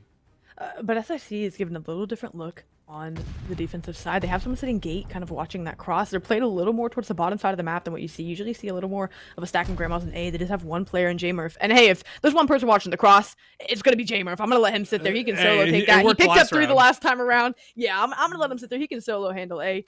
We'll keep an eye out for B, and that's exactly what they're doing now. Cryptic getting eyes. But this heady is so hard to peel a player off, especially with the MP40. On J-Murph, he actually makes the adjustment over towards that wall as well, breaks a hole, and it tries to get the shots on the player that was trying to take that shot over the top of gate, but not able to find anything. It's close, but just no success here out of these rounds. These rounds are going so long, but again, J-Murph watching the cross will get one, and you know Llama with an RPG is absolutely just sitting there scared to take this cross at the moment with J-Murph's positioning here. J-Murph will take another challenge through middle of the map, find yet another kill, and you just need to find a way to not let that player in the top of window or watching the cross make that big of an impact on the map, because it is going to leave you in a terrible spot every single round. And that is what it's looked like here for the likes of Ferris State on these on these offenses. And Cash, I feel like watching this, I feel like both of these teams need to get more aggressive on offense. It's been way too slow, giving too much positioning to the defense. It has been, and I think for Ferris State, they really tried to give a look river, but it was affordable kicks sitting the riverside that just threw a few shots with the auto all the way down range, saying, hey, this isn't open either. They knew J-Murph was in the window, so it really pinned them NP4. And I liked that from SIC. They had the outside of the map locked. J-Murph was watching the outside lane, and Kicks was watching the riverside. But now we see it. The aggressive hit that you wanted through Grandma's. SIC, they take it to start. Thank Lord, finally, we get a little bit of pace picked up here. I never thought I'd say that I need more pace on Bacage, but Southern Illinois, they will break in. They will be the first team into the A site. Bomb goes down instantly, and they've got a great setup here to be able to hold on to this. In Ferris State, you're kind of in a spot where you need to try to break your way in. Low dog drops to Kamaka, and yeah, that is just the round there. And I mean, they just took control middle of the map. If it's going to be there and it's going to be available for you, why not rush through? Why not take that spot away? And they absolutely do. They get the job done. They get the round closed out for themselves there. And it just looks like rounds become so much easier when you just take what's yours and what's available on the map. Definitely, and taking a page out of what Ferris State needs to do, SIC, it was decisive. All players rushed through bottom Grandmas and just, you bully ball it out with the numbers that you have, and they found success there. J-Murph on 3.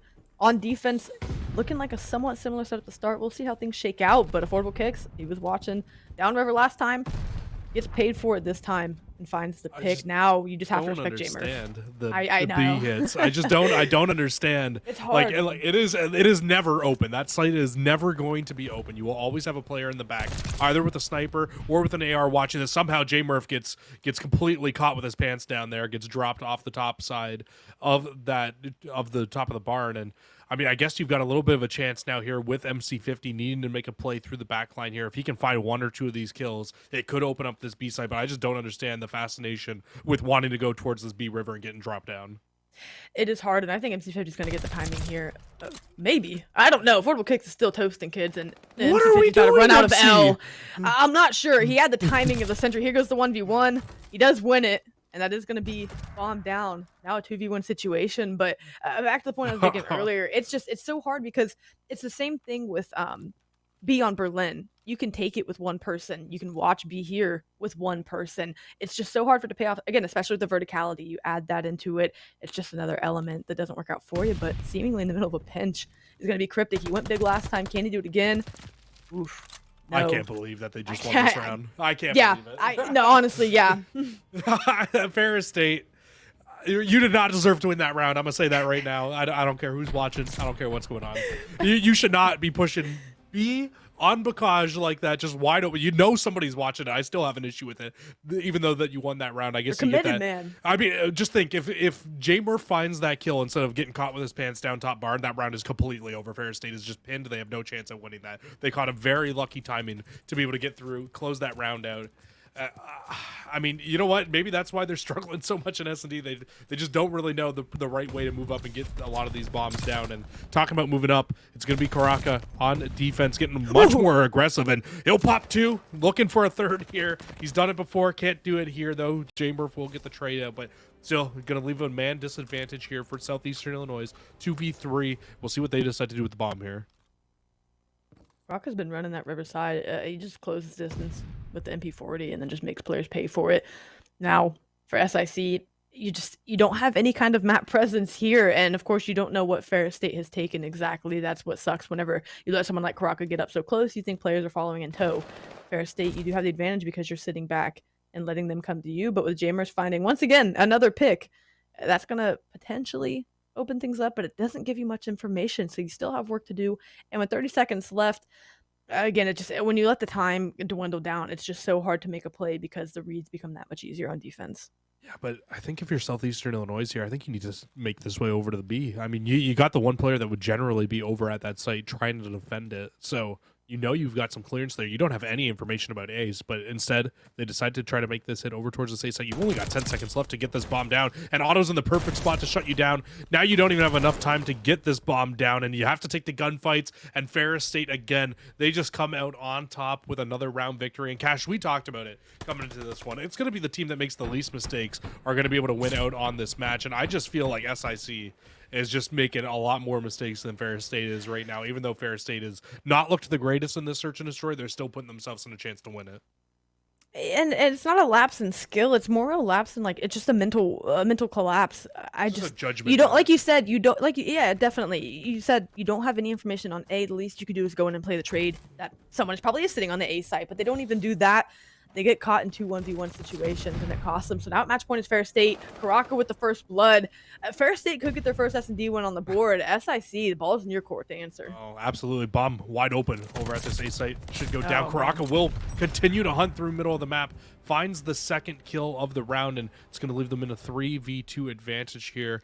And, I mean, if you're Southeastern Illinois, you need to make the push through. You need to try to make your way in. Jamer finds a good timing through top barn, or through top grandmas, I should say, finds the first. And, I mean, it's just a tough spot, though, because you got Liam inside the site. You've only got 25 seconds. J-Murph needs to try to make the push in from the side. They will find one, and now you just hop the bomb. You watch over it if you're J-Murph, and the bomb is absolutely being diffused here, but he doesn't go for the one-on-one. He goes for the bomb diffuser, and we're going to see a round 11.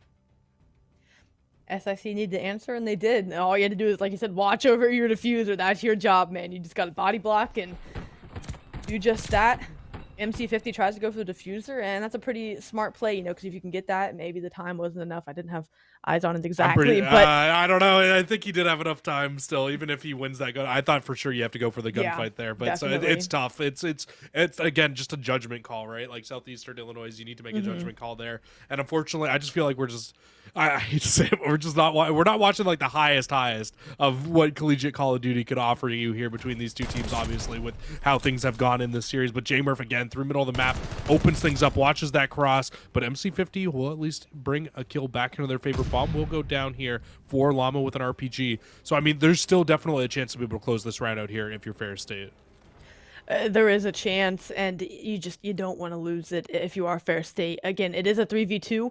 But SIC, they're clicking, at least in Grandma's. They got 3 players there. They know what they need to do. They did the retake last time. Can they do it again? It's almost the exact situation, just with different live numbers. They have a 2v1, or excuse me, a 2v2. Oh, that's a big 3v2, play. And yeah, big play gets the kill. Trades are going in back and forth. And man, just as quickly as you were on game point to take your first S&D, SIC go back-to-back rounds on defense to get it done. For Ferris State, just an unlucky break, and like you said, just a couple mistakes there cost you at the end. Yeah, that is so tough. It really felt like they were about to get out of that site, be able to get away with the bomb, but you take the gunfight, and unfortunately, player number 7, MC50, was sitting top barn and got caught out exactly where they were as well, so it just does not work out in your favor if you're Ferris State in that situation. And yeah, that's going to be one that hurts. You're basically, what, you had 2 chances at winning your first round there, and both times you get the bomb down in a great spot to close the game out, and you just could not get it done. And I mean, at that point, if you're Southeastern Illinois, you're just like, hey, you know what? We know what these guys are going to do. They pretty much got one hit on this site. So, I mean, at least if you're Southeastern Illinois through that round, you threw a couple different looks at Fair State. They might not have been the best looks, but you threw something else. You made them guessing a little bit, and maybe ultimately that's why you come out with the map win.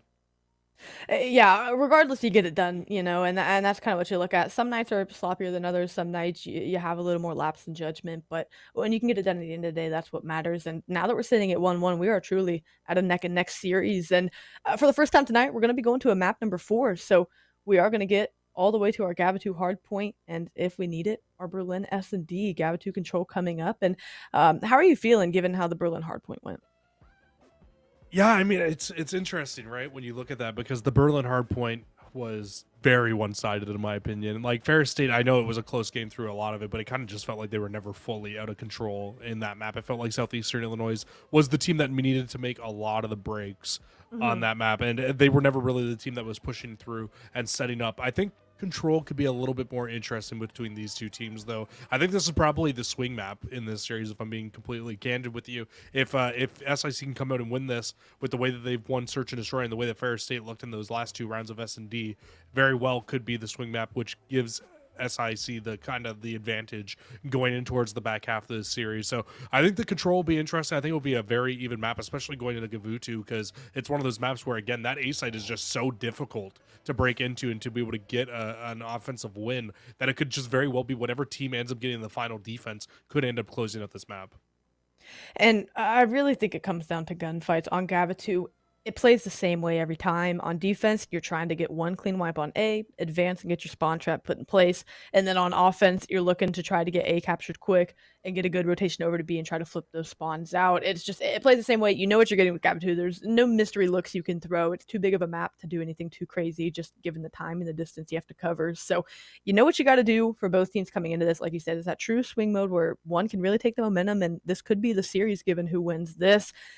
Coming out, yeah, to me, whoever gets defense first, you've got to really get that chokehold of a spawn trap in, get that life advantage in your favor early on, because that could look to pay off for you at the end. Absolutely. I think a big thing that not enough people talk about is the fact that if you do get that first defense and you do get a significant win, like you're talking about, that could lead to streaks, and streaks could also significantly help you win an offense. And now, speaking of offense, I actually have a question for you. This one's kind of more of a fun one, a lighthearted one, because I know a lot of casters kind of disagree when it comes to this statement. But what is your thoughts on hitting A off the start of Gavutu rounds?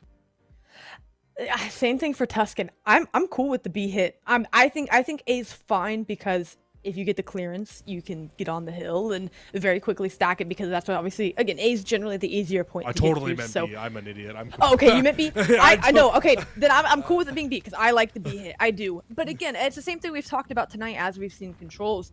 You have to know when to stop sending resources. If it's not working out and now there's 30 seconds left and you don't have a zone, teams that know when to hit B and when not to, that's the most fun to watch, because those are the most interesting looks. Well, you said it. Some teams like to hit it, some teams don't. Well, it looks like Fair State, they're going to invest numbers over towards this B site, and it would be great if I was a color caster that knew which site was which. But unfortunately, we fumbled the bag just a little bit there inside of that question. But Fair State, they had the opening breakoff that they wanted. They had some clearance over towards that B site, but unfortunately not able to get anything done. And you're not checking your mid cut as well there. But they find all the kills. I have no idea how that just happened. Fair State, they get onto the A site, onto the B site as well, and now they're getting progression going up on both. It's 2-2, and they just have great map presence right now. They're just in wonderful positions. Affordable Kid's going to jump down from the top. 2-player split here, but Kraka, I mean, again, you said on defense that you can get streaks and really open things up in that first round. Well, Kraka's on offense here to prove you wrong. He wants to try to get them and open things up for the team as the game goes on. They're still on B, and would you look at that? You asked the question, and it's about to get captured. Big gunfight win here. If they can win it, this will be the B site.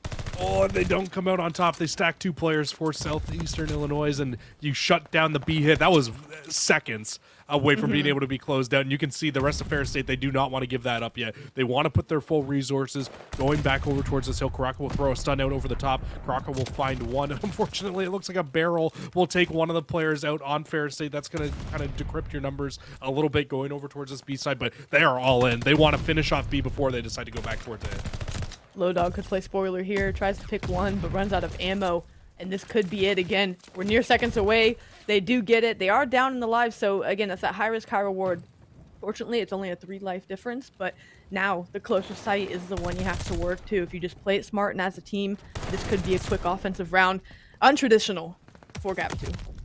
Absolutely untraditional for Gavitu, but when Otto's dropping 3 pieces like that through the middle of the map, make it, I was going to say 4. I had to come through with the caster curse there. Unfortunate for Otto, but it's still a great round out of Fair State here so far, and the second tick of progress will come through. And now if you're Southeastern Illinois, you got to push into this hill. You cannot allow this to just go through uncontested here, and they will break in. They will find a few kills, but now if you're Southeastern Illinois College, you get those kills, you get Fair State spawning where you want them. Now comes down the time where you need to lock this spawn trap in. And again, this feels like such a backwards round because going from the transition to B to A, it was 17-14 lives favoring SIC. Well, that now swung on its head and it's 7-6 favoring Fair State. So it just feels like a round where everything that's dominant on defense, it's been the opposite, and they've just been dominant on offense. Now, again, they still have work to do. Lives are 6-6. This is where things can slip out of hand if they let this spawn trap come into effect. But if you can get one good pick, that could open the site back up. They kind of got the spawn trap exactly how they want it right now, though. It's just Liam with an RPG anywhere near this hill to get close and get inside. And now if you're Fair State, you need to just group up. You need to try to play together, try to make one big hit as a team to break your way into this. Low Dog will take a couple shots, have to back down. That could open up clearance for MC50 now to get up, get in. But it's Karaka on the flank. He'll find 3. It's the perfect opening now for Fair State to get on in. One more gunfight on the inside will go their way. And now it's just affordable kick. 1 versus 3. He needs to get on, needs to touch the zone. Can't get near it, though. And Fair State, it got shaky towards the end there, but they close out the first offense and take a 1-0 series and take a 1-0 round lead. Usually we're waiting until round 5 to see an offensive win. Fair State say we're going to get our work done early. Now we just want to try to win. The defense is out, so now the pressure is going to be on SIC to try to answer back. And do we see a B hit from them? Do they just run the traditional route of A? Stay tuned to find out, because really, given how that look went from Fair State, I'm not sure. They could try to answer back with the same thing, but at least to start, it's looking like a traditional A hit. Yeah, looking more traditional here right off the rip from both rosters. Only one player from each team heading over towards ring or towards that B side of the map. The rest of the players all going towards the middle of the map, trying to get significant amount of control over at the A side. And if Fair State can continue with their slaying the way that we've seen inside the hard point on this defense, they can really pin these Southeastern Illinois players in the backside of the map. But it's still yet to be seen if they can do so. And just a lot of trades right off the start of this round. Nobody really getting any control yet. That and SIC have prevented Fair State, at least early on, from getting a ring control, and that's kind of one of the first steps, apart from getting the wipe on A and getting that spawn trap set. They have resources dedicated. They don't want to give up ring control. They know that, hey, if we can keep fighting here, it gives them the position to hold off that spawn trap from coming in. They're still winning the gunfights, and now they just got to find a way to get to A. Ring control is nice, but if you're not getting on the point, that makes things a lot more difficult. Fair State with the life advantage. Fair State, I mean, I feel like you've got the positioning that you want right now, and you're pretty much forcing Southeastern Illinois' hands. They need to make their wrap over towards the B side, and they're going to group up and try to hit this as a full 4-man unit. MC50 needs to either stand tall or get out of dodge right now, because you are not in a great spot. Once this full 3-man team hits this full wide split here, tries to make their way through, and it's going to be a few players on the site holding strong for now, but again, it's just Fair State coming out on top, and with 15 seconds left, you need to make a choice if you're Southeastern Illinois College. Low Dog will hop on to B to start to get this clock to go up a little bit, but I feel like if I'm the rest of these players, don't even go towards B, just go towards A now, because you've got so many resources on Fair State looking at the B site. Lives aren't even going to be coming into effect. You just, like you said, you just split a bit now. They are on it. This is a huge gunfight, and Karaka going to lose it due to ammo. So you're alive if you're SIC, just waiting for resources. Hey, teammates, you got enough lives to be able to throw out at the time. Is more so the thing. So if you can just stay on the hill, afford your teammates time to get back onto the site, you could be just fine. And Cryptic popping 2 there might just save the round. Stack starting to come in from these players. You got 2 ticks, or 1.5 ticks working on their second tick, but Affordable Kick is doing a great job inside of this zone at the moment, just keeping the team alive. And I mean, this might even be able to get done here. Otto will find a final kill, though, so that's finally going to clear the site and put Fair State up 2-0 here in the map. But Again, Fair State, I feel like these rounds should be over a lot quicker than they are, and things are getting a little bit scary. They're letting SIC hang around inside this game, and at some point that really could end up turning around to bite you in the butt. We saw it in the S&D. Hopefully it doesn't happen here in the control for them, and being up 2-0, they should be able to close this out. And Otto sitting at 15 and 14 sure doesn't look that impressive, but Otto popped the 4-piece on the transition from B to A, which opened things up, and then Otto there with a pistol saves it for the team at the end. So just, again, making those timely plays, those crucial kills within the control round to really give yourself a chance to find success. And now we're going to see a little more of a traditional hit coming in from Fair State. They're going to split their resources, try to get ring control, and Kraka on the hunt, going to find one that grants Clarence ring and turns heads of players. A little bit different of a hit here off the rip. Instead of going towards B, Fair State, they change it up. They throw the curveball. They go towards A, which really isn't a curveball. It's more of a fastball. It's a normal hit over towards this site. But you know what? For them, they didn't go here in the first round. But it's working out just as well for them. They need one more kill. They'll get the full clearance on the site, and now they can start to stack the point. They can get the rest of this tick through. They've already got 2. Working on a third. It's really just affordable kick who's anywhere near this hill to try to get his way in. But yeah, you're running into 3 gunfights set up, ready to go here for Fair State, and that's going to be the A zone completely finished now, and you just need to put your full focus on moving over towards B, and you've got 2.5 minutes to really try to make your mark on this site. And you're also up pretty comfortably in the lives, at least 6 here. Look to see them try to keep that at least where it's at, or if not grow that even more. And after Fair State, you're just trying to clear out the back, and you're going to get caught, so it's going to be too early on in the feed, and you have to respect the hike across the map. I keep harping on it and control, but that's just, I think that's a win condition when it comes to these rounds, because you have to account for how much time you need. So, I mean, realistically, the 1.5 minutes left, to find the picks, it takes about 30 seconds to get across the map and even challenge B. So really, you've got 3 hits left. Enough lives, of course, for the time. I think that's what's going to come into effect here. If you're SIC, you just got to hold on. That's a great point to bring up, because if you fall, it's another 10 seconds left needed to at least get back to ring, and then another 10 seconds to get from ring to find the picks to get into the B site. But you know what? Trades will go down back and forth. And Llama with an RPG just trying to hold the line right now to get in, but with how long this has taken for Fair State to come off spawn and, like you said, make that trek across the map, now everybody on southeastern Illinois is able to get back into comfortable spots to now try to hold this line once again. But Fair State, they'll finally get onto the B site. MC50, this really could be the round here. Finds one, that just grants the pinch from not coming through for SIC. You've got big gunfights to win here on the hill. J-Murph takes one, affordable kick gets the other. That's going to tidy up the point. Now you have 60 seconds left, and it's a 4 down. So, you know, once again, you've got 2 more hits at this. The time, I think, going to come to effect way quicker than the lives.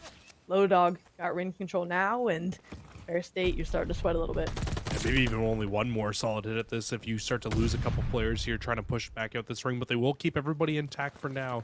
So your call very much so looking true here. Maybe get one more shot, maybe 2 if you're lucky at trying to break into this one, but another individual push there from Llama with an RPG, the only player to fly forward. And now you're just not looking in a great spot here for Fair State. It's all going to be like hitting from the front, trying to get on this clock, trying to stop the time. But actually, Karaka could make a big play here in the back line. He is behind all of these players on southeastern Illinois. He finds one. It forces the arrows to turn around. And now you finally get some clear to get on the hill here. And southeastern Illinois with only 3 lives left. This round just got flipped completely on its head. Big play in the back, gunfights won on the hill, and yeah, that can turn it on its head. It was worst case scenario for SIC. You held on for so long, and you hate to see it slip away there at the last second. It reminds me of one of the Gautu controls we saw earlier. Just life count, unfortunate. And Fair State, yeah, they had the time with about 60 seconds left to 45 to make 2 more hits. They took it slow, found the picks they needed, worked it, and said, we only need 1 more hit. So good for Fair State to recognize this is the route we need to take. We're going to just give it 1 more really good hit. High risk, high reward type of play, and it pays off for them. They go up 2-1 in the series. And honestly, if Low Dog stays alive for maybe just a little bit longer up inside a top ring, it could just spell that much more disastrous for Fair State. But because they hit from the front, because they're able to make all that little bit of time where you hop on the hill, you stop it for just enough time. It gave just enough time for Karaka to get on the back line, and nobody on SIC was expecting that. He comes through the back line and he finds 2 kills, and what that does is not only do you find those kills diminish lives, but it makes everybody else on on SIC have to turn their arrows around. You can't watch the front line because you're worried about your back line, and as soon as you turn around, it's what really kind of shuts things down here for your roster, and that's a very, very tough place to be in here. If you're Ferris State, if you're SIC, you lose out on a map in a 3-0 fashion, and now you have to go back into hardpoint, and the respawns have just not looked very strong for the likes of SIC through this game. It really hasn't. I mean, they did their job, of course, in winning the S&D. I said it's got to be a 2-3-5. Well, now your only option's a 2-4-5, and you kind of got beat by 80 points in the first hard point. You're going back to another big map where, again, rotations punish you. We saw the fundamentals there, but it was Ferris State that was able to capitalize and run away with it there at the end. You've got to keep it close if you are SIC and if you want to stand a chance to push this to round number 5. This is your map pick for the hard point in map number 4, so at least this is what you want, or the best case scenario for you going into this. Got to try to find a way to spark some life into you here after losing the control like that. Yeah, absolutely. It's going to be a big answer back here to just kind of come back into this series now and try to fight your way back in. And you know what, we kind of framed it up at the start, and you did a great job in doing so. It's that SIC, if you want to win this match, it's really going to come down to, can you take a respawn? We know your search and destroy game is probably your strongest game, especially looking at how weak Ferris State's S&D has been throughout this season. So your big question was, can you take a respawn? Well, we need to see one coming in from you guys now. It's 1-4 hardpoint record, 1-5 after the loss earlier on to Ferris State. But like you said, you go to their map next. So Gavutu hardpoint, what do you think you need to see from this SIC team to change from what we've seen in the first hardpoint for them to come out and take the victory here in map number 4 and force us to a game 5? I want to see more teamwork from them that we didn't see in the hard point, but that they were able to string together in the control there. I mean, that hold on defense, it just unfortunately crumbled at the end. Ferris State got the edge on them there. Teamwork and winning those individual gunfights, there's a lot of importance on that in hard point. Of course, you think that it's a respawn that, hey, individual gunfights carry less weight than S&D, but that's just not true. We know people can have less impressive stat lines, but it's about the kills you find on the maps. So for SIC to come out and take a respawn and force this to a game number 5 where, though it's Ferris State's map pick, they do have the winning record, or not winning record, but they have wins in S&D. I think it starts with them just stringing it together, getting the teamwork, make sure that as the comms are clean and you're winning your gunfights, I think they're going to win this one.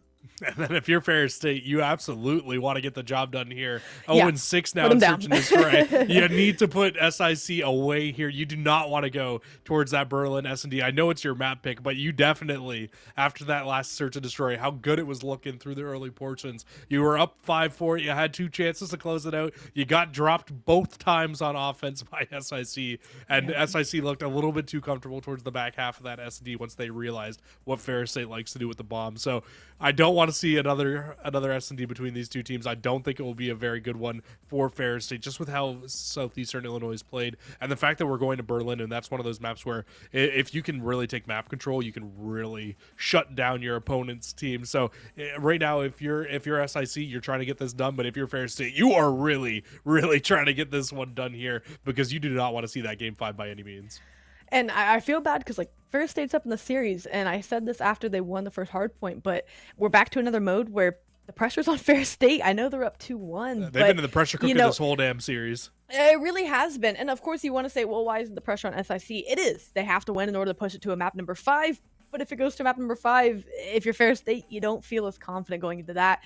If you are SIC and you can get a good respawn win and know you're going into a mode that you have an advantage in, I mean, again, that could be the series. We did say the swing mode could be it. It really depends on how Ferris State comes out on this hard point. If you come out fast and get good map control, we've seen Gavitus have really, really drastic score lines and really be landslide victories. So for Ferris State, it's all about how this opening break goes and if you can kind of keep your composure after these first 2 hills. Absolutely. Couldn't have said it better myself. We'll get the brawl inside of ring right off the start of this round, and a great couple set nades over the top, a couple shots coming through from either or. And right now, off the rip of this, I mean, neither team really getting a ton of control, but it looks like Southeastern Illinois are in a great spot to pinch, and it's exactly what they do. On the site now, Liam with an RPG tries to make his push up through the front. I don't know how you find a kill there, crouch walking around a corner, but you do, and it's looking like it's going to be a very scrappy P1 if the start of this game has anything to say about it. And as far as players go, I'm looking at Karaka I mean, he's had a big night this whole time and really blown up with big plays. That's what I'm looking at, especially with the AR on a map like Gavitu, to take control. If SIC can keep him from getting into some spots, you just saw him get denied to get top boat. Now they have control of the hill and have a 20-second point lead. Karaka's one, keep him uncomfortable and you'll find success if you're SIC. For Fair State, you're trying to do the opposite. You're trying to get Karaka comfortable in the positions he needs to be. Yeah, absolutely. And I mean, it's a great start here for SIC, but Fair State, they will be the first team inside of this hill, but MC50 gets absolutely destroyed there. Cryptic finds 2 inside. It's going to give early time again to SIC here inside of this round, inside of this map, and it's been a good start here for these guys. And everybody now on Fair State, you need to make a pinch into this hill. You need to fly in to try to get the break, and this will be the last one-on-one, and J-Murph wins it out inside the corner, finds 3, and that's going to be more time now going to SIC and continue to spawn out Fair State. They still have P3 spawns, so fortunately SIC not looking to advance far beyond bow and try to flip out spawns, at least at the moment. We'll see what the break looks like. And there's still 15 seconds of time here. That looks to fairly cleanly be going the way of SIC unless the player can work a miracle here and pop all 4 of the players. It's just not going to happen. So you are set up with 2 players for Fair State. You need a good hold here because you already find yourself down about 45 points. Low Dog's going to go for a fiery swim. Please. Somebody pick up the flank. Oh no, Cryptic has got through the back line.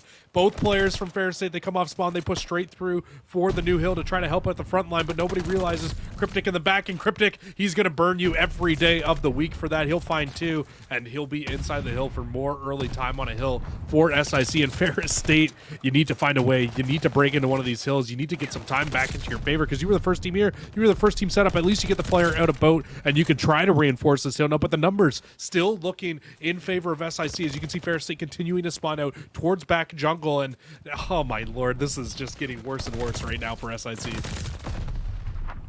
Yeah, for Fair State, you have to close spawns, and you're letting SIC hold it from the front. Of course, and they have the rotation. Oh no. Yeah, it's a foot race here. It could be 2v2 if Fair State can get here quickly, but with these SIC players really trying to lock spawns in the back, Otto does find a good pick on transition, so the gunfight, Cryptic knows it's coming, but slips through. Otto is going to be a big fight on the site. 3 down. Yeah, but Cryptic in the back, though, it's just going to force all the spawns to stay there for these SIC players. So Fair State, once again, you need to fight this hill from the front of the hill. And this big fight in the back here for Karaka, you need to find this kill. It will give you spawns in the back. That's a 4-man down. Perfect break from Fair State, and one they absolutely needed. It is one they needed. This scoreline was starting to get a little crazy. So you hold it from the front, trust your player and Karaka to go around the back, and get the spawn secured for you. So Cryptic's gonna try to make another hit for spawns here, and for SIC, if you're not careful, you could find yourself pinned here for P5. Of course, you still have front control, but if you flip out spawns, this could get dangerous for you, and Fair State could go on a big run as they still have control of this hill. Finally, SIC will break in and get the remainder of the scrap time, but Fair State, they're gifted spawns for P5, and affordable kick could make a big play here on the flank. Yeah, SIC, they will get that remaining bit of scrap time like you were alluding to, but Southeastern Illinois, they're definitely in a spot right now where you can still make your way into this next hill, where you can still try to break for these back spawns. It's a big first gunfight to go to the way of Low Dog. He's just going to break through the wall, Kool-Aid Man his way into the hill, but unfortunately going to fall. And Fair State, they do get the early rotation, and it pays off big with a good first hold.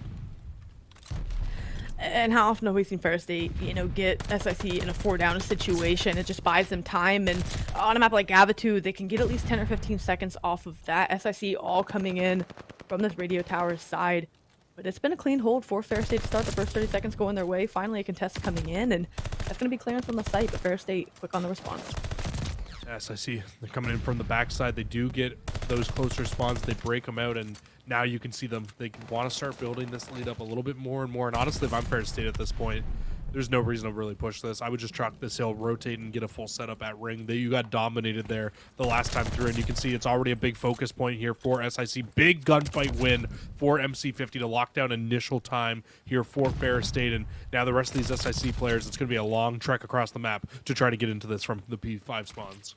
And this could be a good up to 15 seconds before SIC can even touch the hill. They've got to get Karaka off this power position, and that's what I was talking about earlier. Once you can get Karaka in a position to be successful, the SIC players know they have to respect him there. That's going to give, once again, the first 20 seconds now of time. Cleanly to Fair State. His lead dwindling down to 10 points now. When you keep these players at range and hold the stiff arm out the way Fair State are, you start to get a money hold on P1. That's exactly what they're doing. SI State have to find a way to get into this hill. Yeah, the back half of those first sets of rotations was definitely looking a lot better for Fair State. I honestly couldn't believe that we were almost tied, honestly, after those first 3 hills and how SIC was looking inside of them. But yeah, this is a brilliant hill right now from Ferris State. They have not dropped any time on it. This is a great answer back from how bad your hold on hill 1 in the first set of rotations was. And you were talking about getting Karaka comfortable. Well, up in this nest, I don't think he feels much more comfortable ever, and he now finds himself with full streaks as well. And we're going to see this rotation come over to P4. Karaka just chopping players down. It's the Karaka show at this point, as they have turned this into a over 60-point swing. Now a lead growing out to 30 points. It's up to SIC to come and make the answer. They find themselves at series point. They have to extend this to a game number 5 if they want a chance to win. Ferris State with a big response. This could have been the momentum that they needed to close the series out. I need to ask you, what are your thoughts on that streak being used there? You know, didn't need it. You didn't. Plain and simple. You had complete flight control. It was just maybe really trying to put this one away, and that's fair. You know, maybe they were trying to close it out. I don't think you needed it, but hey, they still find that lead growing, and for the first time, SIC, they've gotten on the point. If MC50 can find streaks, you know what? I'm okay with it. If he finds streaks, I'm okay with it. But if he does not find streaks on this life now, that glide bomb could have been used to so much effect here, breaking in towards this next hill. And you know what? I think we'll see exactly why right here. I'm assuming we'll get to see this one dropped on in, and it did look like it was getting called in. I'm not 100% sure if it's coming in, but we still get a break from the back. Either way, might not even need to invest the glide bomb. And honestly, gosh, from the first set of rotations, from what we've seen, this is like night and day. Ferris State have absolutely taken over this game. They have. We have a near 100-point lead at this point. It was Cryptic on the P3 wrap through the back to break this hill open. Last time around, it was Karaka on this one at 31-10. I mean, we've just got to mention that, first of all, leading the lobby in engagements and in kills. The slaying turned up for Ferris State. The rotations, you could say nearly neck and neck. Of course, towards the latter half of this, it's been favoring Ferris State, but I think because the gunfights are going their way, that's been the difference maker. And for SIC, you had to come out and win those gunfights. That's what I wanted to see as part of the improvement for them. It hasn't been going their way. Again, still not out of it, but you've got a lot of work to do. You've got to get a full 60 on this P4 if you want a real chance at this. Yeah, absolutely do need a full 60. Only 24 seconds left here for Ferris State to close it out, but at least you keep that last hill scrappy. You were in no position to hold on to that hill. So the fact that that stays as scrappy as it was, I think it's a job well done there for SIC, but now comes the hard part. Like you said, you need to hold on to this radio station. You need to hold on to it for a full amount of time, and MC50 will invest the glide bomb. This is great because you can call it where absolutely every player is. Find one in the back, and now you know the rest of the positions. And if player 6 can make his way through quick enough here, and they do, this is going to flip those spawns out now for Ferris State. They can take one last shot at breaking their way into this hill here. They do. They flip the spawns out. They find all the kills they need to, and it's really only Low Dog who's anywhere near trying to get inside of this hill. The 4 downs have just come at such critical times for Ferris State, and if you're SIC, you just can only sit on the outside and watch as they try to find a couple picks and work their way in. Slaying getting a bit too out of hand in this map, and now only 8 points being needed. You have to contest every second of this if you're SIC and make the rotation. Now you find yourself flipped over in those unfavorable spawns. So if you're Ferris State, just a few seconds to close this out. By the time the hill pops, I think this one's over before anyone. Yeah, I'm right there with you. I do think that this one's going to be tough to see either SIC player get anywhere near this hill. It is J Murph, the only player close. He's got 1 second left. He will get on with 249, but does not check a single corner as he just runs headfirst through. Gives us enough time, though, for the rest of the SIC players. And oh my God, Cash, they got on and they gave themselves a chance to be able to bring themselves back into this one. I can't believe they're still alive. Oh my, yeah, literally, oh my gosh. And there we see it. They needed a half second because MC50 got on it for at least a little bit, but yeah, I mean, they bring that one much closer. I mean, that was a near 100-point score line by the time we got to P4. They closed that one and brought it into with or just about 50 points. So, you know, if you're SIC, you tried, and that was a valiant effort. They really strung it together there at the end to try, but it was just too big of a mountain to climb for them. If you are Ferris State, you did what you needed to do. You put that game out of reach early on, and you held off the comebacks. So for Ferris State, they win that one in the 3-1 fashion. And if you're SIC, a little bit salty about that one, knowing that all you needed was pretty much one respawn to probably take that series. Yeah, it really was feeling like that. Although, can we really say that with how close that S&D really was, right? Like, it's tough to kind of put that one on its head like that. It was a very close series, but I'm not going to lie to you, Cash. If I lose that map for the way I just lost, I'd be more mad about that map than I was about getting 250 to 178 in that map, number one. Absolutely. Honestly, SIC came out firing. They were off to a very good start on that map. They were up, 60 points at one point? It was looking very, very good, but Ferris State, they flipped the same switch that we saw St. Clair flip earlier on today and really kind of just brought brought it back into their Yeah. favor, started to bring their game back, started to play their own game as well. And it was really the second set of rotations at the very start. It was what, P1, they got a full 60. They rotated over to P2, got almost a full 60 there. Used a glide bomb I didn't think needed to get used, and then rotated over to P4. I don't even know how they broke that P4 hold, or sorry, that P3 hold without having a glide bomb to do so or needing to. They just found all the kills in the back, forced the spawn out from SIC, and SIC just in that second set of rotations never got their foot planted, and they just kind of fell into a blender. Yeah, and it sounds pretty simple, but I mean, footing is a big thing on a map. Again, that can look like objective play, that can look like having good rotations, and then you start to work the kills in your favor, or that look like kills, and then you start to string together rotation. Either way, it was Fair State who kept them uncomfortable once that, like you said, that second set of rotations kicked off, and really it was Karaka breaking through P3 from the back for them to really kick that off, and it was just out of reach at that point by the time SIC had a chance to respond. Yeah, absolutely. SIC, they come into this one. We can take one more look back at our maps and modes here throughout the rest of this game, and we can see exactly how things broke down. But it was a very good series for the likes of Fair State, especially inside of the respawns, because they took all three of them throughout this. It was a 250, 170 map one. They just lost out. They were one round away from being able to take this in a 3-0 fashion. They lose out in the S&D 6-5. They win 2 offensive rounds on Gavutu to take that map in a 3-0 fashion, and then that final map, they look very comfortable on Gavutu in general in a 250 to 199 to close things out here for Fair State. Any final thoughts, Cash, on the series? I think Fair State played a much better game tonight than what their record shows. And again, I can't harp on it enough, but it's just so nice to see teams continuing to improve as the season goes on, because that's when you want to start getting better and things to start clicking. Karaka looked wonderful and comfortable, winning the power possessions that you need an AR to be in. So for Fair State, it was a great job by them and a great effort. I'd like to see them continue to improve.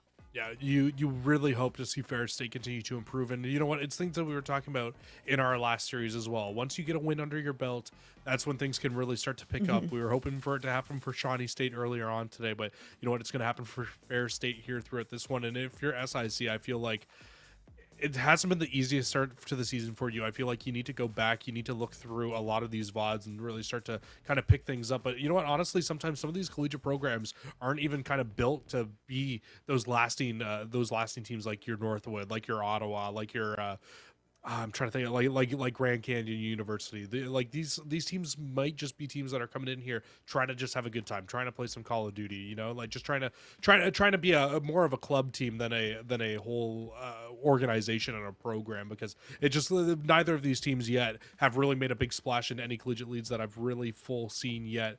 And honestly, if you are Fair State at this point, it's a great win. It's a great way to start to kind of kick things back up into a positive. But if you really want to kind of take things to that next level, that's when you really need to start kind of taking the thing a little bit more seriously, I think, and taking your program a little bit more seriously.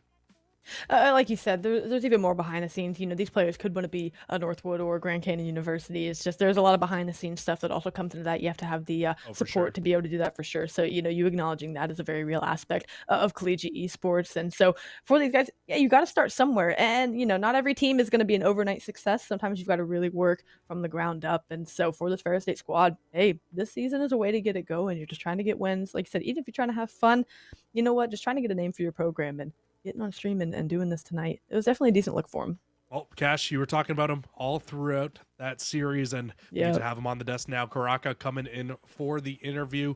Welcome to the desk, my man. Fantastic win out of you guys there. You were able to take the fight to them and able to come away with a big win over Southeastern Illinois College. How are you feeling after the victory? We're feeling pretty good. So, you know, it's the last game of the season for us, and we have a few graduating seniors here. So our main goal tonight was just to go out there and have some fun, and I think we managed to do that. You said it's the last game of the season for you guys. You guys aren't playing anymore after this one? Yep. I think that's the last on our record here. We have a bye next week, so this should be our last one here. Okay, I see. Sorry about that. I didn't get a full chance to look through that. So it makes sense. That's stuff. But at least you guys go out with a bang, right? Unfortunately, it doesn't look like playoffs will really be in the favor for you guys. But you get to go out with a bang. You get to take out Southeastern Illinois College in a nice little matchup there. So I think my next question to you then is for kind of years past. I don't know if obviously if you're coming back to the program or what, but what do you think the next step for Fair State inside of collegiate Call of Duty is for your next years on from this point on? So for our next step, I think we really need to improve on our hard point. You know, today I think we really stepped up to the plate and improved a lot. But generally speaking, our breaks and holds definitely need work for our maps, especially on Bocage and Berlin. So just getting more comfortable adapting because since Cold War, there's no trophy systems now, so it's a little bit different taking and breaking points. So once we start getting that locked down, I think we'll definitely start moving up here and playing together. Really, is something we need to definitely work on. For sure. Definitely, honestly, the hard points look definitely much improved today from what we've seen from earlier on throughout this season. But I'm going to throw you over to Cash. Cash, you can go ahead and give him any questions you want to give him here for this. Yeah, absolutely. Crocker, you had a great series tonight. And again, the response did look good for you guys. I guess my question for you is, as far as getting players into positions, and for you tonight, it was Gavitu. I was talking about it all cast long that, hey, you need to get Crocker to a position where he can find success. That was that top gunship on P2 for you. And how important is that to get players in positions where they're most effective for you guys to continue to improve? Yeah, so that's definitely like a big priority for us is getting people with the right setups to where they need to be. So once we have our positions down, I think that we're really good as a team and holding our points. Mm-hmm. But I think a lot of the series there, we really got exposed a lot when we weren't in our positions or we were in uncomfortable situations that really showed. SIC did a really good job and a few points breaking us and really exposing that. But overall, once we get to our points, I think we're a pretty strong team. Yeah, and good on you guys to have that recognition, right? Even if it doesn't always pan out in your favor, it did tonight. But you are able to recognize where you did get exploited. And so just for the growth of a program, that's really awesome to see and recognize from you guys. Thank you. Well, yeah, absolutely love to hear it. It was a great series again. Like you said, you guys got to come through. You guys got the job done, and you go out with a bang here for your final match of the Call of Duty Varsity League. Anything else you want to say to the stream, Karaka, before we let you go? Nope, that's about it. Thank you, SIC, for playing the games, and GG's. It was great to have you. All right, appreciate you for coming on in. But Cash, that's going to do it here for our third match of the day. And we ended up getting a fourth match coming on in. So it is going to be Texas A&M International University going up against Keanu College. That's going to be coming up very shortly here inside of the Call of Duty Varsity stream. We're going to cut to a quick break here and get everything situated, ready to go for our next series. But you guys don't want to miss this next one. We'll see you guys in a bit.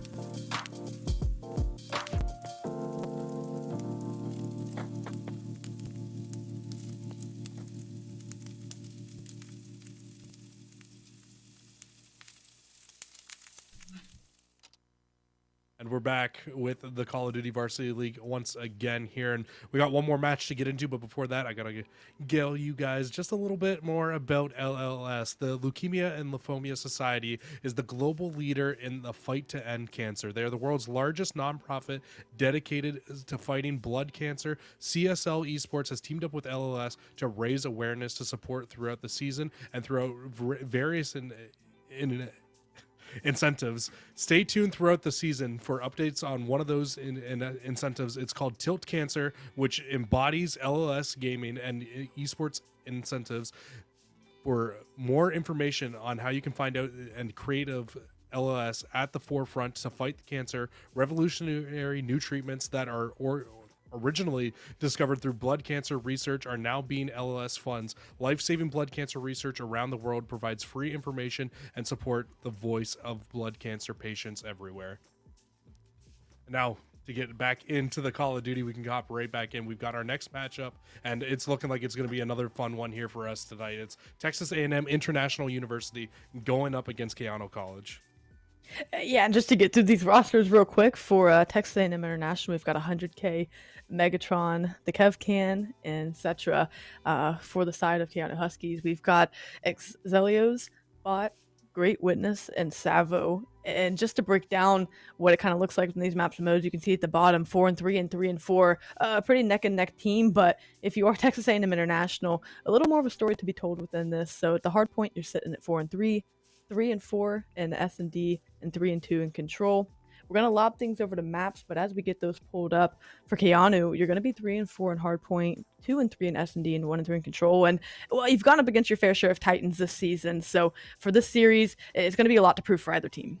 Well, Cash, with these maps coming up, you must be smiling ear to ear because we get to start us off with the Gosh, hard point. point. And we were talking about it earlier. We've been talking about it all day. If you're just starting the stream now, not my favorite map to cast over, but we'll definitely be getting into the action there. Followed up with that Berlin Search and Destroy, Tuscan Control, and then the Tuscan Hardpoint. And if we go the full distance, back to the cage for map number 5 for that Search and Destroy. But if we get there, we get there. If we don't, we don't. And unfortunately for us, they have started the game out a little bit, so we're going to be hopping straight in towards this Bacage hardpoint, and we'll see where things are going. And oh boy, that is a big lead looking for Texas A&M on a map where you do not normally see big chunks of leads like this.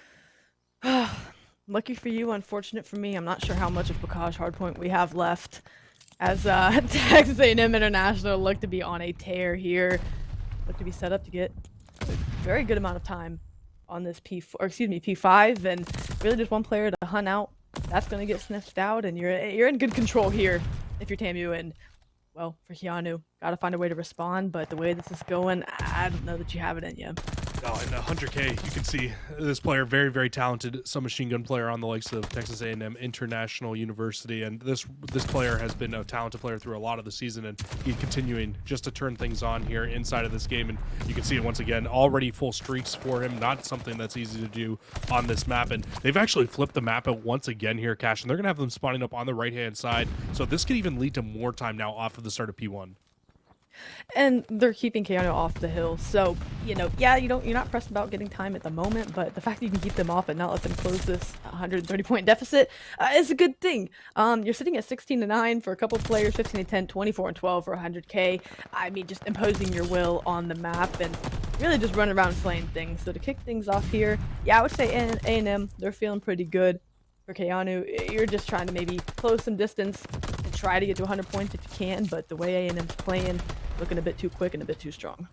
Absolutely, looking a little bit too quick, looking a little bit too strong. Speaking of strong, Megatron through the middle of the map will find 3 kills in a row and just completely, again, keep Keanu off the hill, keep them spawning out in a bad spot. Now you can hop on, look to gain a little bit more time here, and they got to focus and try to push their way through these small little choke points, and another 4 down, go in the favor of Texas A&M International University, and these guys are playing like lights out right now. Megatron also finds streaks. This is going to be a very, very tough one to come back from if you're Keanu, and once again, TAMU, the exact way that you want to, they flip the spawns out, and now they've got the spawns set up perfectly going back over towards P2. No one getting time yet. Now we're going to see Megatron just slide up and take that position. These players looking get exactly where they need to be to lock down all 60 seconds of this time. If you are Keanu, you're just trying to find an opening. And, well, against a team like Tamu, you're just not going to find one easily. You've got to earn every bit of map progression, every second of hill time, and 100k. Trying to go a little bit rogue in your spawn. They're in full control here. Streaks are going to come in. So, Keanu, you're just, again, looking for that opening to try to make something happen. And if you're Tamu, you can't close it out here, but you can get very, very close to putting this game away. And honestly, if you're Keanu, you just need to try to find some sort of stabilization, some sort of momentum to get onto your side here before you head into the rest of the series, because you do not want to get 50-point clubbed in map number 1. That is no way to start a series. But Tamu, again, I mean, just a great start to this game. And look at this. Already have a player set up over towards this new hill, trying to get up on the rotations. It will be Keanu. First team here, first team set up. But how long can they hold on to this with just how strong the gunfire has been on the side of Texas A&M International? And the answer to that question is not very long. As International break through the back, they get the spawns, and they get inside the hill. Only 20 seconds left needed to close it out. They're just looking to get one wipe and finish this one, a 200-point lead for the side of Tamu to kick things off. 4 for 1 on the feed will really delay the inevitable for Keanu, but like you said, they want to try to get something going in their favor going to the map 2. You're not really looking at map 1 anymore, just trying to get warm and ready to go for the rest of the series. So now just needing about 10 seconds. It's going to be one last hit for Keanu, and Tamu will walk away with a win here in our map number 1. Just a matter of time. Well, if you ever want to get warm, the cage of Bacage, it is absolutely the one place where you can get into a lot of gunfights and try to get warm off the start of a series. But this is just not looking like the greatest. You got to hop back in. They will once again delay the inevitable, like you said, Cash, here inside of the game. It's a 248-46 score line. You'll break 50 points if you're Keanu, and I guess that's an achievement in itself at the moment. As soon as 100k touches this next hill, the game will be over, and it's exactly what happens. Texas A&M International University take map 1 250-51, and that is a very scary score line when looking at the rest of the series. That is, knowing we still have 2 more maps ahead of us, and it came out that lopsided to start things off. Yeah, like you said, definitely a very scary way to go. Very, very good for the side of Tamu. Everyone playing well and more than positive, of course. And if you're Keanu, take the S&D and take things slow. Still a little bit salty that you've had your favorite Bacage yet, given that we were in there for about 2 minutes. But hey, you know, I'll get a Bacage hardpoint in there at some point. But as we look ahead to map number 2, going to Berlin, you spread things out.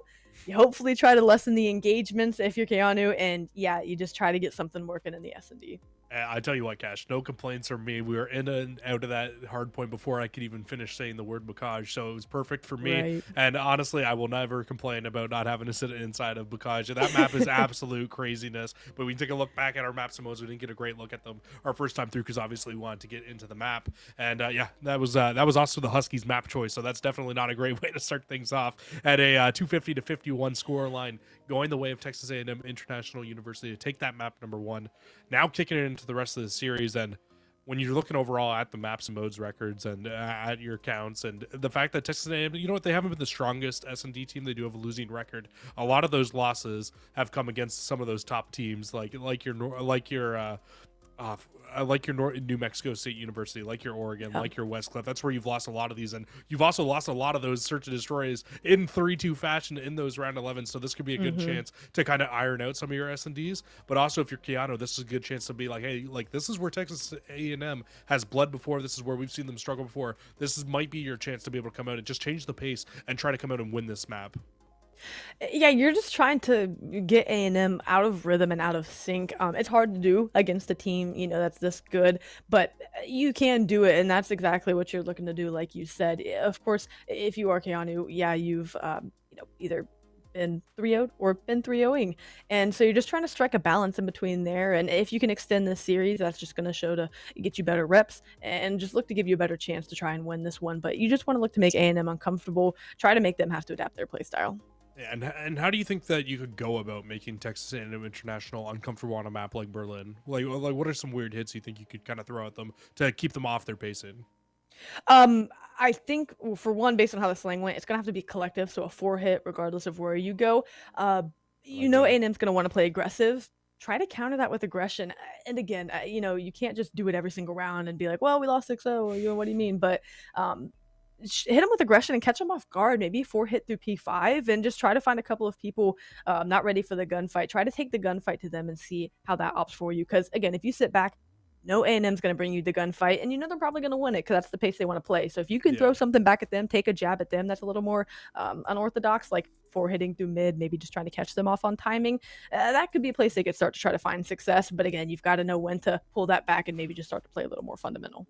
Yeah, I'm right there with you. I think if you're going to find success here on this map against Texas A&M International, it needs to be about as weird as possible. For if you're Keanu College, throw the weirdest hits that you possibly can at these guys. Throw 4 players down through middle of the map, like you said. Just do something different to keep Texas A&M International guessing. And then once they're guessing, that's when you can go back to the more fundamental plays, like you were kind of alluding to there. But yeah, I'm right there with you. I think that if you're going to find success, it's going to be very tough to do so on Berlin. I think that this is one of those maps that could really favor Texas A&M because it's not so just one-sided. You're not just going to see one-side map hits. So Texas A&M could probably play around. I don't want to say play with their food, but they could probably just like kind of play around where they want to go with the bomb and how they want to play a lot of these rounds. They could honestly, with how that map 1 scoreline went, they could honestly use this as really good S&D reps and practice that they probably need right now with how their S&D record has looked throughout the season so far. So if you're Texas A&M, you're trying to do your best here. If you're Keanu College, you're trying to just be as weird as possible to find out some of these map wins, try to find a couple round wins. In all honesty, it starts with that.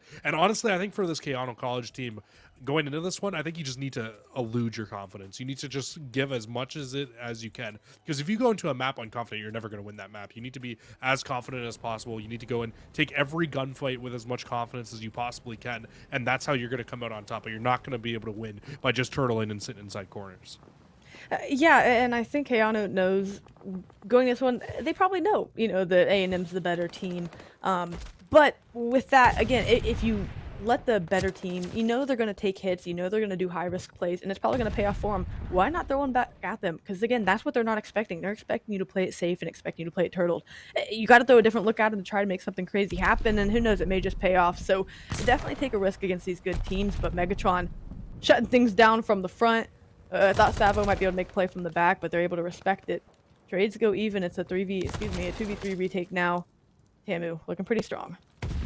Absolutely looking pretty strong, but that bomb is down, like you said. So absolutely not the worst case. Keanu did have a good amount of people inside and around the site, but oh my god, Bot's going to miss out on a very, very weird timing here, and unfortunately it's just going to work out perfectly for KevCan, as he can just run around, play the time as soon as he doesn't drop in that situation, and that's going to be the round number 1, going to the way of Texas A&M International University. And you know what? Almost as clear-cut as it could be. Bomb down, find the rest of the kills, close the round out, take it away for Texas A&M. And it's exactly what you want to see if you're a Texas A&M fan. And like you mentioned before coming into this one, they have a losing record. So, yeah, you maybe know with this team that you could, I know you said that you don't want to say toy with your food, but you can use it to get reps and practice, try out things, really iron out the strats that you need to shape up and find a better chance to win against your New Mexico State that you lost in the Game 5, your Oregon that you lost in the Game 5. Give yourself the best chance for success. And on this defensive hold, they look to be good. Again, you see player 4 and 100K just chasing. It's that aggression. It's that aggression that pays off for them. This is why they're such a good team, because they play so fast, and it always pays off. Yeah, but see, aggression like that will not work against other top teams, though, right? And I think that's why you're starting to see the difference. Like, if he does that against a top team, there's going to be somebody sitting there watching that very likely. But you know what? He catches the timing this time through. But speaking of not catching timing, Bot's going to catch 3 players in a row trying to wrap over onto this site. It's going to leave 1 player all by themselves now here. It's KevCan. KevCan will win the first one. Gets another one-on-one with Savo here. This is for the round, and Savo, he just knows he's got that player pinned to the back. He's got him weak. Just needs to find one more bullet. We'll close the round out, and there we go. Keanu, almost as many points in the search and destroy as they got in the hard point. Hey, they're getting there, it's a start. And yeah, I totally agree with the point you said where aggression against good teams can cost you.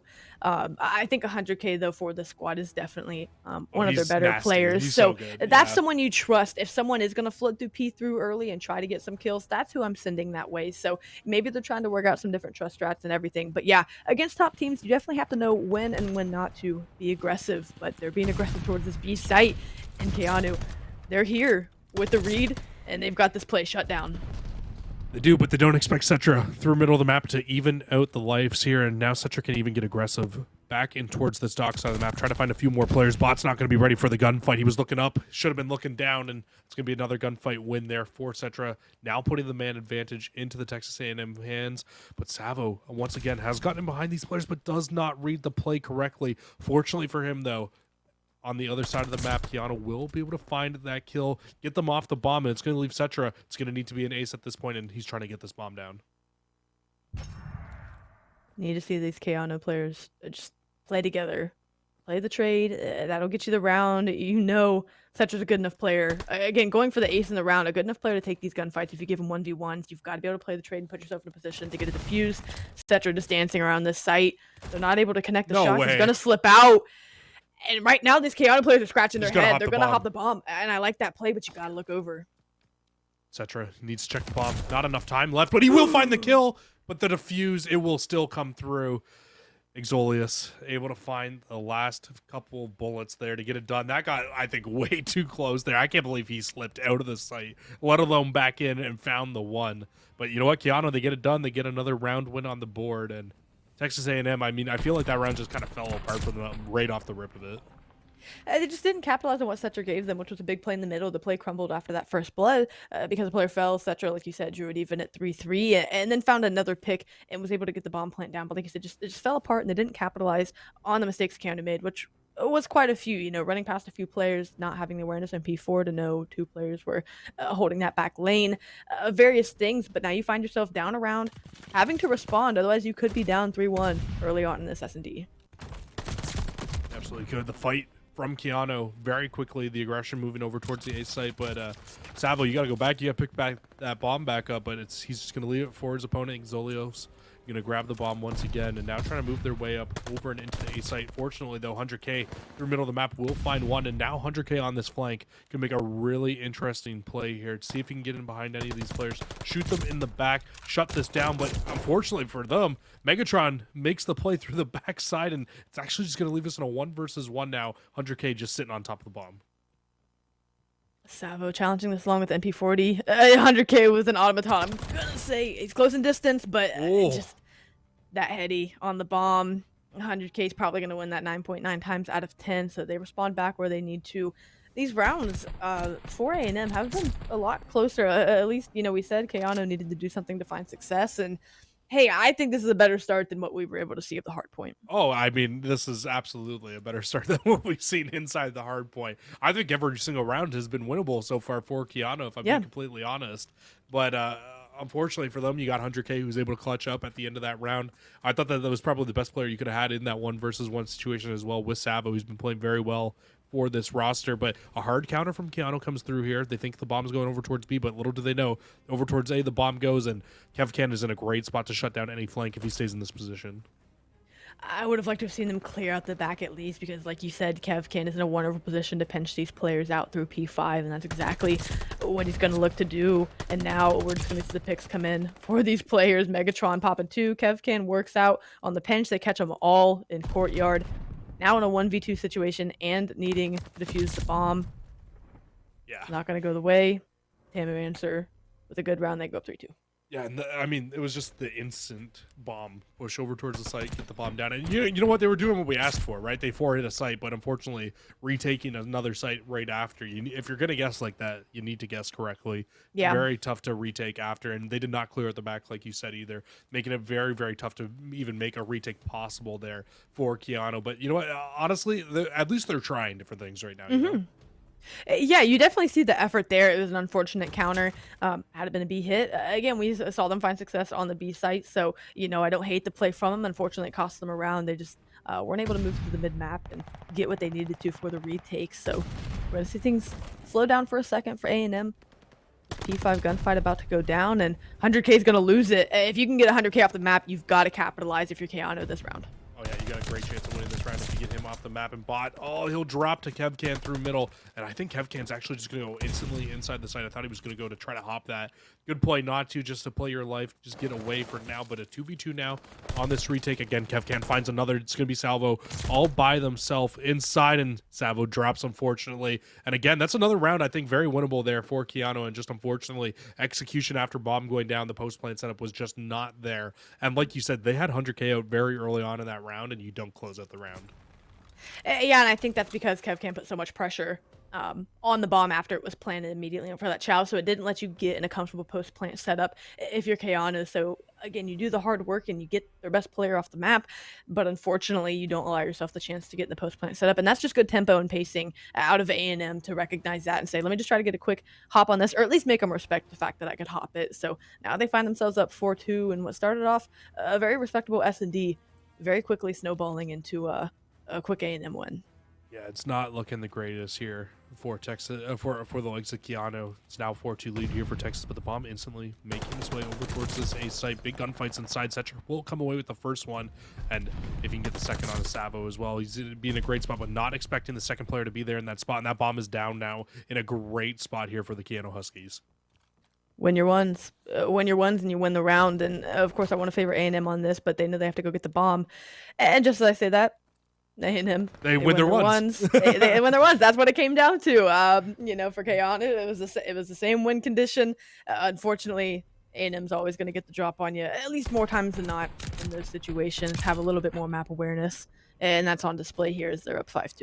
Yeah, I think if it comes down to winning your ones, it's going to be a very, very likelihood that we see Texas A&M walk away with the round win. Their gunnies are just very good. I mean, Megatron's a great player. Setcher's a great player. Kevcan's been fantastic throughout this S&D, and I mean, we saw 100k in that map number one. Might not be putting on the best numbers here inside of the search and destroy, but it's because he's just such an aggressive sub player. You're either going to get a lot out of him, or he's going to end up getting first blooded through a lot of these rounds. But Bot's going to try to make his way forward, be the first player in. We'll get a stun off, but not going to come to any fruition here. And that bomb down now in a not so great spot. And a lot of these players on Keanu turtled up inside, and that's going to be the round. Texas A&M, they take complete mid-map control. They find all the kills in full succession, and they're going to take this search and destroy 6-2 over Keanu and take a 2-0, really kind of just a stronghold over this whole series. A very commanding lead here, not only within each map, but in the series as a whole. And we're going to go to a Tuscan control, which can get very lopsided very quickly. And I like to see A&M run away with that one as well. If you were Keanu, yeah, you did make it, interesting, and you gave them different looks at the start of that S&D. A team like A&M International, they're going to adapt though, so you have to have a plan B in case your weird plays don't work out. They did try to run some pretty interesting stuff, but yeah, they just didn't have the adjustments after A&M adjusted to try and take that one. They walk away with it and now find themselves in the 0-2 hole.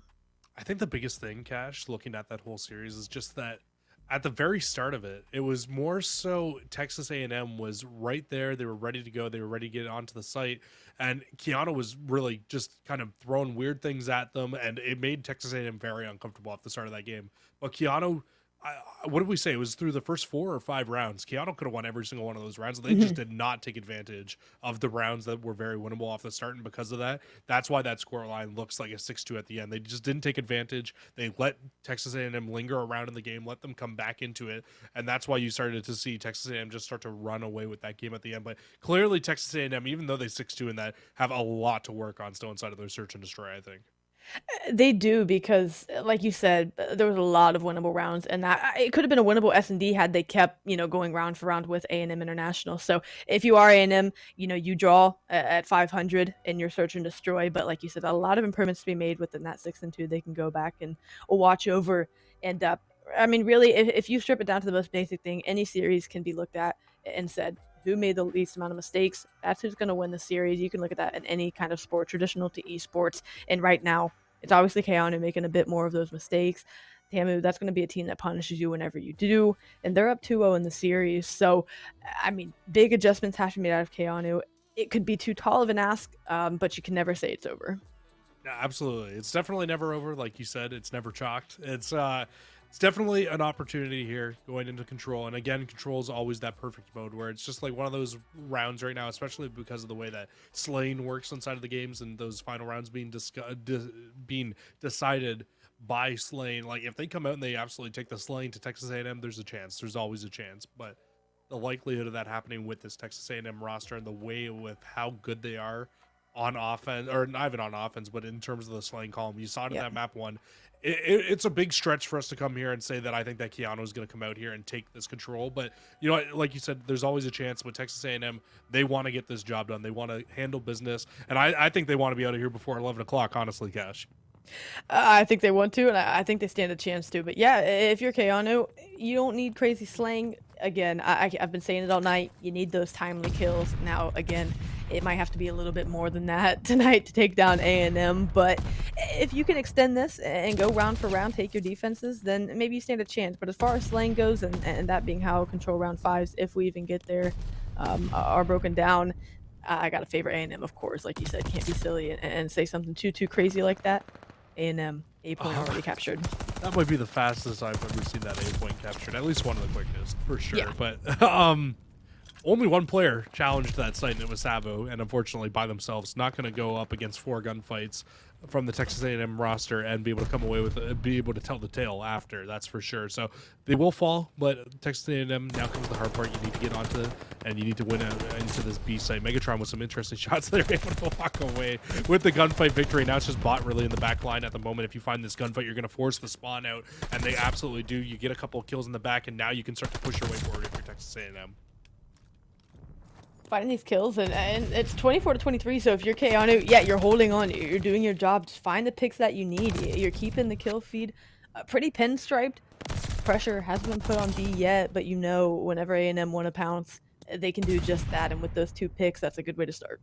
Only a 2-life lead though, so not the craziest thing at the moment here, but Exolios, he's got a big job on top plat. Can't find the kills, and it's going to lead to another opening now for Texas A&M to push out. They can get onto the B site, stop this clock, and now start to try to find a few kills, but not ready for the player from the side. Bot will find one, and again, just completely stabilizes and shuts down the push, holds the line against Texas A&M. And that's all you need to do. Find the wipe whenever, you know, it presents itself. That's what they've been doing. They've, like you said, stabilizing, I think is the best way to put it. Cetra popping 3, though. This is where it gets doesn't scary. care. And this is where it gets scary because you get that backside pinch and you get the plat pinch. That's the last player.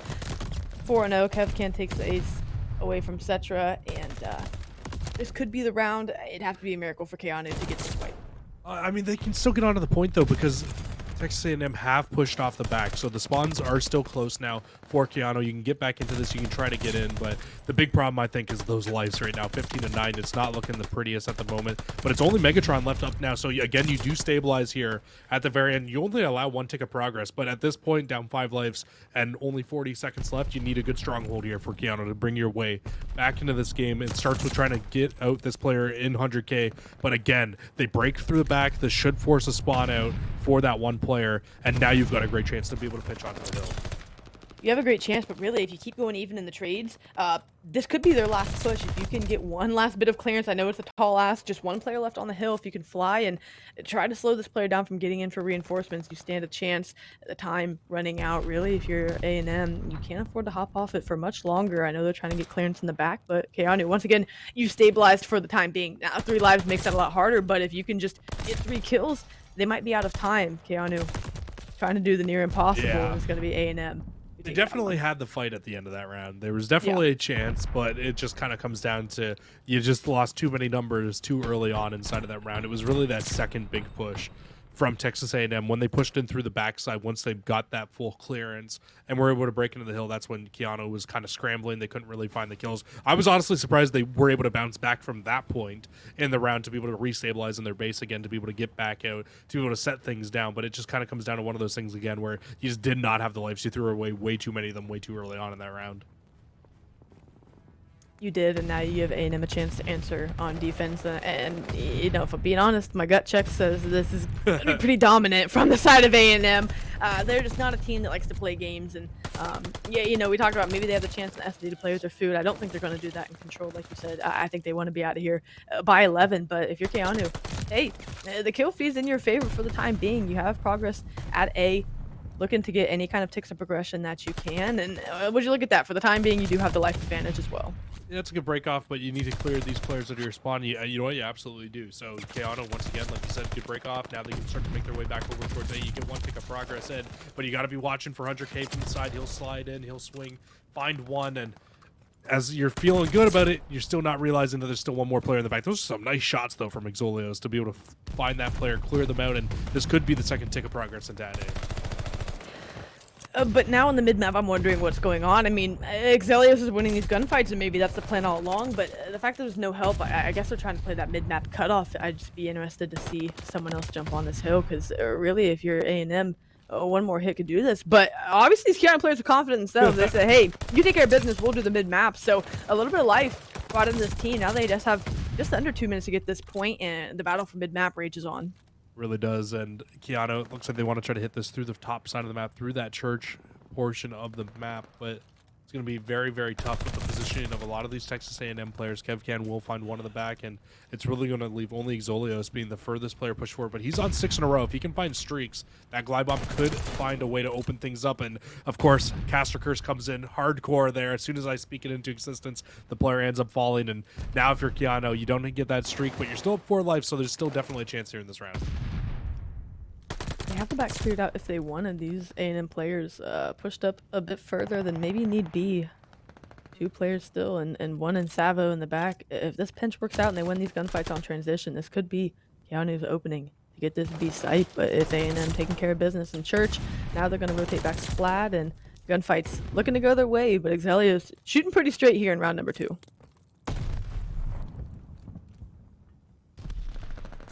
Texas A&M, it's going to come in from all different angles right now as you have 100K pinching him from the radio station side, and the rest of the Keanu players just not in a great spot to be able to close this one out, and 100K pops for 3 inside and around the point. It's just going to keep you guessing, keep you off, but I think the big thing right now for Keanu is there's only 7 lives left for Texas A&M, so if you're Texas A&M, it needs to be practically perfect from this point on to close this one out, but Keanu with 9 lives, you need to try to find a way to get onto this hill, stop this clock, keep things going into your favor. But again, Kevcan with that pistol just being annoying in the back, finding another kill, and these numbers are getting evened out more and more the longer this round goes along.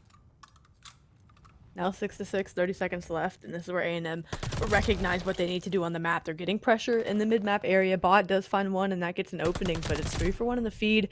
Megatron on the chase, no respawns remaining, but they do have people on the site, and they were losing these gunfights when Keanu was over here. So again, with no respawns remaining for Keanu and just 1 life left to respawn for A&M, you stand a chance, but you've got to get these kills, and it's not starting off too hot. That's not. Savo was still alive in the back for so long there, but will end up falling. It's just Exolios hopping on into the hill, and now it's actually a 1v1 left here. Megatron trying to find this last player, and oh no, he sees him in the back. Don't go for the assassination. Don't do it. Don't do it to him. Don't do it to the man. And Megatron in a 1v1 will take an assassination at the end of the round. Had a perfect opportunity because of the last little gunfight there going on, and that's just disrespectful right there. And that just might be the handful of nails in the coffin for Keanu. It came down to a 2v1. Witness was able to find the pick. Unfortunately, Megatron was a couple steps ahead in the assassination. And what you think is a very winnable round for you, at least as close to winnable as you'll get, especially on offense. It's taken away from you. Honestly. Yeah, it's taken away from you in an assassination. So again, on defense, you were able to stabilize and show some life. I think it starts throwing a little bit more pressure on A and not let them have it for free. Yeah, but maybe that's the strat, though, for them, is just to give them A for free. Maybe make it a little bit weird for them to hit over towards B, and in doing so, now you've allowed 2 players to actually wrap to B pretty much for free. You get the 1 kill, and almost a tick of progress here over at A. And I don't fully hate the whole, hey, let's give up A, and let's just give up A and try to stabilize and hold on to B. But the issue is, though, is you gave up a tick at A, and you've also given up a tick at B because the rest of the players on Texas A&M realized what you were doing and are now trying to hit their way over there. Yes, you will clear them off B, but now it's an instantly clear hit over towards A and 1 less tick of progress needed over towards B. Yeah, again, I definitely like how you shape that up because it just affords you, a little more room for error. You don't need that full point for B. You've done the hard work and done what you needed to get this one taken care of. So now you're just looking to get a couple more clearance kills to get over there. And, Savo saving lives here as Tamu's starting to play with their food a little bit. Yeah, It's going to be a 4 down. And again, it's a 4 down in the stabilization, but it feels a bit like the hard point where it's just delaying the inevitable. Even if Keanu takes this round, you've got to win 3 in a row to be able to take it off this A&M team, and I just don't see that happening. Yeah, and especially with 100K taking shots like that over the top of Tank, like that is just not okay. These players have families. You cannot be doing that to these players. Okay, that's all I'm gonna say about it. Megatron, you also need to stop trying to go for assassination, sir. It was disrespectful once, but you do it twice, and now it's just getting plain old disgusting out of you, sir. That's all I'm gonna say about that guy. But they keep it going. They keep on trying here. They're gonna keep trying to break this one from the backside, and nobody's looking at Megatron on the back line. Pistol in hand, will find the second in a row as well. Oh, looking for third too. I thought he was going for dessert there, but they will get onto the hill now. B-site, second tick of progress, almost completed. I believe it will get done. Yes, it does before they get on in. And with a minute 22 left, only a 3-life lead here for Keanu. It's looking very possible for Texas A&M to close this round out. It is. That's going to be the too. straight. Oh, no. Yeah. No.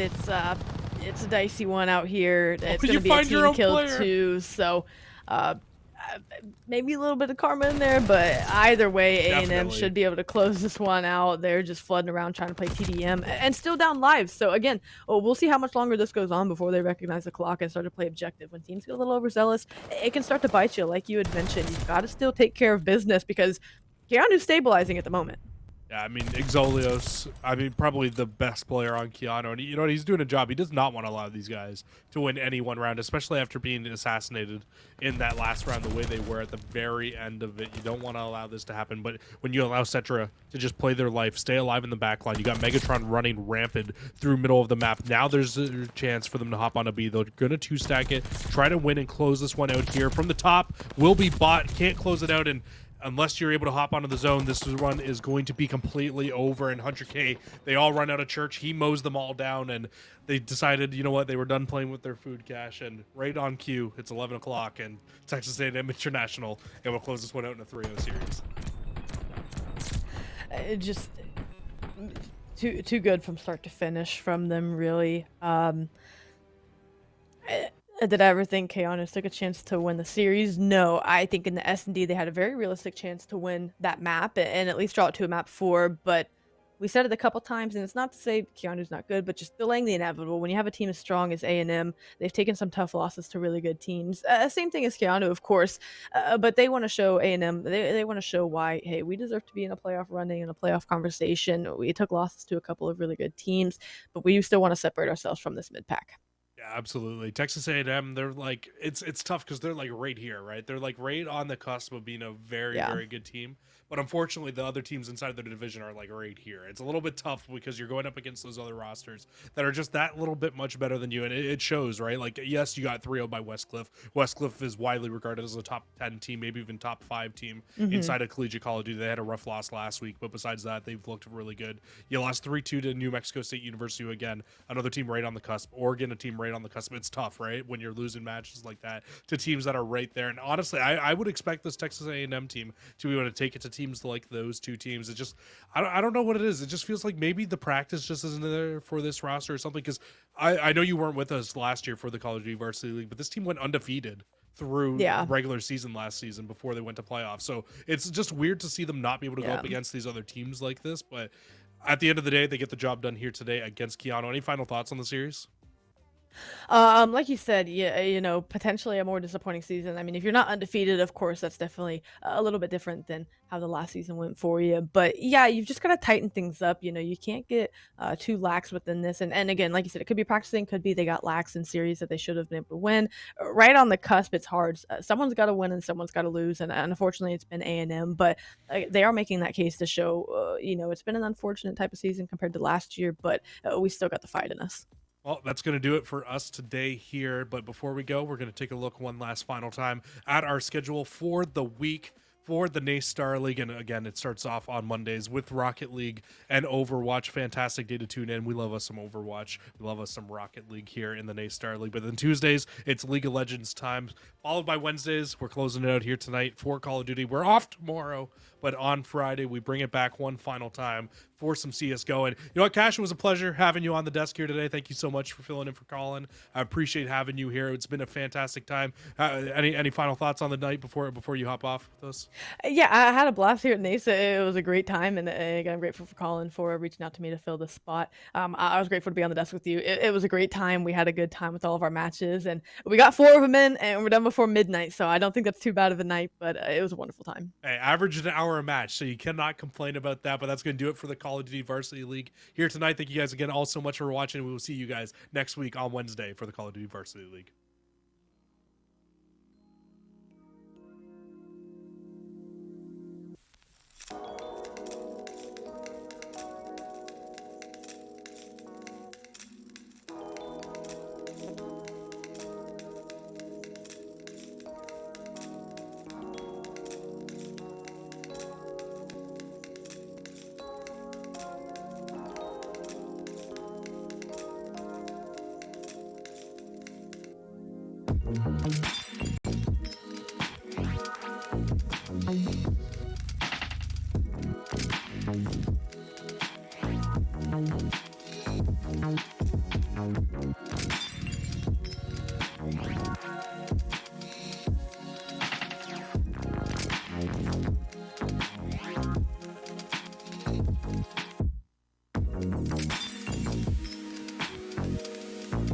Thank you.